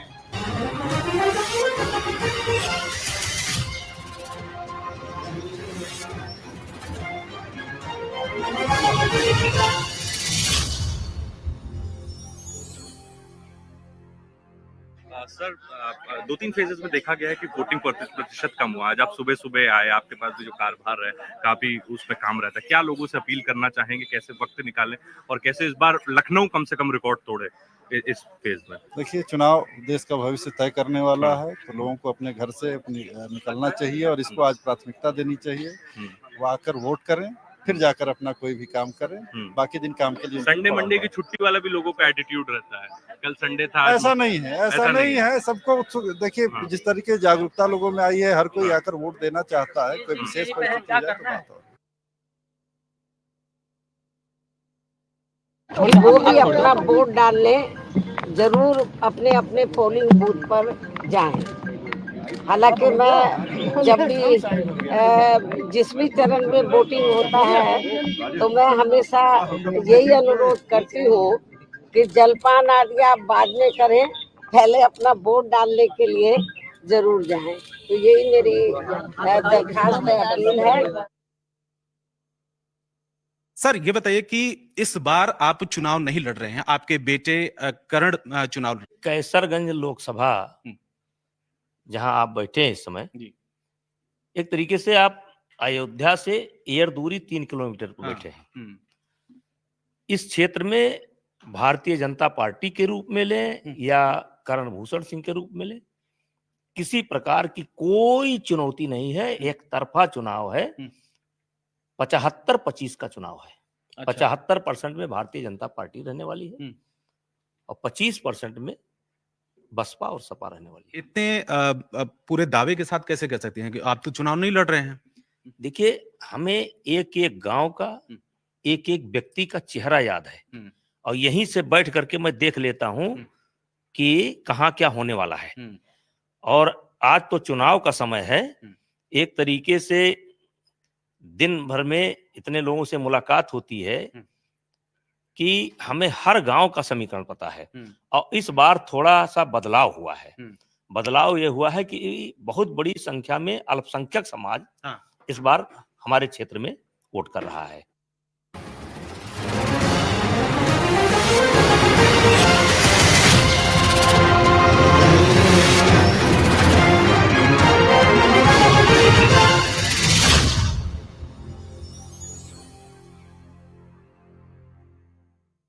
And Sharad Pawar could capitalize on the emotional aspect, sentiment. Dhoka diya mujhe is what both of them are going and saying on ground. My own betrayed me. That's what the betrayal aspect. And the Maratha sentiment, if it swings and believes that someone has been betrayed, so no matter how wrong they are, will they go and vote for them, or will they say, you are the one who betrayed the original ideologies, you are the one who betrayed the voter, you are the one who betrayed my mandate? Will they remember that? That's the big question. And these are aspects which will come into play. Also, BJP believes sympathy for them over the MVA alliance. So that's the original betrayal that's being claimed, ladies and gentlemen. But is that in the distant past? Is the latest betrayal what's going to stay? This is betrayal versus betrayal story which is being talked about on ground. And of course, infrastructure. Big boost from big ticket projects which will come to the fore. They have Sahab Thackeray, Sena will in Mumbai claim that most of these projects have been initiated by them, completed by them.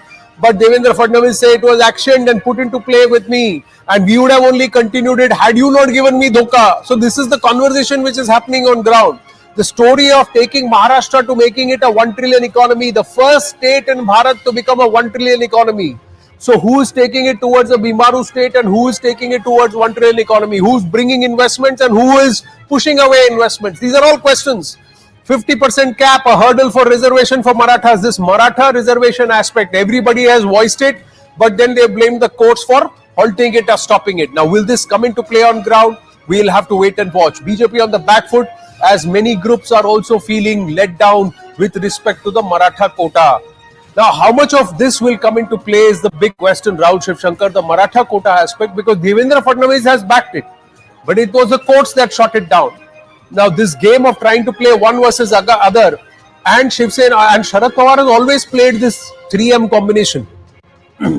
Well, historically. Sorry to be a bit of a party pooper here, Anand, but I think this is really a clash of personalities. It's Modi. This is a vote for Modi and his guarantees. Can Modi inspire Maharashtra to turn up and vote for the BJP, for the NDA again? And let me just very quickly tell you that in Maharashtra, the combined new NDA, so to speak, has 11 out of 13 seats. Lot to defend here. The BJP itself is very strongly placed in Maharashtra. I'm interrupting you right now because you go talk to the pictures a bit, Rahul. You talked about PM Modi's personality and he is at Puri Jagannath. There you go. So, the Prime Minister is a great past master at choreography. So here he is again. Now this is very important. This religiosity is going to play out in Uttar Pradesh fantastically right now on the ground. This is the reason. Why? Because it is that entire area around Ayodhya, Lucknow, all those seats that are going to polls, and Hindutva, the Ram card is on test tonight. Though, of course, Jagannath Puri has a significance of its own. Odisha also has elections going on there. So, look, competitive religiosity, there is no better at the Prime Minister than executing it. But coming back to Maharashtra, which is really where the election is right now. Puri Jagannath will also have an impact in Mumbai. Because who's carrying forth the Hindutva flag? The religiosity aspect will also come into play here. Absolutely. It's all very well choreographed. You know, you can take the strand.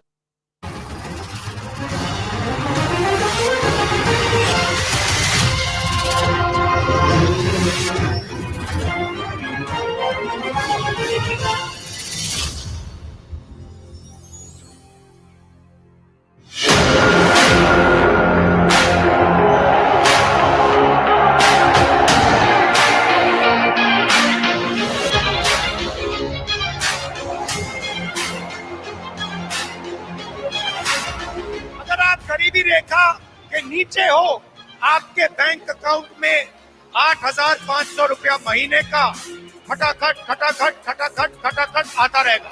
महलों में पैदा होने वाले कहते हैं देश का विकास अपने आप होगा, और कहते क्या है, विकास कैसे होगा? बोले खटाखट खटाखट।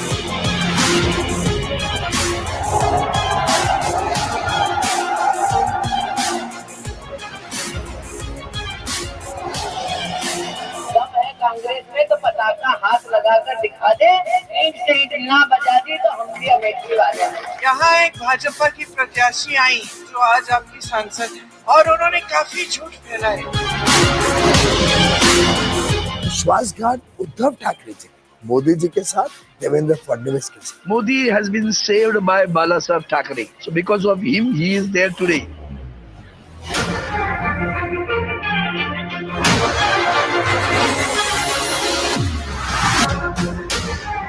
আমরা সরকার তৈরি করব, আমরা জোটে থাকবো, জোটে আছি আমরা। अभी ये लोग तो ये सब बोलेंगे ही बोलेंगे, देख के लोग थोड़ा सा लग रहा है मोदी जी को देख।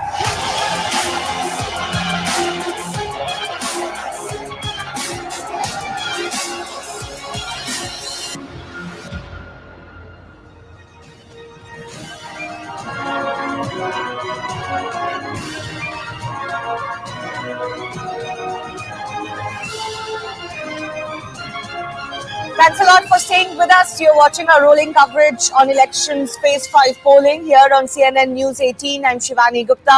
49 constituencies going to polls today in as many as 8 states and 2 union territories. All of them, of course, extremely crucial to the fortunes of the parties concerned. Now, of course, we've had polling stations that have opened up at 7 a.m. today, and we'll continue to get you more of the polling percentages that have been under close scrutiny these elections. Normally, of course, polling closes at 6 p.m., but those who've made it to polling centers are allowed to continue. Polling percentages have been debated and talked about quite a bit, and remains to be seen exactly what is the response we're going to get from the parts of Bihar, Jharkhand, Maharashtra, Odisha, UP and West Bengal that are going to polls today. Remember, there are, of course, union territories like Jammu and Kashmir, Ladakh that are witnessing elections today as well. Certain key candidates, including the likes of Rajnath Singh, Smriti Irani, Rahul Gandhi, Omar Abdullah and others. Let's take a look at, the big numbers as far as phase 5 polling is concerned. So as I mentioned, 49 constituencies across 8 states and 2 union territories going to polls today. We're also, of course, talking about how there are going to be 8 states and union territories, 695 candidates who are in fray. Now, the BJP is defending 32 out of these 49 seats. So their strike rate was pretty good last time around, and they'll have to retain these number of seats plus possibly add more. Remember, there are areas in Odisha, in West Bengal, these 2 seats particularly as far as this phase is concerned, where the BJP can extend its seats. That's where they've put a lot of their focus. But in states like UP, in Bihar, in Jharkhand, there is no more room to grow for them. 10 union ministers are testing their mettle. Like I said, apart from Rajnath Singh, there's Piyush Goyal in electoral fray this time. There's Bharti Pawar, there's Kaushal Kishore, Bhanu Pratap Singh, Sadhvi Niranjan Singh, Kapil Patil and others who are all contesting as far as this phase is concerned. 22 seats are from the Hindi heartland. 14 of those are from Uttar Pradesh alone. And what was the score as far as these 14 states in Uttar Pradesh are concerned? 13 went to the NDA and only 1 to the Congress party or the INDI alliance overall, because to the NDA, only 1 to the Congress party or the INDI.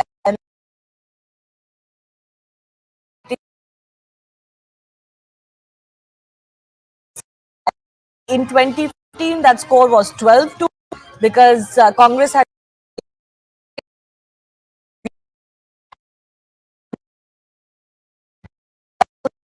is now fighting from Rae Bareli. So the big question is whether he can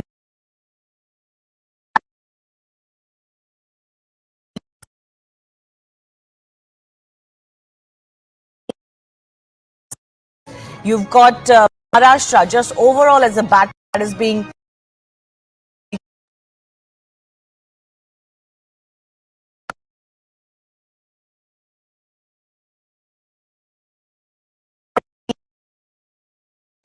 also go across to our colleagues joining us. Vinaya Deshpande is joining us from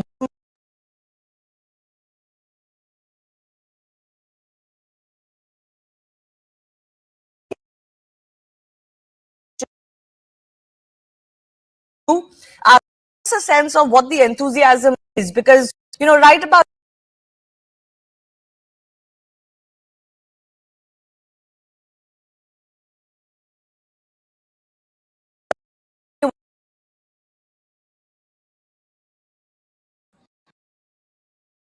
South Mumbai, South Central Mumbai, locations where the people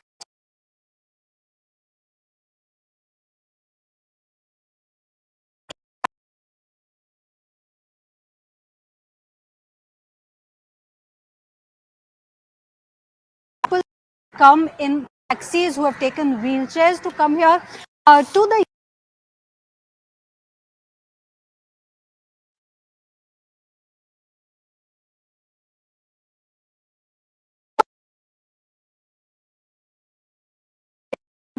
Sena versus Sena battle will come out very strongly.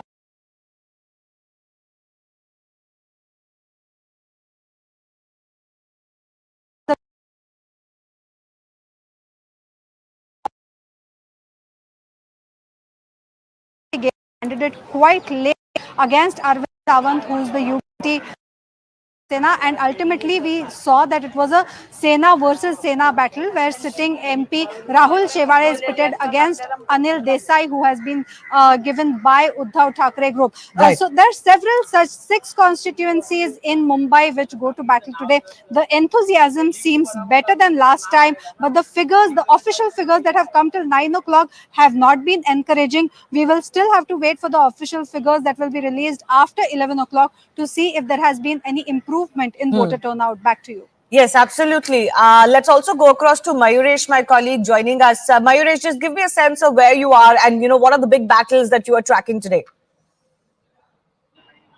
Absolutely, I'm at Federal Road, and behind me you can see this is the polling booth. It's called Activity High School. Usually, from morning we are seeing a lot of old people, or we can say the senior citizens, are coming, and that is not the scenario because this is my third election which I'm tracking, and this is a we can say all 3 elections I have in the morning session I have come here. But from 7 a.m. I'm seeing a lot of senior citizens of this particular area coming here. Casting their vote, as Vinaya was telling us that a lot of people use a wheelchair also. Yes, we have seen that. So if we talk about the enthusiasm, yes, there is an enthusiasm, but we can say that enthusiasm we have seen in senior citizens, but not in the young crowd. Yes, if we talk about the South Mumbai seat, the battle is between Shiv Sena versus Shiv Sena, and to establish the supremacy of Shiv Sena in this particular constituency, because Uddhav Thackeray has again given a ticket and shown that confidence to in Arvind Sawant, who will be contesting his third election from this particular constituency, and Yamini Jadhav, the close confidant of Eknath Shinde, the CM Eknath Shinde, has been pitted against him. So it would be interesting to see that who basically gets the maximum vote and wins this particular constituency. Because if we see the track record of this particular constituency, from past two terms, it has been it's this constituency is with Shiv Sena. Earlier, it was with BJP, and then earlier it was with Congress. But whoever has won this or won from this particular constituency, and their party or their alliance has formed any kind of government at center, that candidate or that MP has always got the cabinet berth. So now all eyes will be on this particular seat, because earlier Murli Devra has got the cabinet berth. He was Union Minister. After that, Milind Devra, then Jayanti-Ben Mehta, and last was Arvind Sawant himself was the cabinet minister. So it would be interesting to see that who establishes supremacy in this particular constituency, whether it's Arvind Sawant who is basically representing Uddhav Thackeray's Shiv Sena, or whether it will be Yamini Yadav who is representing Eknath Shinde's Shiv Sena. Right.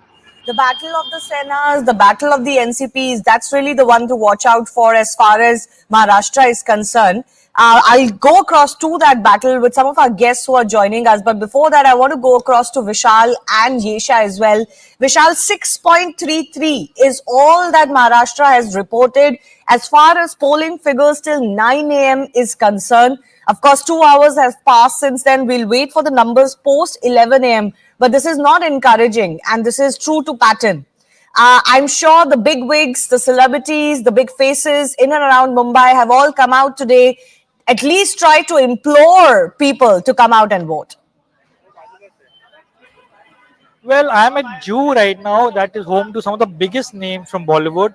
And Bollywood surely is waking up, although they start late, they're late. So we saw an 88-year-old Dharmendra coming out and vote, followed by some other senior actors like Paresh Rawal and Anupam Kher. And then there were youngsters like Shreya Saran, Neha Dhupia, producer Anand Pandit, Kunal Kohli, Amir Khan's son and daughter, Aira Khan and Junaid Khan came out and voted. I'm told Karan Johar voted in Khar a few minutes ago. So I think more A-listers are expected here. I just spoke to Hema Malini and Isha Deol, the mother and daughter, came here to vote, and they actually were urging everybody to come out and vote. Okay. Jesha, what's the situation where you are? Shani, I'll show you. This is in fact Mount Mary. This of course is again one of the locations where see several Bollywood stars coming and casting their vote. And earlier this morning we've seen there was Salim Khan, there was Subhash Ghai, also Farhan Akhtar who casted their vote. But right now the visuals I'm showing you is from the pink booth that has been made at this very center. This pink booth is run particularly by a woman, and which is where the visuals that you see is of that pink booth that people are casting their vote in. You see, there are all women officers that are manning this booth, and you see it's all directed pink. In fact, right outside is also a selfie point which is being set up, and this particularly is being looked after by women officers. And you see, these are local residents who've come here particularly to cast their vote. So this is the ground report that we're showing you from the Mount Mary, one of the polling booths. In fact, later in the day, we'd also expect some other Bollywood A-listers such as Salman Khan and Shah Rukh Khan to come ahead and cast their vote.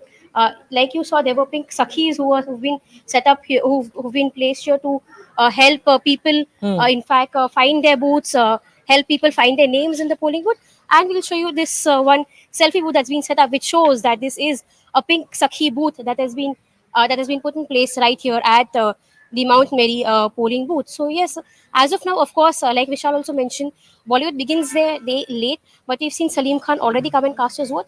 Later on in the day, there'll be other celebrities like Rekha, Salman Khan and Shah Rukh Khan also will be coming here to cast their vote. Yes. Right. Thank you. You know, interesting, as I thank all of my colleagues, we've got to update our jargon, our dictionary and our words, because you've got the pink booth there. So it's all ladies womaning the booth, not manning the booth.